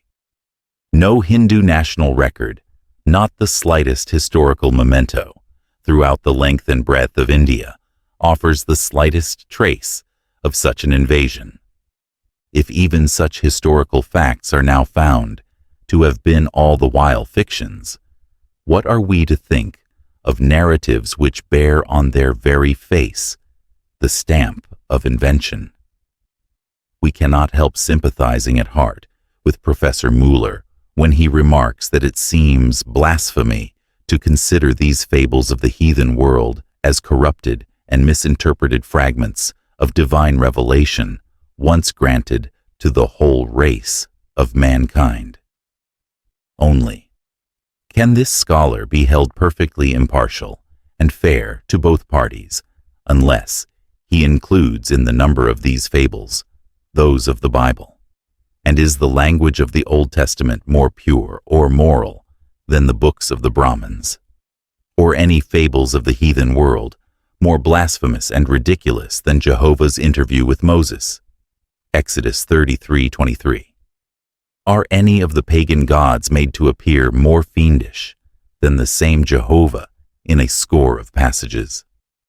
If the feelings of a pious Christian are shocked at the absurdities of Father Kronos eating his children and maiming Uranus, or of Jupiter throwing Vulcan down from heaven and breaking his leg, on the other hand, he cannot feel hurt if a non-Christian laughs at the idea of Jacob boxing with the Creator, who, when he saw that he prevailed not against him, dislocated Jacob's thigh, the patriarch still holding fast to God and not allowing him to go his way, notwithstanding his pleading.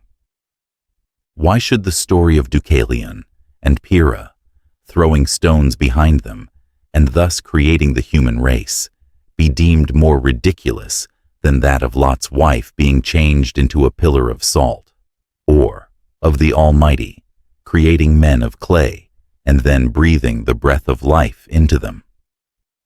The choice between the latter mode of creation and that of the Egyptian ram-horned god fabricating man on a potter's wheel is hardly perceptible. The story of Minerva, goddess of wisdom, ushered into existence after a certain period of gestation in her father's brain, is at least suggestive and poetical as an allegory.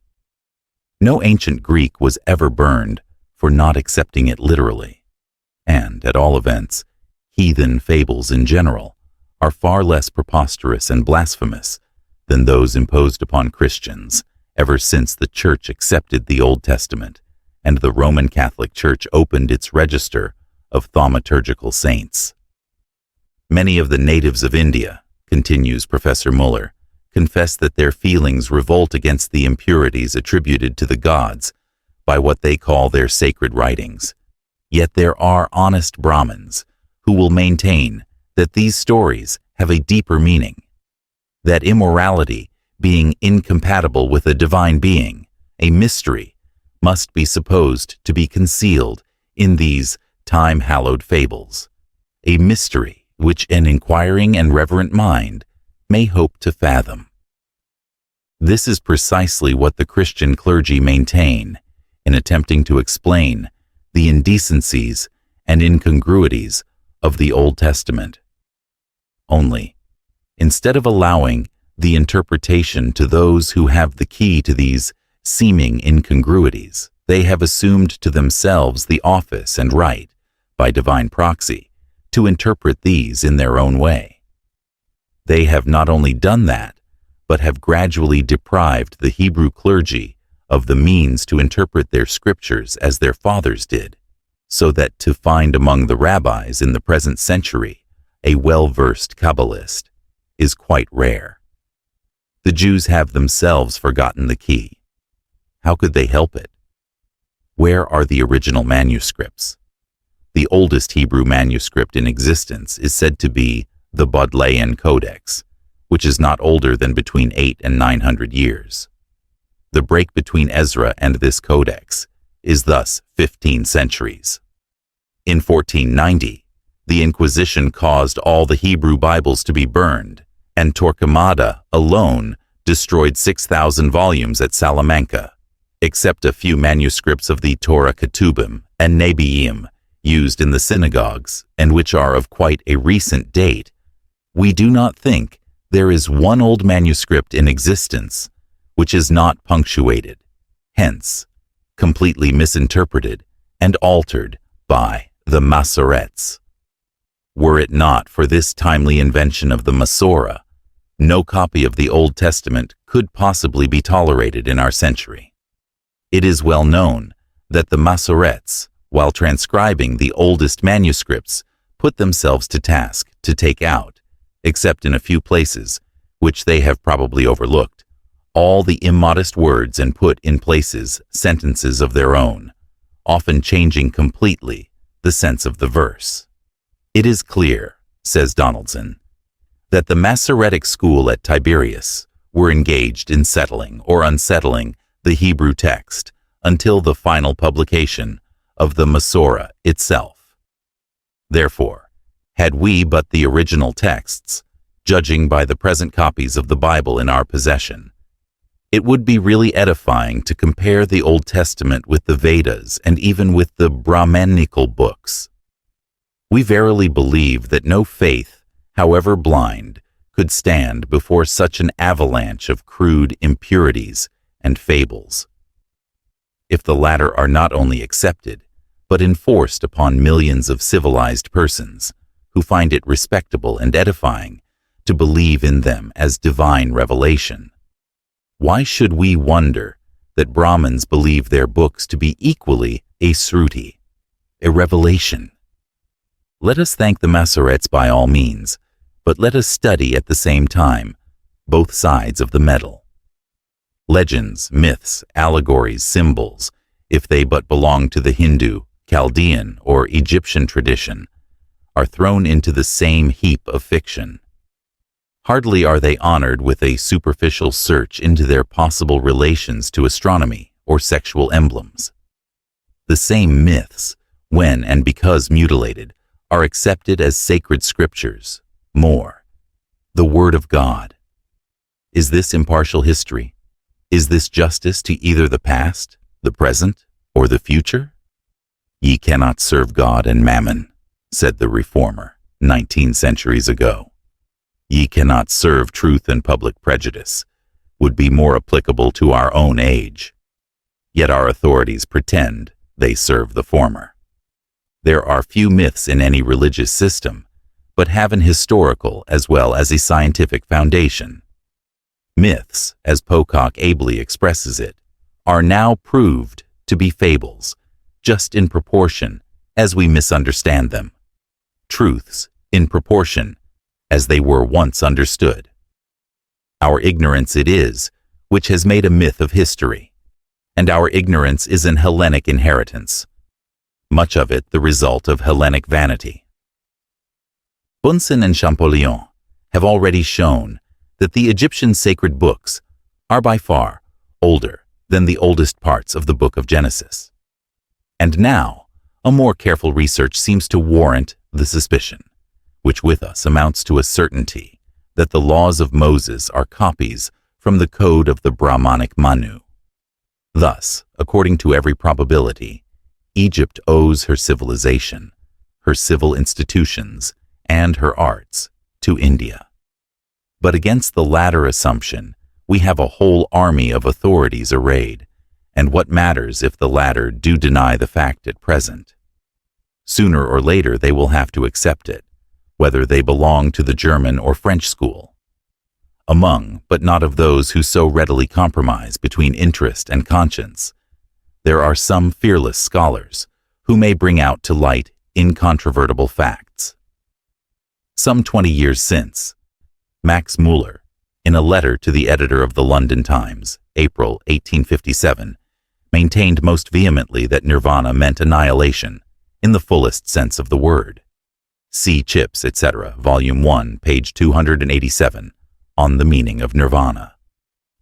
But in 1869, in a lecture before the general meeting of the Association of German Philologists at Kiel, he distinctly declares his belief that the nihilism attributed to Buddha's teaching forms no part of his doctrine, and that it is wholly wrong to suppose that nirvana means annihilation.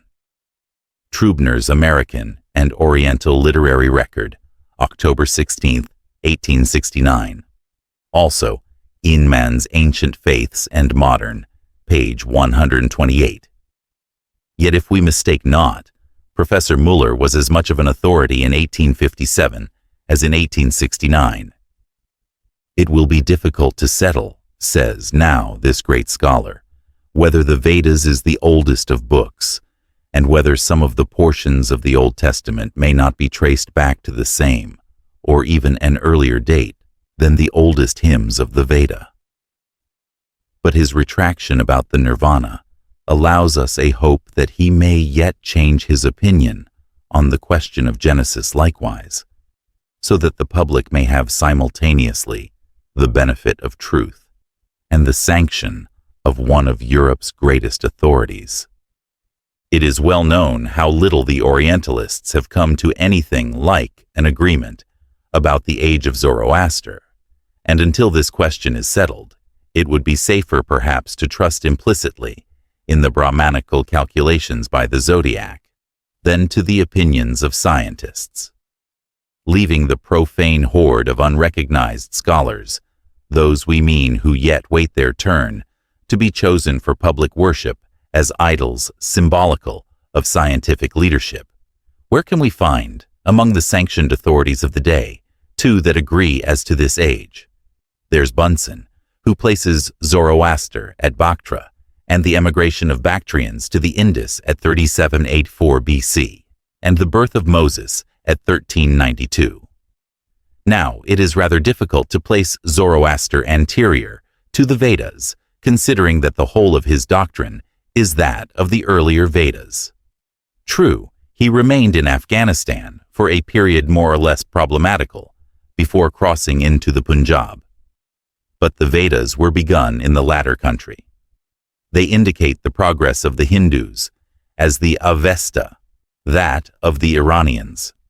And there is Haug, who assigns to the Aitareya Brahmanam a Brahmanical speculation and commentary upon the Rig Veda of a far later date than the Veda itself, between 1400 and 1200 BC, while the Vedas are placed by him between 2000 and 2400 years BC. Max Muller cautiously suggests certain difficulties in this chronological computation, but still does not altogether deny it. Let it, however, be as it may, and supposing that the Pentateuch was written by Moses himself, notwithstanding that he would thereby be made to twice record his own death. Still, if Moses was born, as Bunsen finds, in 1392 BC, the Pentateuch could not have been written before the Vedas, especially if Zoroaster was born 3784 BC. If, as Dr. Haug tells us, some of the hymns of the Rig Veda were written before Zoroaster accomplished his schism, something like 37 centuries BC. And Max Muller says himself that the Zoroastrians and their ancestors started from India during the Vedic period.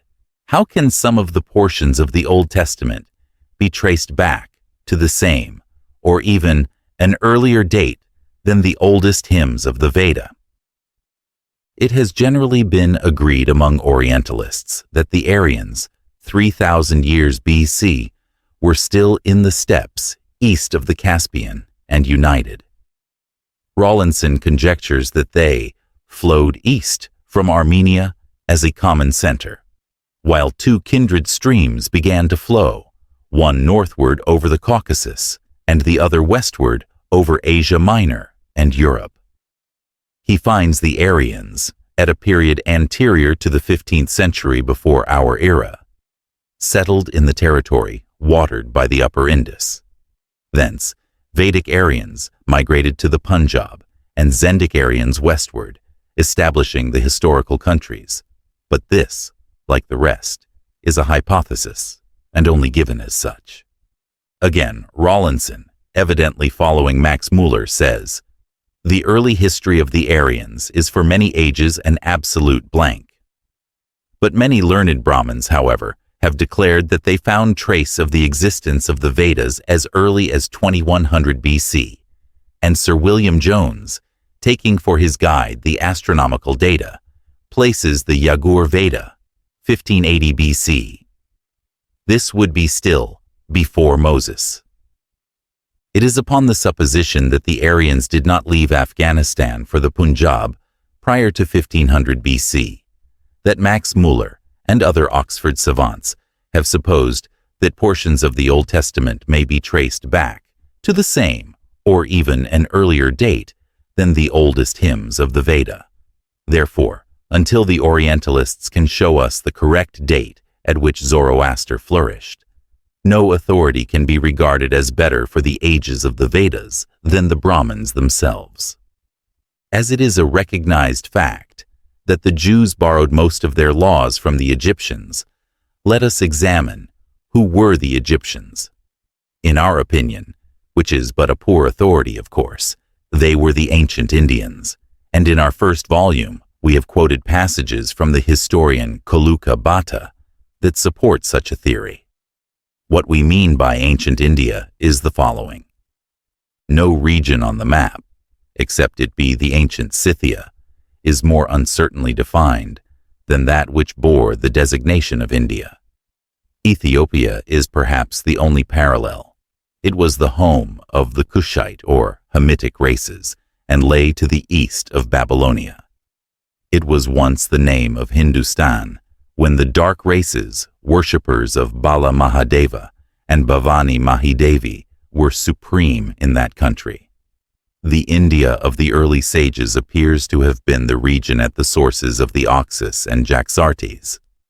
Apollonius of Tyana crossed the Caucasus, or Hindu Kush, where he met with a king who directed him to the abode of the sages, perhaps the descendants of those whom Ammianus terms the Brahmins of Upper India, and whom Histaspes, the father of Darius, or more probably Darius Histaspes himself, visited, and having been instructed by them, infused their rites and ideas into the Magian observances.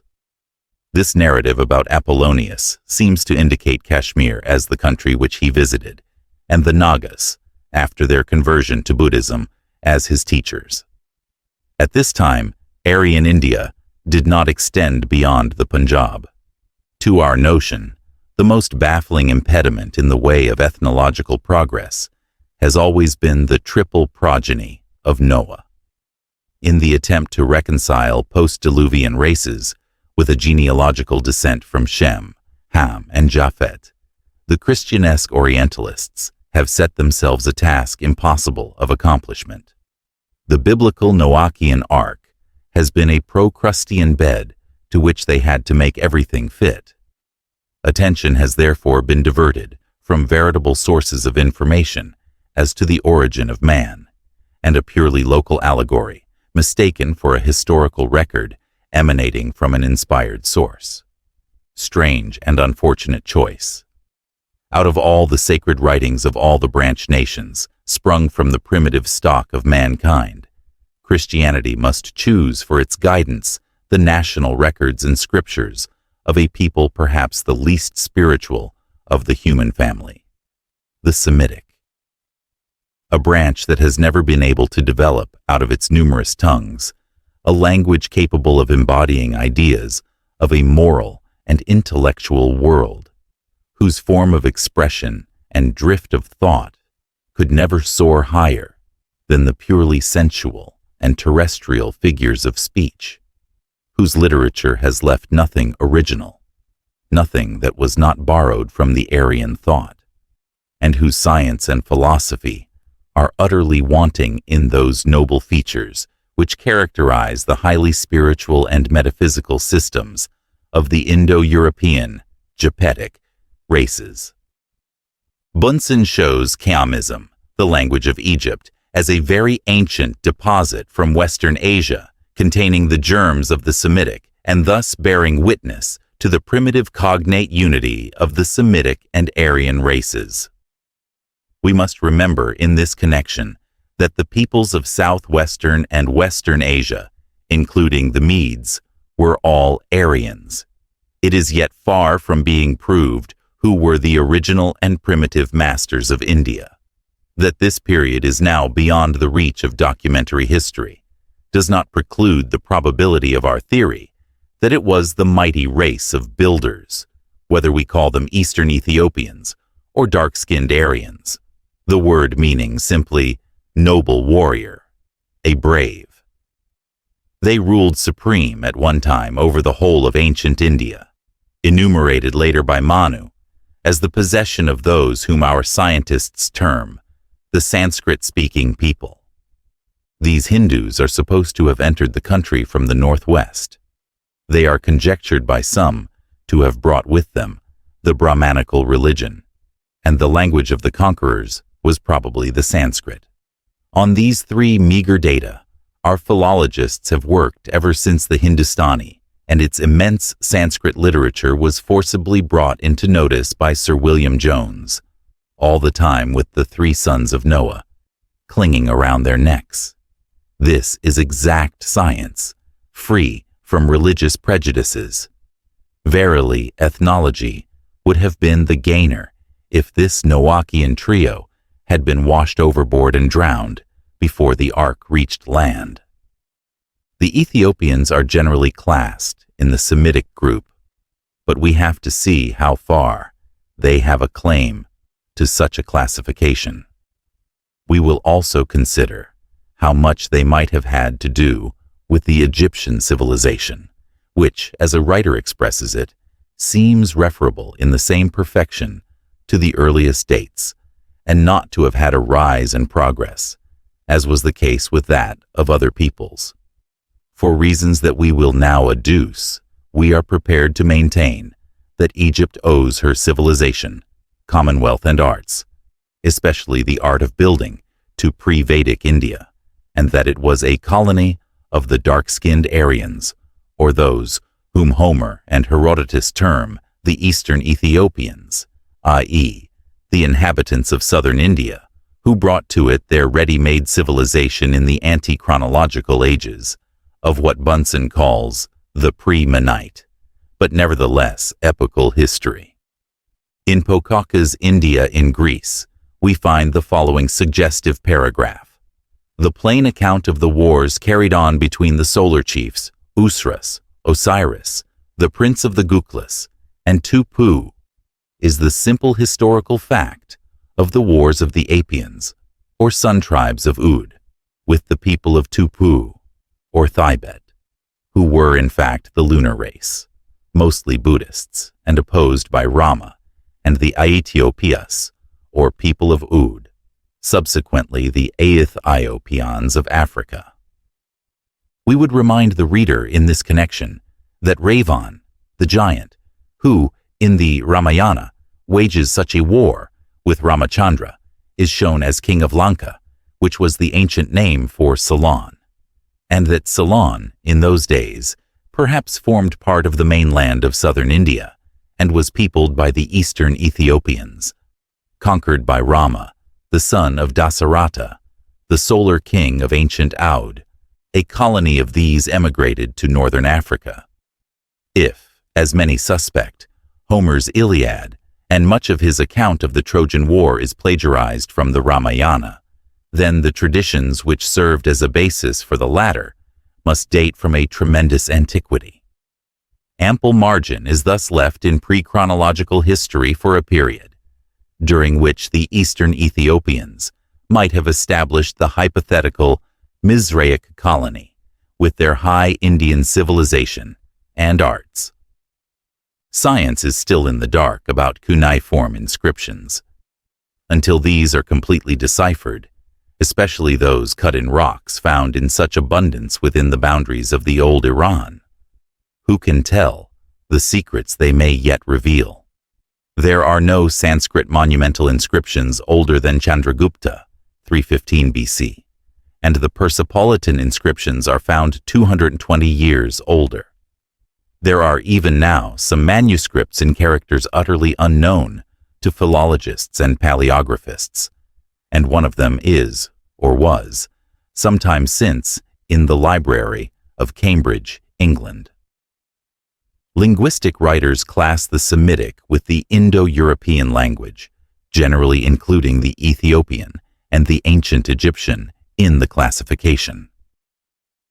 But if some of the dialects of the modern northern Africa, and even the modern Ge'ez or Ethiopian, are now so degenerated and corrupted as to admit of false conclusions as to the genetical relationship between them and the other Semitic tongues, we are not at all sure that the latter have any claim to such a classification, except in the case of the Old Coptic and the ancient Ge'ez.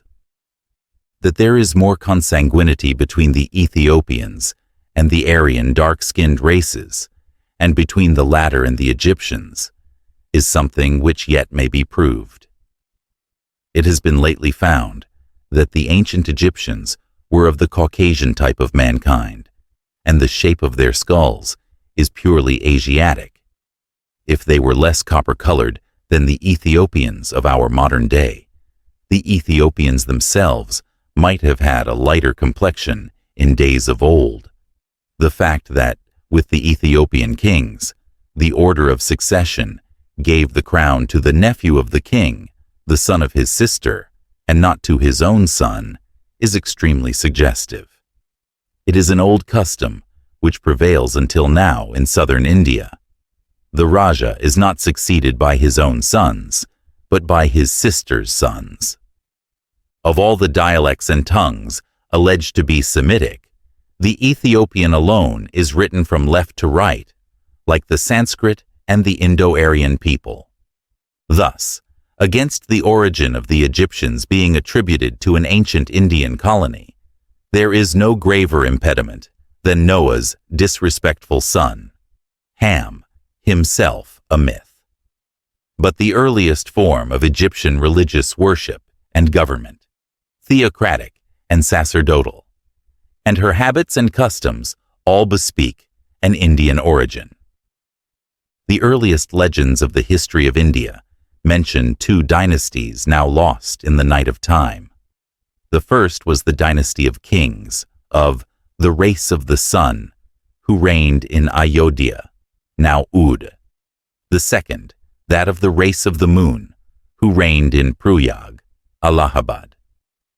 Let him who desires information on the religious worship of these early kings read the Book of the Dead of the Egyptians and all the peculiarities attending this sun worship and the sun gods. Neither Osiris nor Horus are ever mentioned without being connected with the sun. They are the sons of the sun. The Lord and adorer of the sun is his name. The sun is the creator of the body, the engenderer of the gods, who are the successors of the sun. Pocock, in his most ingenious work, strongly advocates the same idea and endeavors to establish still more firmly the identity of the Egyptian, Greek, and Indian mythology. He shows the head of the Rajput solar race, in fact, the great Kuklopos, Cyclop or builder, called the Great Sun in the earliest Hindu tradition.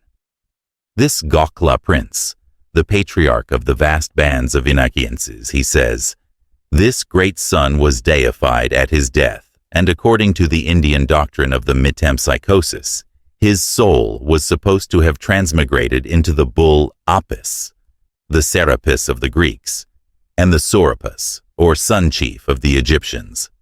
Osiris, properly Usras, signifies both a bull and a ray of light. Sorapas, Serapis, the sun chief, for the sun in Sanskrit, is Surya. Champollion's manifestation to the light reminds in every chapter of the two dynasties of the kings of the sun and the moon. Later, these kings became all deified and transformed after death into solar and lunar deities. Their worship was the earliest corruption of the great primitive faith which justly considered the sun and its fiery life-giving rays as the most appropriate symbol to remind us of the universal invisible presence of Him who is master of life and death. And now it can be traced all around the globe. It was the religion of the earliest Vedic Brahmins who call, in the oldest hymns of the Rig Veda, Surya, the sun, and Agni, fire, the ruler of the universe, the lord of men, and the wise king.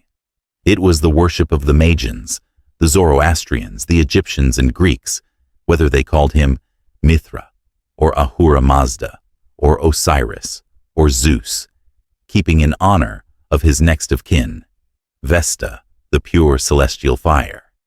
And this religion is found again in the Peruvian solar worship, in the Sabianism and heliolatry of the Chaldees, in the Mosaic burning bush, the hanging of the heads or chiefs of the people toward the Lord, the sun, and even in the Abrahamic building of fire altars and the sacrifices of the monotheistic Jews to Astarte, the Queen of Heaven.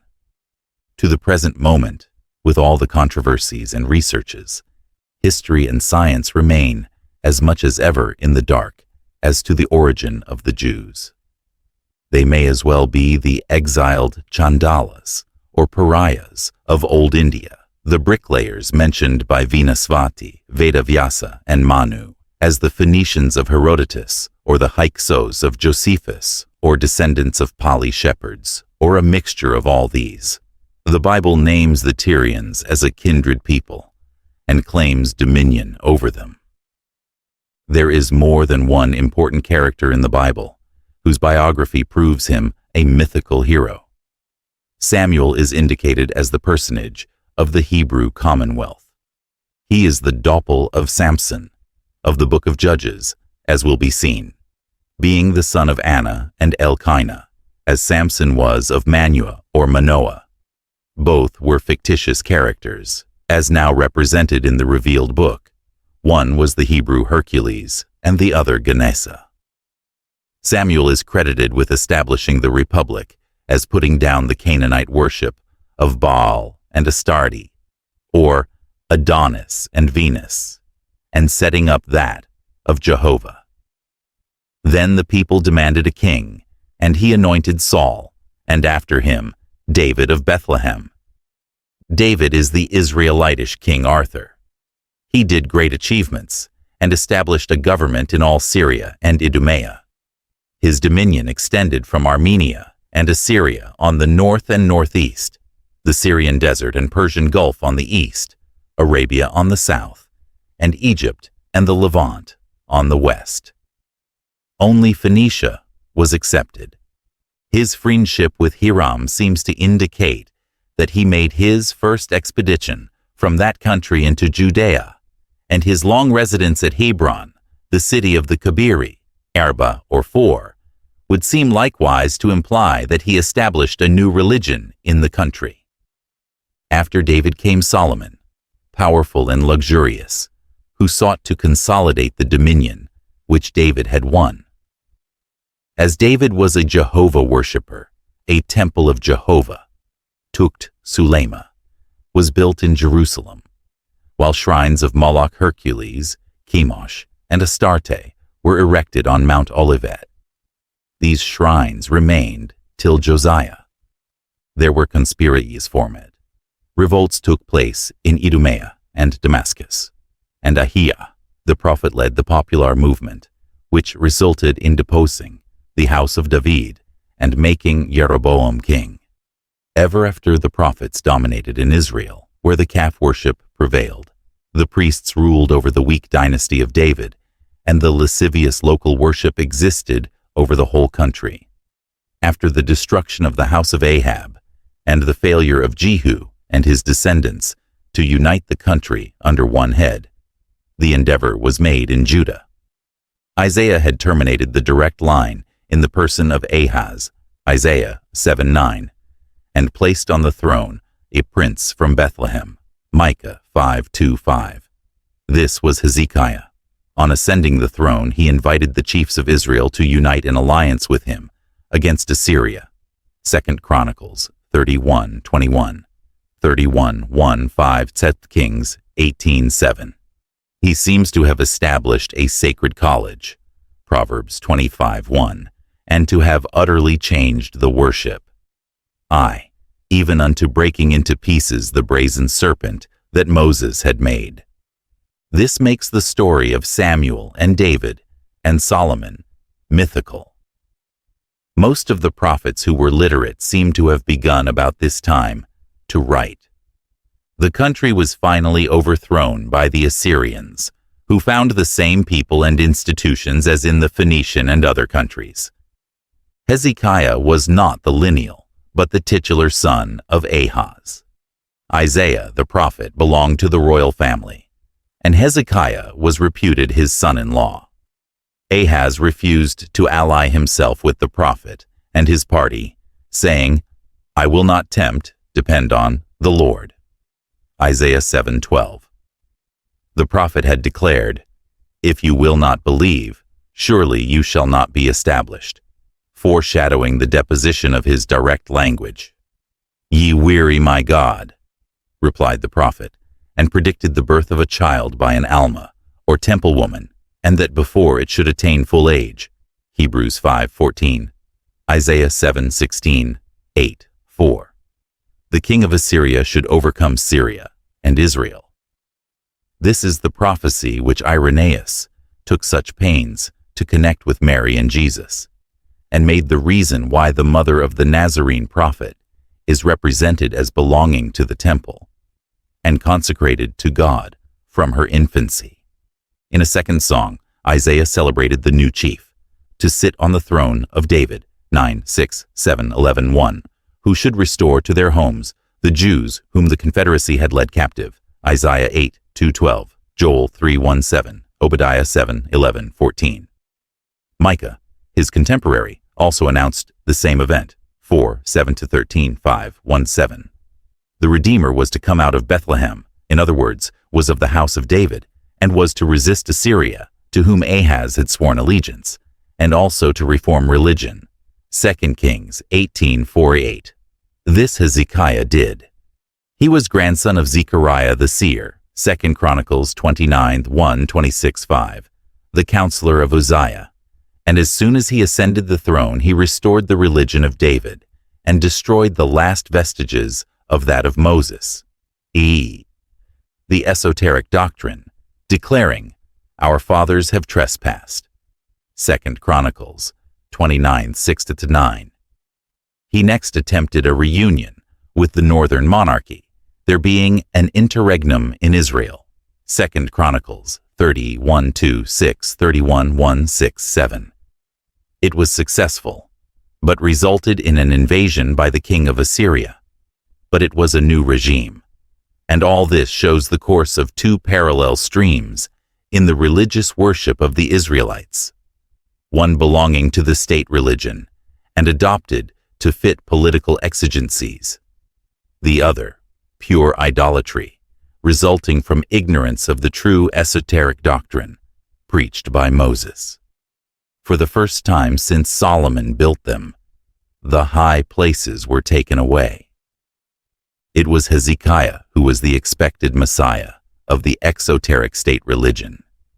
He was the scion from the stem of Jesse, who should recall the Jews from a deplorable captivity, about which the Hebrew historians seem to be very silent, carefully avoiding all mention of this particular fact, but which the irascible prophets imprudently disclose. If Hezekiah crushed the exoteric Baal worship, he also tore violently away the people of Israel from the religion of their fathers and the secret rites instituted by Moses. It was Darius Hystaspes who was the first to establish a Persian colony in Judea.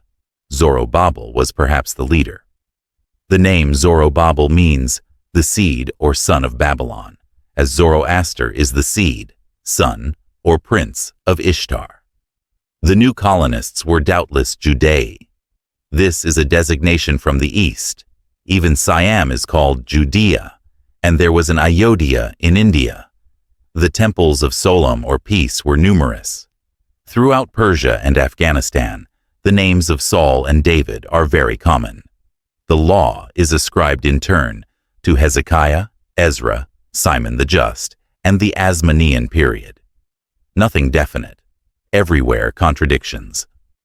When the Asmonean period began, the chief supporters of the law were called Asideans or Kasdim, Chaldeans, and afterward Pharisees or Farsi, Parsis. This indicates that Persian colonies were established in Judea and ruled the country, while all the people that are mentioned in the books of Genesis and Joshua lived there as a commonalty. See Ezra 9:1. There is no real history in the Old Testament, and the little historical information one can glean is only found in the indiscreet revelations of the prophets. The book, as a whole, must have been written at various times, or rather invented as an authorization of some subsequent worship, the origin of which may be very easily traced, partially to the Orphic mysteries, and partially to the ancient Egyptian rites in familiarity with which Moses was brought up from his infancy. Since the last century, the Church has been gradually forced into concessions of usurped biblical territory to those to whom it of right belonged. Inch by inch has been yielded, and one personage after another been proved mythical and pagan. But now, after the recent discovery of George Smith, the much-regretted Assyriologist, one of the securest props of the Bible, has been pulled down. Sargon and his tablets are about demonstrated to be older than Moses.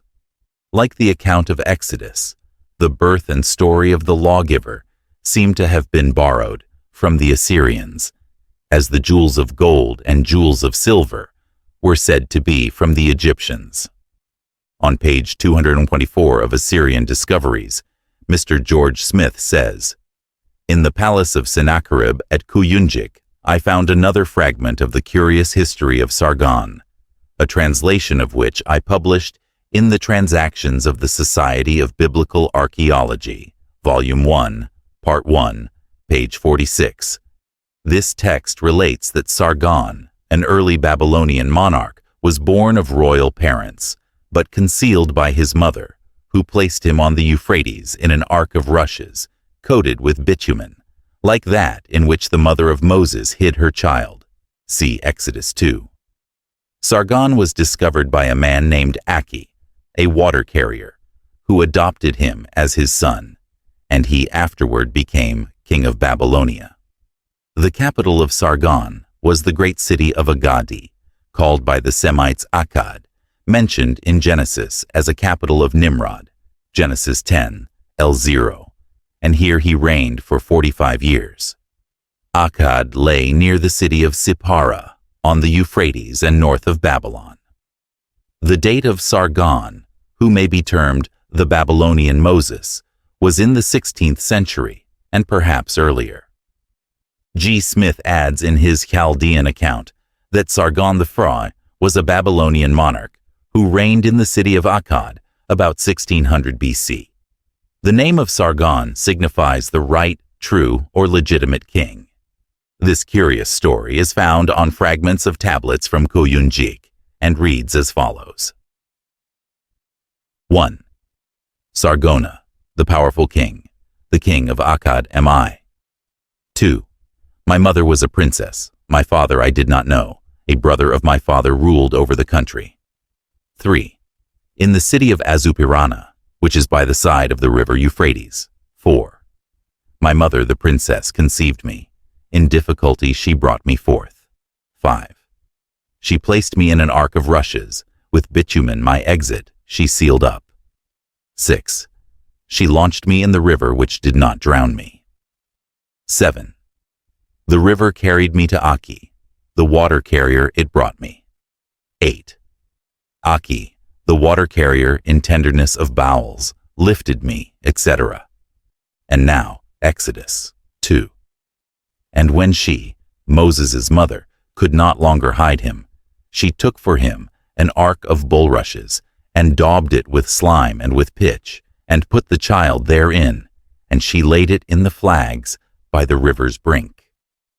The story, says Mr. G. Smith, is supposed to have happened about 1600 BC, rather earlier than the supposed age of Moses as we know. That the fame of Sargon reached Egypt, it is quite likely that this account had a connection with the event related in Exodus 2, for every action, when once performed, has a tendency to be repeated. The ages of the Hindus differ but little from those of the Greeks, Romans, and even the Jews. We include the Mosaic computation advisedly, and with intent to prove our position. The chronology which separates Moses from the creation of the world by only 4 generations seems ridiculous, merely because the Christian clergy would enforce it upon the world literally. The Kabbalists know that these generations stand for ages of the world. The allegories which, in the Hindu calculations, embrace the whole stupendous sweep of the 4 ages are cunningly made in the Mosaic books, through the obliging help of the Masorah, to cram into the small period of 2 millenniums and a half, 2513. The exoteric plan of the Bible was made to answer also to 4 ages. Thus they reckon the golden age from Adam to Abraham, the silver from Abraham to David, copper from David to the captivity, thenceforward the iron. But the secret computation is quite different, and does not vary at all from the zodiacal calculations of the Brahmins. We are in the Iron Age, or Kali Yuga, but it began with Noah, the mythical ancestor of our race. Noah, or Nua, like all the euhemerized manifestations of the unrevealed one, Swayambhuva, or Swayambhu, was androgyne. Thus, in some instances, he belonged to the purely feminine triad of the Chaldeans, known as Nua, the universal mother.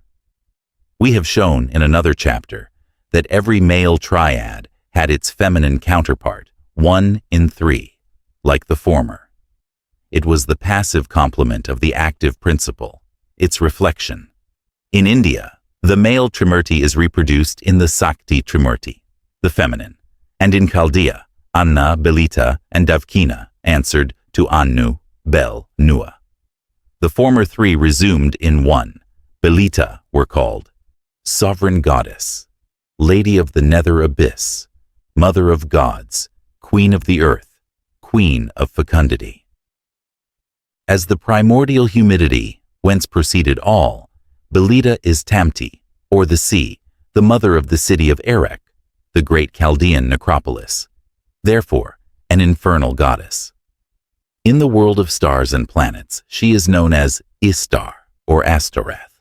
Hence, she is identical with Venus, and every other queen of heaven, to whom cakes and buns were offered in sacrifice, and, as all the archaeologists know, with Eve, the mother of all that live, and with Mary.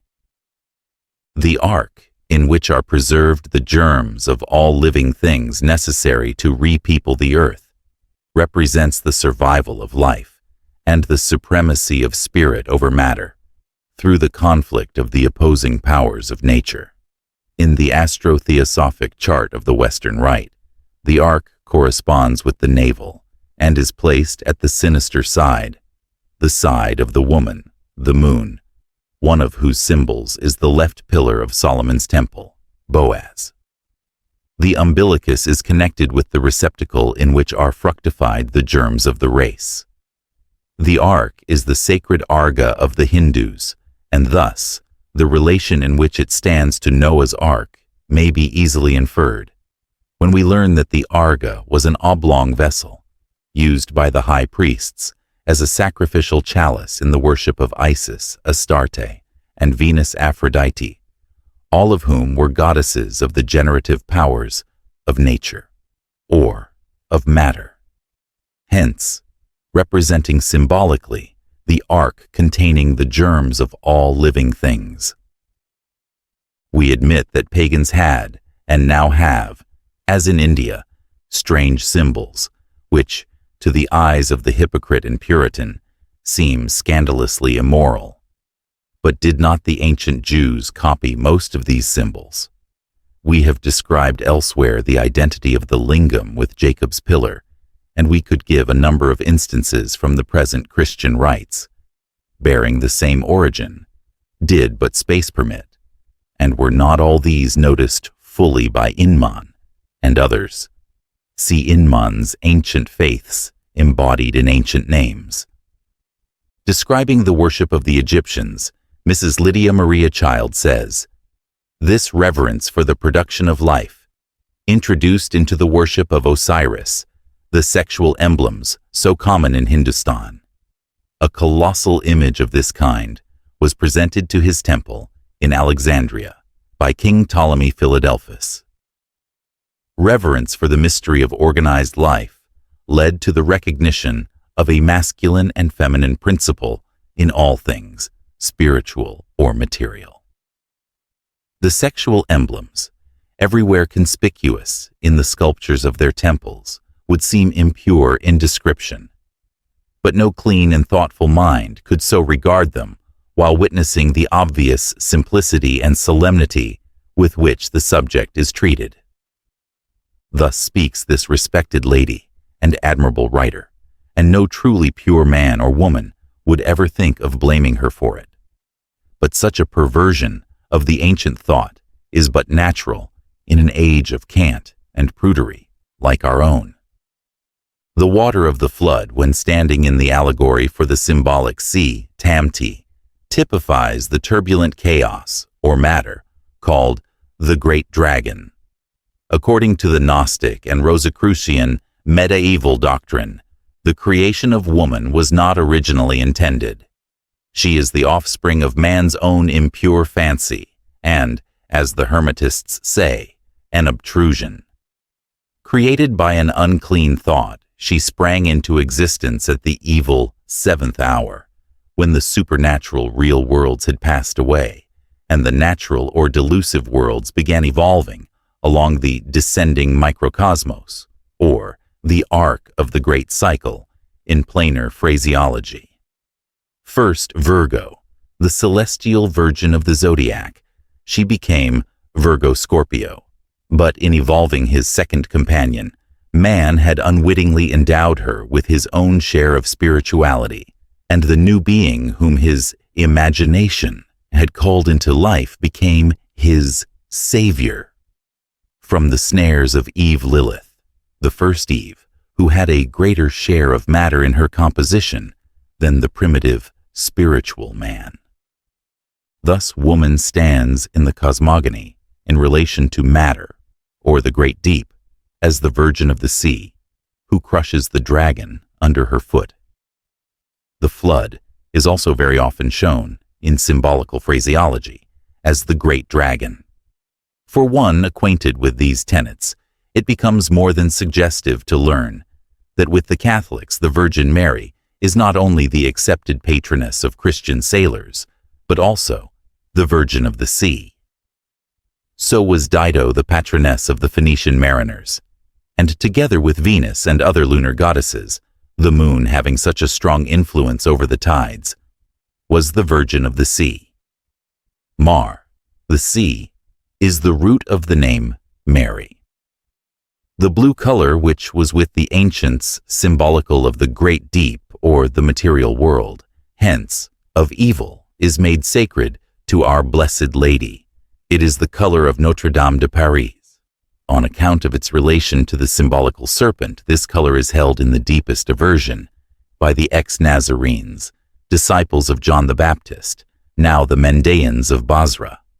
Among the beautiful plates of Maurice, there is one representing Krishna, crushing the head of the serpent. A three-peaked mitre is on his head, typifying the Trinity, and the body and tail of the conquered serpent encircles the figure of the Hindu god. This plate shows whence proceeded the inspiration for the makeup of a later story extracted from an alleged prophecy. I will put enmity between thee and the woman, and between thy seed and her seed. It shall bruise thy head, and thou shalt bruise his heel. The Egyptian Orante is also shown with his arms extended as on a crucifix and treading upon the serpent, and Horus, the Logos, is represented piercing the head of the dragon, Typhon or Apophis. All this gives us a clue to the biblical allegory of Cain and Abel. Cain was held as the ancestor of the Hivites, the serpents, and the twins of Adam are an evident copy from the fable of Osiris and Typhon. Apart from the external form of the allegory, however, It embodied the philosophical conception of the eternal struggle of good and evil. But how strangely elastic, how adaptable to any and everything this mystical philosophy proved after the Christian era. When were ever facts, irrefutable, irrefragable, and beyond denial, less potential for the re-establishment of truth than in our century of casuistry and Christian cunning? Is Krishna proved to have been known as the Good Shepherd ages before the year 81, to have crushed the serpent Kalinaga, and to have been crucified? All this was but a prophetic foreshadowing of the future. Are the Scandinavian Thor, who bruised the head of the serpent with his cruciform mace, and Apollo, who killed Python, likewise shown to present the most striking similarities with the heroes of the Christian fables? They become but original conceptions of heathen minds, working upon the old patriarchal prophecies respecting the Christ as they were contained in the one universal and primeval revelation. The flood, then, is the old serpent, or the great deep of matter, Isaiah's dragon in the sea, 27:1, over which the ark safely crosses on its way to the Mount of Salvation. But if we have heard of the ark and Noah and the Bible at all, it is because the mythology of the Egyptians was ready at hand for Moses, if Moses ever wrote any of the Bible, and that he was acquainted with the story of Horus, standing on his boat of a serpentine form and killing the serpent with his spear, and with the hidden meaning of these fables and their real origin. This is also why we find in Leviticus and other parts of his books whole pages of laws identical with those of Manu. The animals shut up in the ark are the human passions. They typify certain ordeals of initiation and the mysteries which were instituted among many nations in commemoration of this allegory. Noah's ark rested on the 17th of the 7th month. Here we have again the number, as also in the clean beasts that he took by sevens into the ark. Speaking of the water mysteries of Byblos, Lucian says, on the top of one of the two pillars which Bacchus set up, a man remains 7 days. He supposes this was done to honor Deucalion. Elijah, when praying on the top of Mount Carmel, sends his servant to look for a cloud toward the sea, and repeats, "Go again 7 times." And it came to pass at the 7th time, behold, there arose a little cloud out of the sea like a man's hand. Noah is a revolutio of Adam, as Moses is a revolutio of Abel and Seth, says the Kabbalah. That is to say, a repetition or another version of the same story. The greatest proof of it is the distribution of the characters in the Bible. For instance, beginning with Cain, the first murderer, every 5th man in his line of descent is a murderer. Thus there come Enoch, Irad, Mehujael, Methuselah, and the 5th is Lamech, the 2nd murderer, and he is Noah's father. By drawing the 5-pointed star of Lucifer, which has its crown point downward, and writing the name of Cain beneath the lowest point, and those of his descendants successively at each of the other points, it will be found that each 5th name, which would be written beneath that of Cain, is that of a murderer. In the Talmud, this genealogy is given complete, and 13 murderers range themselves in line below the name of Cain. This is no coincidence. Siva is the destroyer, but he is also the regenerator. Cain is a murderer, but he is also the creator of nations and an inventor. This star of Lucifer is the same one that John sees falling down to earth in his apocalypse, in Thebes, or Theba, which means ark, Thaba being synonymous with Cartha or Tyre, Astu or Athens, and Urbs or Rome, and meaning also the city, are found the same foliations as described on the pillars of the Temple of Solomon. The bicolored leaf of the olive, the 3-lobed fig leaf, and the lanceolate-shaped laurel leaf had all esoteric as well as popular or vulgar meanings with the ancients. The researches of Egyptologists present another corroboration of the identity of the Bible allegories with those of the lands of the Pharaohs and Chaldeans.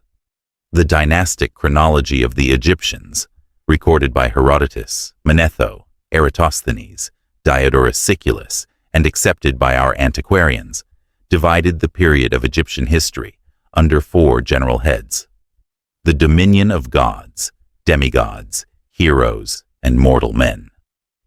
By combining the demigods and heroes into one class, Bunsen reduces the periods to 3: the ruling gods, the demigods or heroes, sons of gods, but born of mortal mothers, and the manes, who were the ancestors of individual tribes.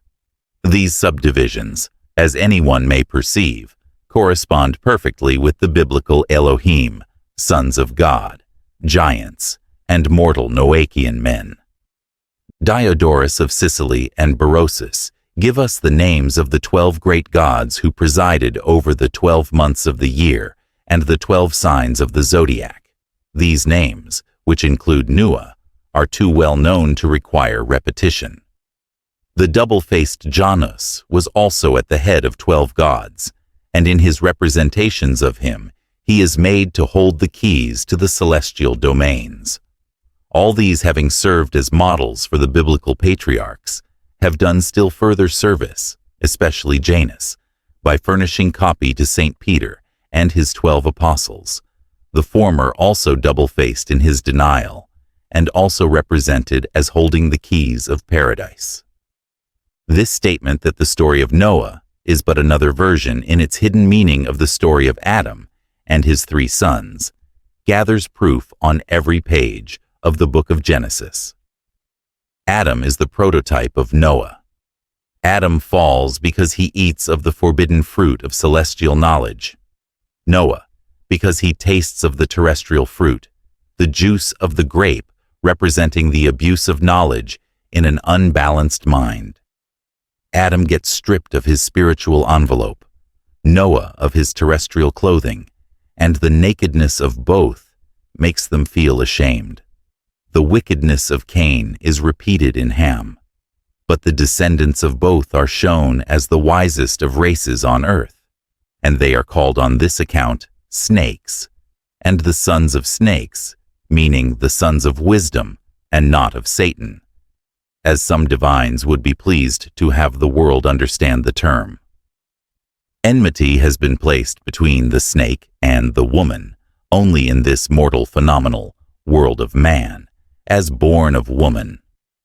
Before the carnal fall, the snake was Ophis, the divine wisdom, which needed no matter to procreate men, humanity being utterly spiritual. Hence the war between the snake and the woman, or between spirit and matter. If, in its material aspect, the old serpent is matter and represents Ophiomorphos, in its spiritual meaning, it becomes Ophis Christos. In the magic of the old Syro-Chaldeans, both are conjoint in the zodiacal sign of the androgen of Virgo-Scorpio and may be divided or separated whenever needed. Thus, as the origin of good and evil, the meaning of the SS and ZZ has always been interchangeable, and if upon some occasions the SS on sigils and talismans are suggestive of serpentine evil influence and denote a design of black magic upon others, the double SS are found on the sacramental cups of the Church and mean the presence of the Holy Ghost, or pure wisdom. The Midianites were known as the wise men, or sons of snakes, as well as Canaanites and Hamites, and such was the renown of the Midianites that we find Moses, the prophet, led on and inspired by the Lord, humbling himself before Hobab, the son of Raguel, the Midianite, and beseeching him to remain with the people of Israel. Leave us not, I pray thee, forasmuch as thou knowest how we are to encamp in the wilderness, thou mayest be to us instead of eyes. Further, When Moses sends spies to search out the land of Canaan, they bring as a proof of the wisdom, Kabbalistically speaking, and goodness of the land, a branch with one cluster of grapes, which they are compelled to bear, between two men on a staff. Moreover, they add, "We saw the children of Anak there. They are the giants, the sons of Anak, which come of the giants, and we were in our own sight as grasshoppers, and so we were in their sight." Anak is Enoch, the patriarch, who dies not, and who is the first possessor of the mirific name, according to the Kabbalah, and the ritual of Freemasonry. Comparing the biblical patriarchs with the descendants of Vaiswasvata, the Hindu Noah, and the old Sanskrit traditions about the deluge in the Brahmanical Mahabharata, we find them mirrored in the Vedic patriarchs, who are the primitive types upon which all the others were modeled. But before comparison is possible, the Hindu myths must be comprehended in their true significance. Each of these mythical personages bears, besides an astronomical significance, a spiritual or moral, and an anthropological or physical meaning. The patriarchs are not only euhemerized gods, the Prediluvian answering to the 12 great gods of Berosus and to the 10 Prajapati, and the post-Diluvian to the 7 gods of the famous tablet in the Ninevian library, but they stand also as the symbols of the Greek eons, the Kabbalistic Sephiroth, and the zodiacal signs as types of a series of human races.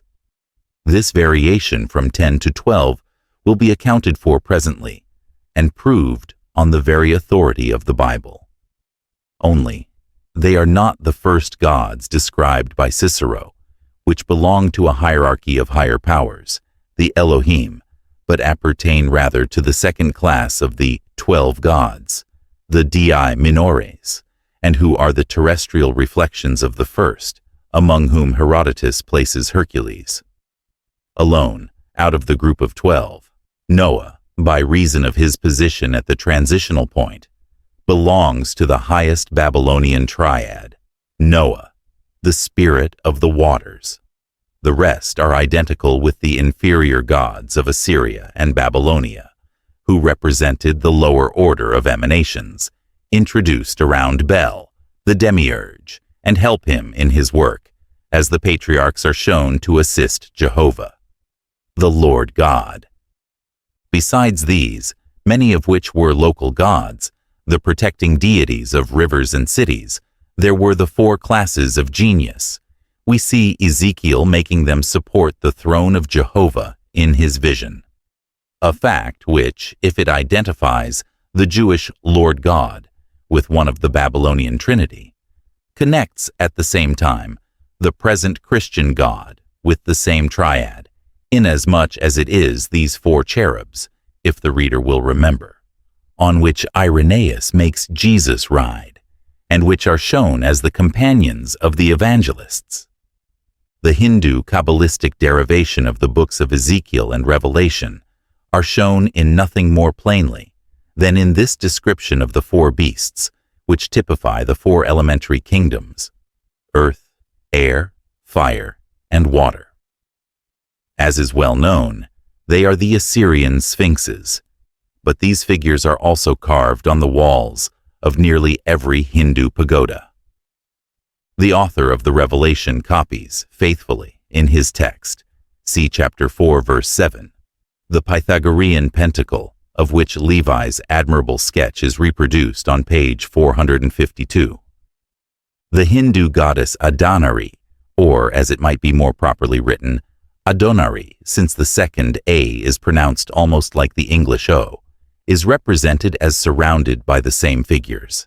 It fits exactly Ezekiel's Wheel of the Adonai, known as the Cherub of Jehezkiel, and indicates beyond question the source from which the Hebrew seer drew his allegories. For convenience of comparison, we have placed the figure in the pentacle. See page 453. Above these beasts were the angels or spirits divided in 2 groups, the Igili, or celestial beings, and the Anunnaki, or terrestrial spirits, the giants, children of Anak, of whom the spies complained to Moses. The Kabbalah Denudata gives to the Kabbalists a very clear, to the profane, a very muddled account of permutations or substitutions of one person for another. So, for instance, it says that the scintilla, spiritual spark or soul, of Abraham was taken from Michael, the chief of the eons, and highest emanation of the deity. So high indeed that in the eyes of the Gnostics, Michael was identical with Christ. And yet, Michael and Enoch are one and the same person. Both occupy the junction point of the cross of the zodiac as man. The scintilla of Isaac was that of Gabriel, the chief of the angelic host, and the scintilla of Jacob was taken from Uriel, named the fire of God, the sharpest-sighted spirit in all heaven. Adam is not the Cadmon, but Adam Primus, the microprosopus. In one of his aspects, the latter is Enoch, the terrestrial patriarch and father of Methuselah. He that walked with God and did not die is the spiritual Enoch, who typified humanity, eternal in spirit and as eternal in flesh, though the latter does die. Death is but a new birth, and spirit is immortal. Thus, humanity can never die, for the destroyer has become the creator. Enoch is the type of the dual man, spiritual and terrestrial, hence his place in the center of the astronomical cross. But was this idea original with the Hebrews? We think not.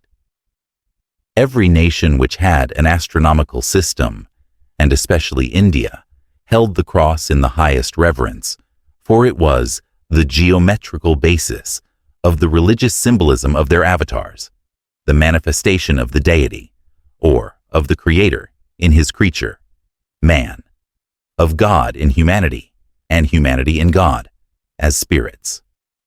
The oldest monuments of Chaldea, Persia, and India disclose the double or eight-pointed cross. This symbol, which very naturally is found, like every other geometrical figure in nature, in plants as well as in the snowflakes, has led Dr. Lundy, in his super-Christian mysticism, to name such cruciform flowers as form an eight-pointed star by the junction of the two crosses, the prophetic star of the Incarnation, which joined heaven and earth, God and man together. The latter sentence is perfectly expressed. Only the old Kabbalist axiom, as above, so below, answers still better, as it discloses to us the same God for all humanity, not alone for the handful of Christians. It is the mundane cross of heaven, repeated on earth by plants, and dual man.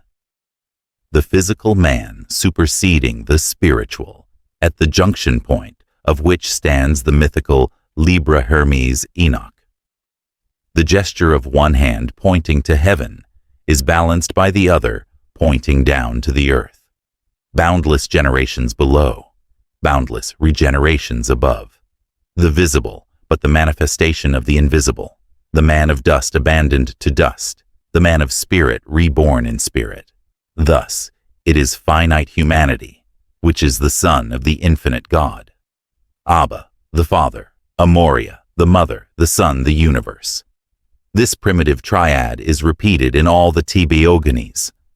Adam Kadmon, Hermes, Enoch, Osiris, Krishna, Ormazd, or Christos are all one.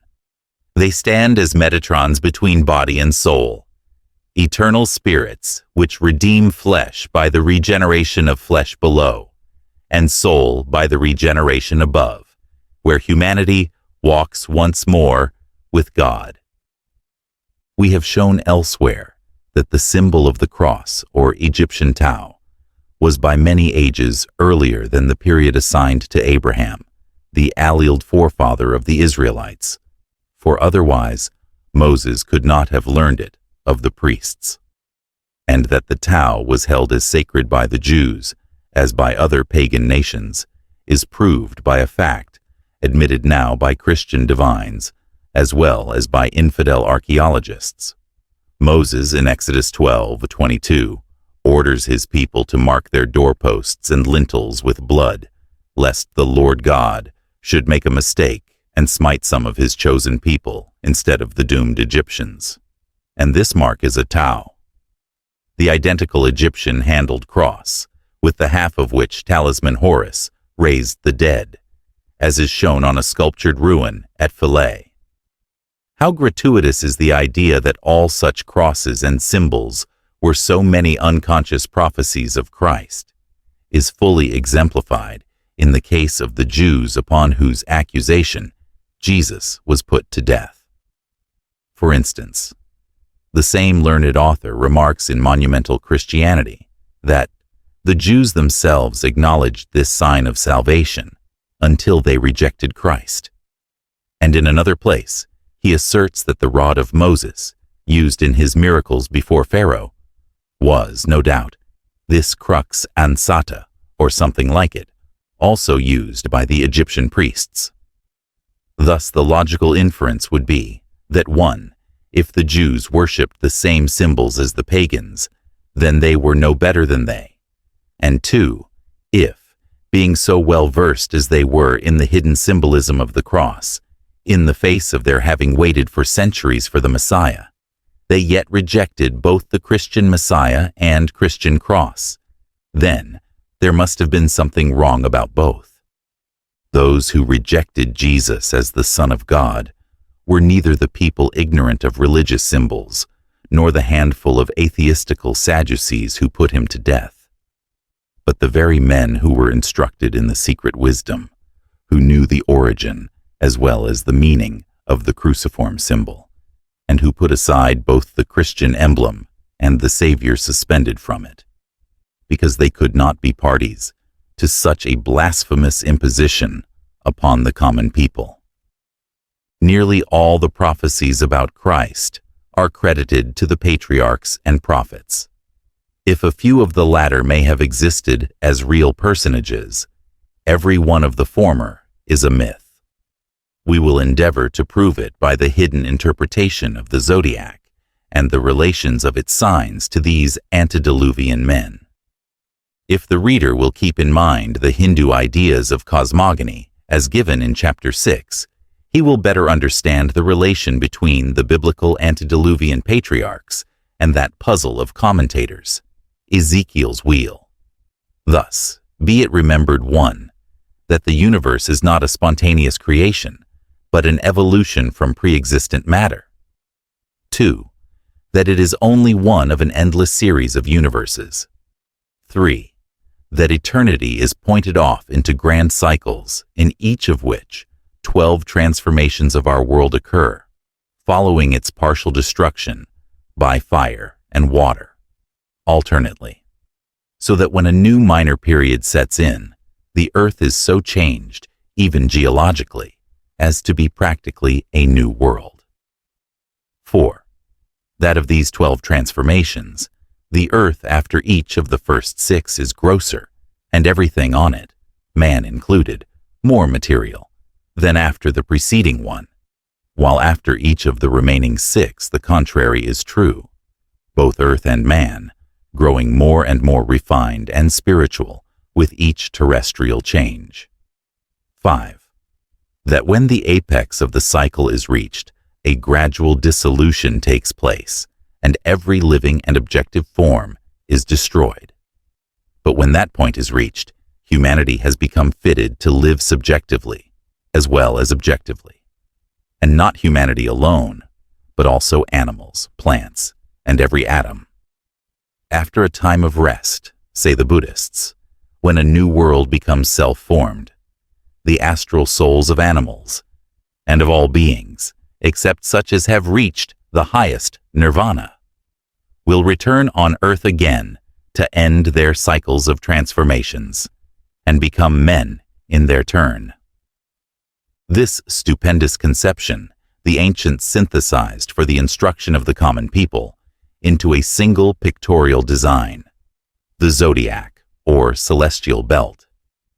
Instead of the 12 signs now used, there were originally but 10 known to the general public: Visdar, Aries, Taurus, Gemini, Cancer, Leo, Virgo, Scorpio, Sagittarius, Capricornus, Aquarius, and Pisces. These were exoteric. But in addition, there were 2 mystical signs inserted, which none but initiates comprehended, viz. At the middle or junction point where now stands Libra, and at the sign now called Scorpio, which follows Virgo. When it was found necessary to make them exoteric, these 2 secret signs were added under their present appellations as blinds to conceal the true names, which gave the key to the whole secret of creation, and divulged the origin of good and evil. The true Sabaean astrological doctrine secretly taught that within this double sign was hidden the explanation of the gradual transformation of the world, from its spiritual and subjective into the two-sexed sublunary state. The 12 signs were therefore divided into 2 groups. The first 6 were called the ascending, or the line of macrocosm, the great spiritual world. The last 6, the descending line, or the microcosm, the little secondary world, the mere reflection of the former, so to say. This division was called Ezekiel's wheel, and was completed in the following way. First came the ascending 5 signs, ephemerized into patriarchs: Aries, Taurus, Gemini, Cancer, Leo, and the group concluded with Virgo, Scorpio. Then came the turning point, Libra, after which the first half of the sign, Virgo, Scorpio, was duplicated and transferred to lead the lower or descending group of microcosm, which ran down to Pisces, or Noah, deluge.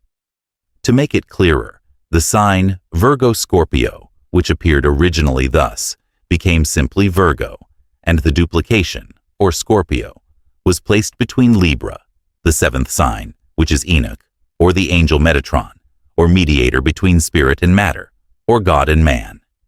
It now became Scorpio, or Cain, which sign or patriarch led mankind to destruction according. Lines of generations. Set height. Good principle. 1. Adam. 2. Seth. 3. Enos. 4. Canaan. 5. Mahalalel. 6. Jared. 7. Enoch. 8. Methuselah. 9. Lamech. 10. Noah. Kenite. Evil principle. 1. Adam. 2. Cain. 3. Enoch. 4. Irad. 5. Mehujael. 6. Methusael. 7. Lamech. 8. Jubal. 9. Jabal. 10. Tubal. Cain. The above are the 10 biblical patriarchs, identical with Hindu Prajapatis, and the Sephiroth of the Kabbalah. We say 10 patriarchs, not 20, for the Kenite line was devised for no other purpose than 1. To carry out the idea of dualism, on which is founded the philosophy of every religion. For these 2 genealogical tables represent simply the opposing powers or principles of good and evil, and 2, as a blind for the uninitiated masses. Suppose we restore them to their primitive form by erasing these premeditated blinds. These are so transparent as to require but a small amount of perspicacity to select, even though one should use only his unaided judgment, and were not, as we are, enabled to apply the test of the secret doctrine. By ridding ourselves, therefore, of the Kenite names that are mere duplications of the Sethite, or of each other, we get rid of Adam, of Enoch, who in one genealogy is shown the father of Irad, and in the other the son of Jared, of Lamech, son of Methusael, whereas he, Lamech, is son of Methuselah in the Sethite line, of Irad, Jared, Jubal, and Jabal, who with Tubal-Cain form a trinity in one, and that one the double of Cain, of Mehujael, who is but Mahalalel differently spelled, and Methusael, Methuselah. This leaves us in the Cainite genealogy of chapter 4, one only, Cain, who, the first murderer and fratricideus, made to stand in his line as father of Enoch, the most virtuous of men, who does not die, but is translated alive.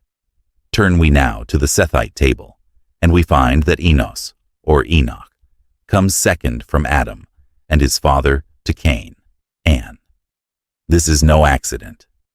There was an evident reason for this inversion of paternity, a palpable design, that of creating confusion and baffling inquiry. We say, then, that the patriarchs are simply the signs of the zodiac, emblems, in their manifold aspects, of the spiritual and physical evolution of human races, of ages, and of divisions of time. In astrology, the first 4 of the houses, in the diagrams of the 12 houses of heaven, namely, the 1st, 10th, 7th, and 4th, or the second inner square placed with its angles upward and downward, are termed angles, as being of the greatest strength and power. They answer to Adam, Noah, Cain, An, and Enoch, Alpha, Omega, evil and good, leading the whole. Furthermore, when divided, including the 2 secret names, into 4 trigons or triads, Vizimar, fiery, airy, earthy, and watery, we find the latter corresponding to Noah. Enoch and Lamech were doubled in the table of Cain, to fill out the required number 10 in both generations in the Bible, instead of employing the secret name, and in order that the patriarchs should correspond with the 10 Kabbalistic Sephiroth, and fit at the same time the 10, and subsequently 12 signs of the zodiac, in a manner comprehensible only to the Kabbalists. And now, Abel having disappeared out of that line of descent, he is replaced by Seth, who was clearly an afterthought suggested by the necessity of not having the human race descend entirely from a murderer. This dilemma being apparently first noticed when the Kenite table had been completed, Adam is made, after all the generations had appeared, to beget this son, Seth. It is a suggestive fact that whereas the double-sexed Adam of chapter 5 is made in the likeness of the Elohim, see Genesis chapter 1, 27 and 5, one of the same, Seth, 5:3, is begotten in Adam's own likeness, thus signifying that there were men of different races. Also, it is most noticeable that neither the age nor a single other particular respecting the patriarchs in the Kenite table is given, whereas the reverse is the case with those in the Sethite line. Most assuredly, no one could expect to find, in a work open to the public, the final mysteries of that which was preserved for countless ages as the grandest secret of the sanctuary. But without divulging the key to the profane, or being taxed with undue indiscretion, we may be allowed to lift a corner of the veil which shrouds the majestic doctrines of old. Let us then write down the patriarchs as they ought to stand in their relation to the zodiac, and see how they correspond with the signs. The following diagram represents Ezekiel's wheel, as given in many works, among others, in Hargrave Jennings' Rosicrucians. Ezekiel's wheel, exoteric. These signs are, follow numbers: 1, Aries, 2, Taurus, 3, Gemini, 4, Cancer, 5, Leo, 6, Virgo, or the ascending line of the grand cycle of creation. After this comes 7, Libra, man, which, though it is found right in the middle, or the intersection point, leads down the numbers. 8, Scorpio, 9, Sagittarius, 10, Capricornus, 11, Aquarius, and 12, Pisces. While discussing the double sign of Virgo, Scorpio, and Libra, Hargrave Jennings observes, page 65, "All this is incomprehensible, except in the strange mysticism of the Gnostics and the Kabbalists, and the whole theory requires a key of explanation to render it intelligible, which key is only darkly referred to as possible, but refused absolutely by these extraordinary men as not permissible to be disclosed. The said key must be turned 7 times before the whole system is divulged. We will give it but one turn, and thereby allow the profane one glimpse into the mystery. Happy he who understands the whole. Ezekiel's wheel, esoteric. To explain the presence of Jodeva, or what is generally termed the tetragram Yod, He, Vav, He, and of Adam and Eve, it will suffice to remind the reader of the following verses in Genesis, with their right meaning inserted in brackets. 1. And God, Elohim, created man in their own image. Male and female created he them, him. Chapter 1, 27. 2. Male and female created he them, him, and called his name Adam. Verse 2. When the ternary is taken in the beginning of the tetragram, it expresses the divine creation spiritually, i.e., without any carnal sin. Taken at its opposite end, it expresses the latter. It is feminine. The name of Eve is composed of 3 letters. That of the primitive or heavenly Adam is written with 1 letter, Jod or Yod. Therefore, it must not be read Jehovah, but Eva or Eve. The Adam of the first chapter is the spiritual, therefore pure androgyne, Adam Cadmon. When woman issues from the left rib of the second Adam, of dust, the pure Virgo is separated, and falling into generation, or the downward cycle, becomes Scorpio, emblem of sin and matter. While the ascending cycle points at the purely spiritual races, or the 10 Prediluvian patriarchs, the Prajapatis and Sephiroth, are led on by the creative deity itself, who is Adam Cadmon, or Yodcheva. The lower one is that of the terrestrial races, led on by Enoch or Libra, the 7th, who, because he is half divine, half terrestrial, is said to have been taken by God alive. Enoch, or Hermes, or Libra are one. All are the scales of universal harmony. Justice and equilibrium are placed at the central point of the zodiac.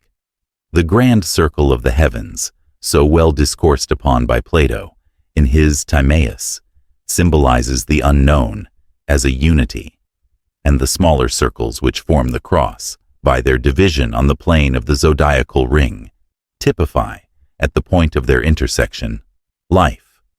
The centripetal and centrifugal forces, as symbols of good and evil, spirit and matter, life and death, are also those of the Creator and the Destroyer, Adam and Eve, or God and the Devil, as they say in common parlance. In the subjective as well as in the objective worlds, they are the 2 powers, which through their eternal conflict keep the universe of spirit and matter in harmony. They force the planets to pursue their paths and keep them in their elliptical orbits, thus tracing the astronomical cross in their revolution through the zodiac. In their conflict, the centripetal force, were it to prevail, would drive the planets and living souls into the sun, type of the invisible spiritual sun, the para-atma, or great universal soul, their parent, while the centrifugal force would chase both planets and souls into the dreary space, far from the luminary of the objective universe, away from the spiritual realm of salvation and eternal life, and into the chaos of final cosmic destruction and individual annihilation. But the balance is there, ever sensitive at the intersection point. It regulates the action of the 2 combatants, and the combined effort of both causes planets and living souls to pursue a double diagonal line in their revolution through zodiac and life, and thus preserving strict harmony, invisible and invisible heaven and earth. The forced unity of the 2 reconciles spirit and matter, and Enoch is said to stand a Metatron before God.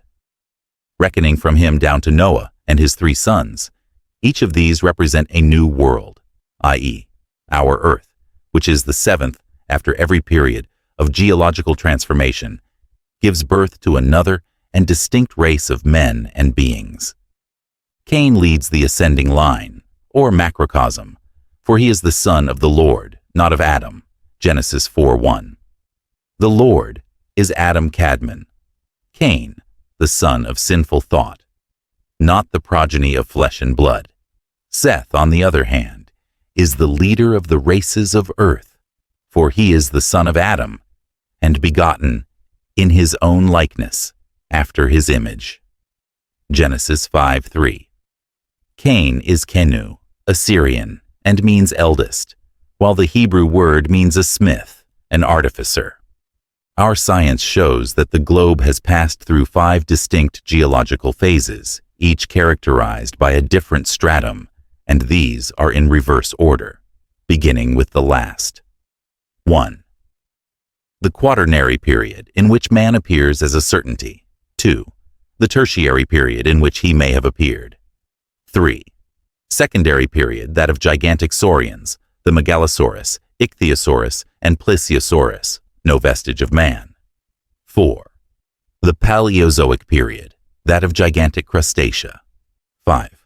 Or first, the Azoic period, during which science asserts organic life had not yet appeared. And is there no possibility that there was a period, and several periods, when man existed, and yet was not an organic being, therefore could not have left any vestige of himself for exact science? Spirit leaves no skeletons or fossils behind, and yet few are the men on earth who doubt that man can live both objectively and subjectively. At all events, the theology of the Brahmins, hoary with antiquity, and which divides the formative periods of the earth into 4 ages, and places between each of these a lapse of 1,728,000 years, far more agrees with official science and modern discovery than the absurd chronological notions promulgated by the councils of Nice and Trent. The names of the patriarchs were not Hebrew, though they may have been Hebraized later. They are evidently of Assyrian or Aryan origin. Thus Adam, for instance, stands in the explained Kabbalah as a convertible term and applies nearly to every other patriarch, as every Sephiroth to each Sephira, and vice versa. Adam, Cain, and Abel form the first triad of the 12. They correspond in the sephiral tree to the crown, wisdom, and intelligence, and in astrology to the 3 trigons, the fiery, the earthy, and the airy, which fact, were we allowed to devote more space than we have to its elucidation, would perhaps show that astrology deserves the name of science as well as any other. Adam, Cadmon, or Aries, Ram, is identical with the Egyptian ram-headed god Amun, fabricating man on the potter's wheel. His duplication, therefore, or the atom of dust, is also Aries Amon when standing at the head of his generations, for he fabricates mortals also in his own likeness. In astrology, the planet Jupiter is connected with the first house, Aries. The color of Jupiter, as seen in the stages of the 7 spheres on the Tower of Borsippa, or Beer's Nimrud, was red, and in Hebrew, Adam means red, as well as man. The Hindu god Agni, who presides at the sign of Pisces, next to that of Aries in their relation to the 12 months, February and March, is painted of a deep red color, with 2 faces, male and female, 3 legs, and 7 arms, the whole forming the number 12. So, also, Noah, Pisces, who appears in the generations as the 12th patriarch, counting Cain and Abel, is Adam again, under another name, for he is the forefather of a new race of mankind, and with his 3 sons, 1 bad, 1 good, and 1 partaking of both qualities, is the terrestrial reflection of the superterrestrial Adam and his 3 sons. Agni is represented mounted on a ram, with a tiara surmounted by a cross. Cain, presiding over the Taurus, bull of the zodiac, is also very suggestive. Taurus belongs to the earthy trigon, and in connection with this sign, it will not be amiss to remind the student of an allegory from the Persian Avesta. The story goes that Ormazd produced a being, source and type of all the universal beings, called life, or bull in the Zend. Ahriman, Cain, kills this being, Abel, from the seed of which, Seth, new beings are produced. Abel, in Assyrian, means son, but in Hebrew it means something ephemeral, not long-lived, valueless, and also a pagan idol, as Cain means a Hermaic statue, a pillar, the symbol of generation. Likewise, Abel is the female counterpart of Cain, male, for they are twins and probably androgynous, the latter answering to wisdom, the former to intelligence. So, with all other patriarchs, Enos is Homo again, a man or the same Adam, and Enoch in the bargain, and Cainan is identical with Cain. Seth is Teth or Thoth or Hermes, and this is the reason, no doubt, why Josephus, in his first book, chapter 3, shows Seth so proficient in astrology, geometry, and other occult sciences. Foreseeing the flood, he says, he engraved the fundamental principles of his art on 2 pillars of brick and stone, the latter of which he saw himself, Josephus, to remain in Syria in his own time. Thus is it that Seth is identified also with Enoch, to whom Kabbalists and Masons attribute the same feat, and at the same time with Hermes, or Cadmus again, for Enoch is identical with the former. Enoch means a teacher, an initiator, or an initiate. In Grecian mythology, Inachus. We have seen the part he is made to play in the zodiac. Mahalalel, if we divide the word and write Mahala, means tender, merciful, and therefore is he made to correspond with the 4th Sephira, love or mercy, emanated from the first triad. Irad, or Iared, is, minus the vowels, precisely the same. If from the verb, it means descent. If from Arad, it means offspring, and thus corresponds perfectly with the Kabbalistic emanations. Lamech is not Hebrew, but Greek. Lamach means Lam, the father, and Ulamach is the father of the age, or the father of him, Noah, who inaugurates a new era or period of creation after the pralaya of the deluge. Noah being the symbol of a new world, the kingdom, Malkuth, of the Sephiroth. Hence, his father, corresponding to the 9th Sephiroth, is the foundation. Furthermore, both father and son answer to Aquarius and Pisces in the zodiac, and thus the former belonging to the airy and the latter to the watery trigons, they close the list of the biblical myths. But if, as we see, every patriarch represents, in one sense, like each of the Prajapatis, a new race of antediluvian human beings, and if, as it may as easily be proved, they are the copies of the Babylonian Saros, or ages, the latter themselves copies of the Hindu 10 dynasties, of the lords of beings, yet, however we may regard them, they are among the profoundest allegories ever conceived by philosophical minds. In the Noctemeron, the evolution of the universe and its successive periods of formation, together with the gradual development of the human races, are illustrated as fully as possible in the 12 hours into which the allegory is divided. Each hour typifies the evolution of a new man, and in its turn is divided into 4 quarters, or ages. This work shows how thoroughly was the ancient philosophy imbued with the doctrines of the early Aryans, who were the first to divide the life on our planet into 4 ages. If one would trace this doctrine from its source in the night of the traditional period down to the seer of Patmos, he need not go astray among the religious systems of all nations. The Babylonians he would find teaching that in 4 different periods 4 Oans, or suns, appeared. The Hindus asserting their 4 yuga, the Greeks, Romans, and others firmly believing in the golden, silver, brazen, and iron ages, each of the epochs being heralded by the appearance of a savior.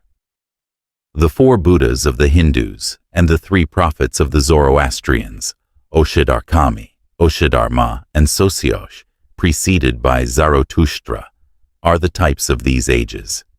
In the Bible, the very opening tells us that before the sons of God saw the daughters of men, the latter lived from 365 to 969 years.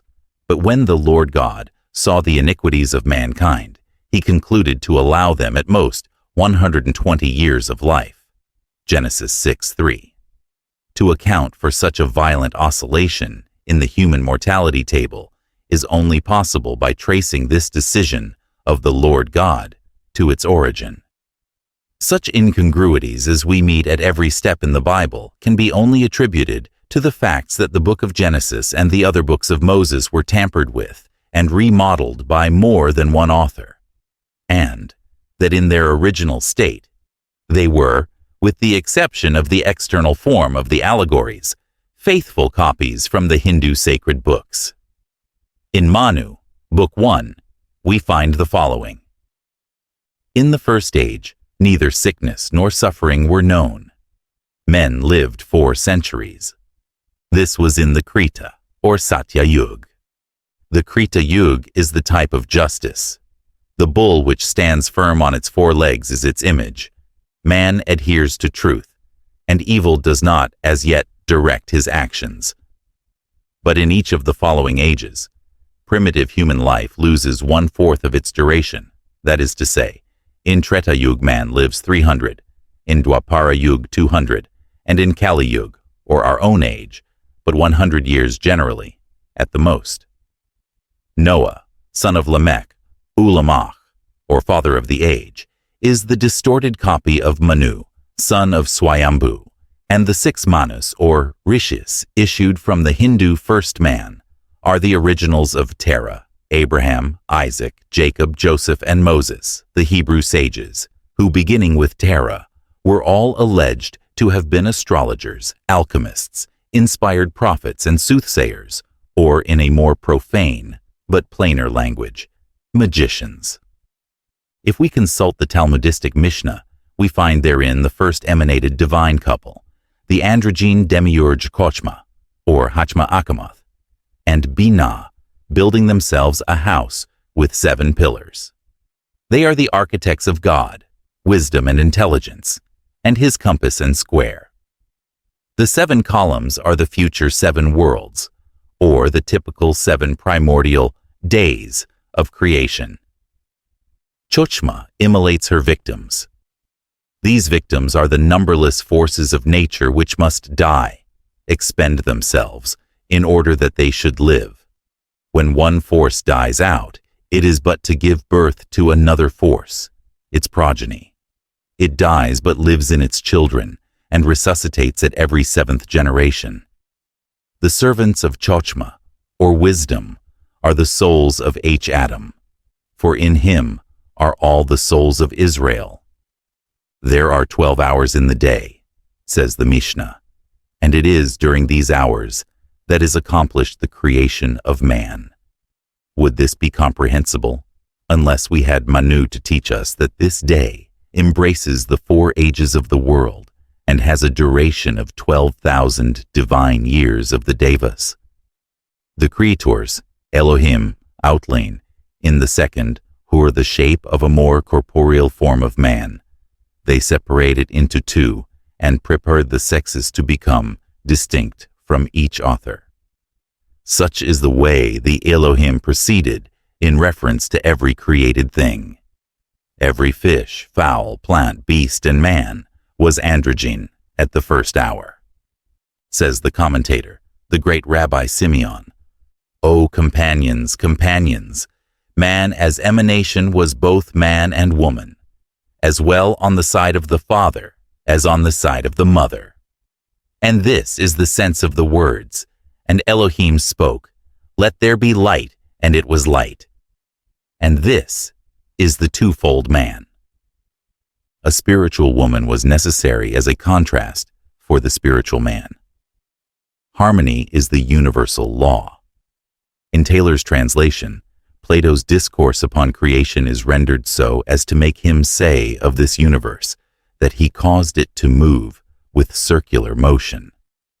When, therefore, that God, who is a perpetually reasoning divinity, cogitated about that God, man, who was destined to subsist at some certain period of time, he produced his body smooth and even, and every way even and whole from the center, and made it perfect. This perfect circle of the created God he decussated in the form of the letter X. The italics of both these sentences from Timaeus belong to Dr. Lundy, the author of that remarkable work mentioned once before, Monumental Christianity, and attention is drawn to the words of the Greek philosopher, with the evident purpose of giving them the prophetic character which Justin Martyr applied to the same when accusing Plato of having borrowed his physiological discussion in the Timaeus concerning the Son of God placed crosswise in the universe, from Moses and his serpent of brass. The learned author seems to fully accord an unpremeditated prophecy to these words, although he does not tell us whether he believes that, like Plato's created God, Jesus was originally a sphere, smooth and even, and every way even and whole from the center. Even if Justin Martyr were excusable for his perversion of Plato, Dr. Lundy ought to know that the day for that sort of casuistry is long gone by. What the philosopher meant was man, who before being encased in matter had no use for limbs, but was a pure spiritual entity. Hence, if the deity and his universe and the stellar bodies are to be conceived as spheroidal, this shape would be archetypal man's. As his enveloping shell grew heavier, there came the necessity for limbs, and the limbs sprouted. If we fancy a man with arms and legs naturally extended at the same angle, by backing him against the circle that symbolizes his prior shape as a spirit, we would have the very figure described by Plato, the X-cross within the circle. All the legends of the creation, the fall of man, and the resultant deluge belong to universal history and are no more the property of the Israelites than that of any other nation. What specially belongs to them, Kabbalists excepted, are the disfigured details of every tradition. The Genesis of Enoch is by far anterior to the books of Moses, and Guillaume Postel has presented it to the world, explaining the allegories as far as he dared, but the groundwork is still unexposed. For the Jews, the Book of Enoch is as canonical as the Mosaic books, and if the Christians accepted the latter as an authority, we do not see why they should reject the former as an apocrypha. No more can the age of one than that of the other be determined with anything like certainty. At the time of the separation, the Samaritans recognized only the books of Moses and that of Joshua, says Dr. Jost. In 168 BC, Jerusalem had its temple plundered, and all the sacred books were destroyed. Therefore, the few MSS that remained were to be found only among the teachers of tradition. The Kabbalistic Tanaim and their initiates and prophets had always practiced its teachings in common with the Canaanites, the Hamites, Midianites, Chaldeans, and all other nations. The story of Daniel is a proof of it. There was a sort of brotherhood, or Freemasonry, among the Kabbalists scattered all over the world, since the memory of man, and, like some societies of the medieval masonry of Europe, they called themselves companions and innocents. It is a belief, founded on knowledge, among the Kabbalists, that no more than the Hermetic rolls are the genuine sacred books of the 72 elders, books which contained the ancient word, lost, but that they have all been preserved from the remotest times among secret communities. Emanuel Swedenborg says as much, and his words are based, he says, on the information he had from certain spirits, who assured him that they performed their worship according to this ancient word. Seek for it in China, adds the great seer. Peradventure you may find it in Great Tartary. Other students of occult sciences have had more than the word of certain spirits to rely upon in this special case. They have seen the books. We must choose, therefore, perforce between two methods, either to accept the Bible exoterically or esoterically. Against the former, we have the following facts: that after the first copy of the Book of God has been edited and launched on the world by Hilkiah, this copy disappears, and Ezra has to make a new Bible, which Judas Maccabeus finishes, that when it was copied from the horned letters into square letters, it was corrupted beyond recognition, that the Masorah completed the work of destruction, that finally we have a text, not 900 years old, abounding with omissions, interpolations, and premeditated perversions, and that, consequently, as this Masoretic Hebrew text has fossilized its mistakes, and the key to the Word of God is lost, no one has a right to enforce upon so-called Christians the divagations of a series of hallucinated and perhaps spurious prophets under the unwarranted and untenable assumption that the author of it was the Holy Ghost in propria personae. Hence, we reject this pretended monotheistic scripture, made up just when the priests of Jerusalem found their political profit in violently breaking off all connection with the Gentiles. It is at this moment only that we find them persecuting Kabbalists and banning the old wisdom of both pagans and Jews.